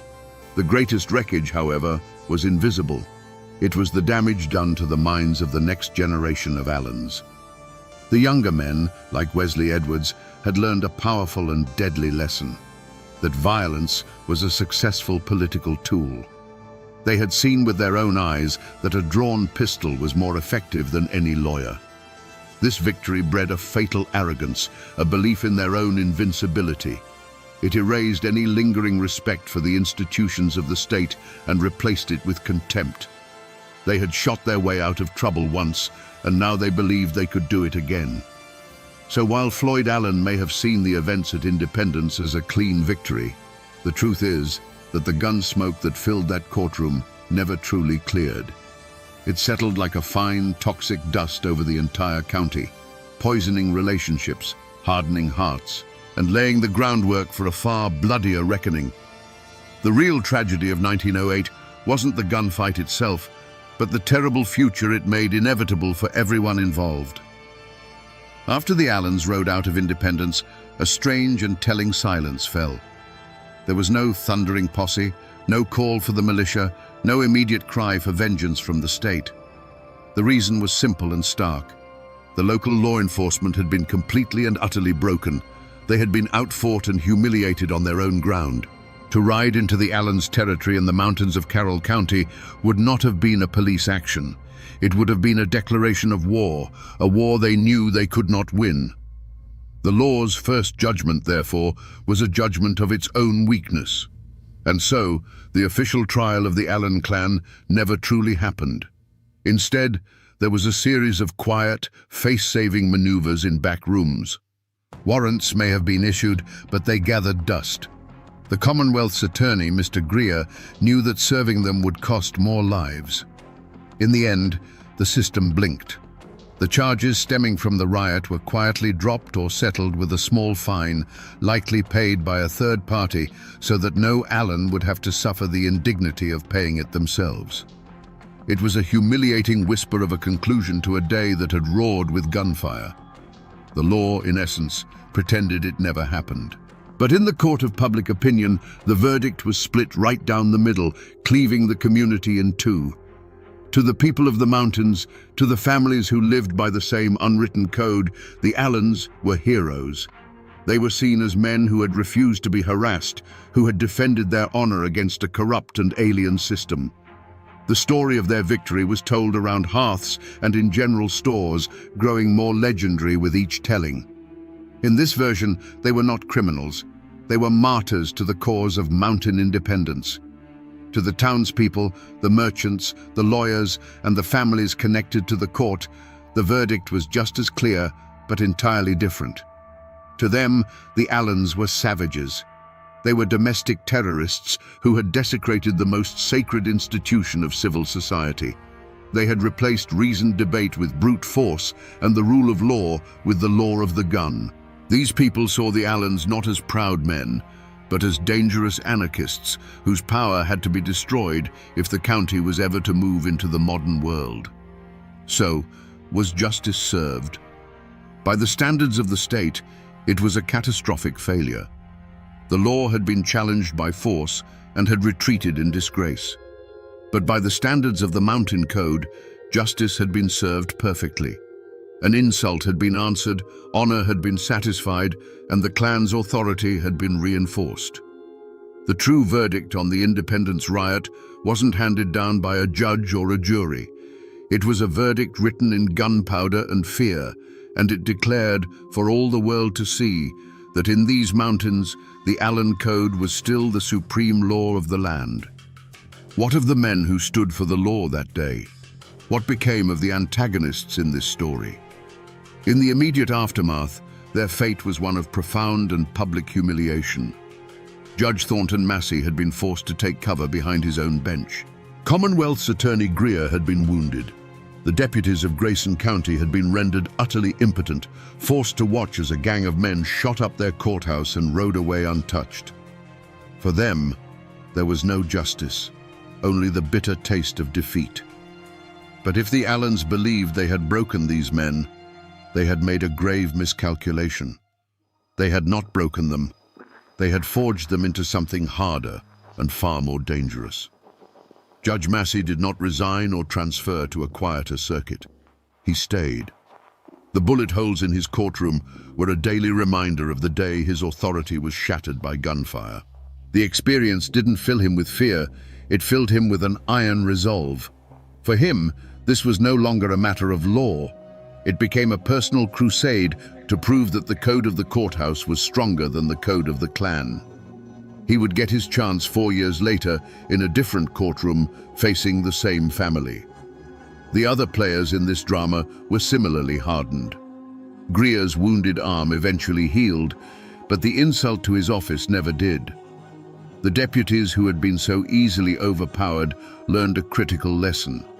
You do not bring a handful of men to a fight with the Allen clan. The entire legal establishment of the region, from sheriffs to prosecutors, understood that the next confrontation could not be a simple legal proceeding. It would have to be a show of overwhelming force. And so, the antagonists in this story did not meet some poetic justice. They did not wither away or disappear. Instead, they prospered and they planned. The Allens' victory and independence was the single greatest catalyst for their own destruction because it united all their enemies and gave them a common cause. They had won the battle, but in doing so, they had awakened a sleeping giant. The law had been bloodied, but now it was awake, and it was watching, and it was waiting for the one mistake that would give it the chance to settle the score once and for all. The 4 years that followed the independence riot were the high summer of the Allen clan's power. Their victory didn't just fade into memory, it became the foundation of their living legend. Floyd Allen's authority, already immense, became absolute. His name was spoken with a mixture of fear and reverence from one end of the county to the other. His porch was no longer just a place of business, it was a throne room. In this brief, tense period, the Allens were not just a powerful family, they were royalty, and their mountain kingdom had never seemed more secure. But this victory planted poison seeds in the next generation. For the young men of the clan, the sons and nephews who looked up to Floyd, the riot was their defining lesson. They saw that the law could be faced down, that pistols spoke louder than gavels. They carried themselves with a new swagger, an unshakable arrogance born from the belief that they were untouchable. This sense of impunity would prove to be a fatal inheritance. The shadow of their family name, which had once been a shield, was slowly transforming into a target. The community did not heal. It curdled. The riot had been a political earthquake, and the fault line ran straight through the heart of the county. The old, easygoing relationships between neighbors were replaced by a quiet, watchful tension. People were careful about what they said and who they said it to. You were either a friend of the Allens or you were an enemy, and everyone knew that being their enemy was a dangerous proposition. The county wasn't rebuilding. It was holding its breath, waiting for the other shoe to drop. The silence in those hills wasn't peace. It was the quiet of a long, drawn-out ceasefire. And while the Allens reigned supreme in their hollows, a different kind of power was consolidating in the towns. The court, the sheriff's department, the Commonwealth's attorney, they had been humiliated, but they had not been broken. They were learning, adapting, and waiting.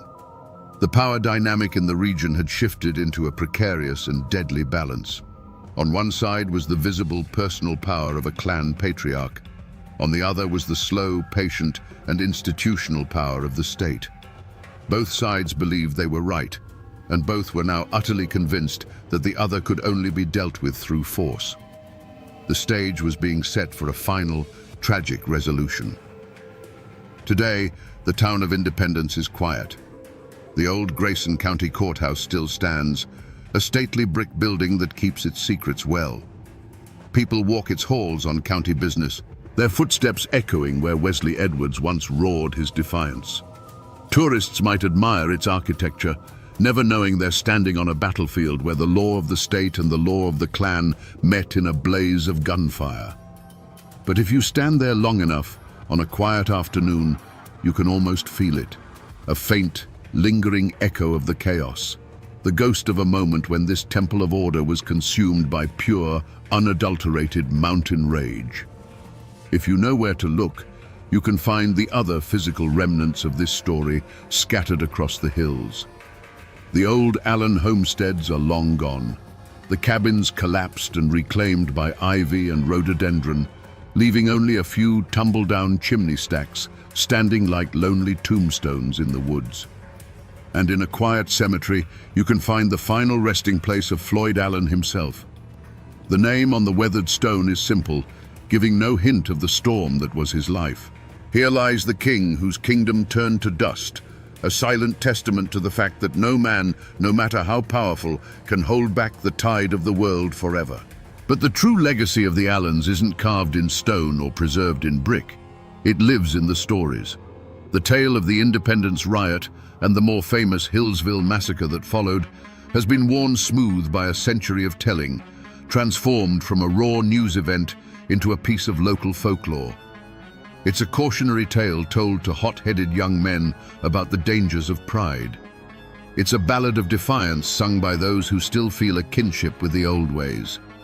Depending on who you ask, Floyd Allen is either a cold-blooded killer who got what he deserved, or a tragic folk hero who was the last king of the mountains. The man is gone. The clan's power is broken. But their spirit, that fierce, uncompromising and violent spirit of the old Blue Ridge, has not vanished completely. It haunts these mountains still. You can hear it in the stories told on front porches as the evening mist settles in the hollows. You can feel it in the deep-seated distrust of authority that still lingers in the hearts of some. Floyd Allen is dead, but the ghost of his name and what it stood for remains a stubborn whisper in the wind. So we come back to the question we started with, the one they still ask in the quiet corners of these mountains. Was Floyd Allen a hero or a villain? The truth is, he was both, and he was neither. He was a hero by the code of a world that was already dying, a world where a man's honor was his own to defend. By that ancient law, he was a righteous king protecting his domain.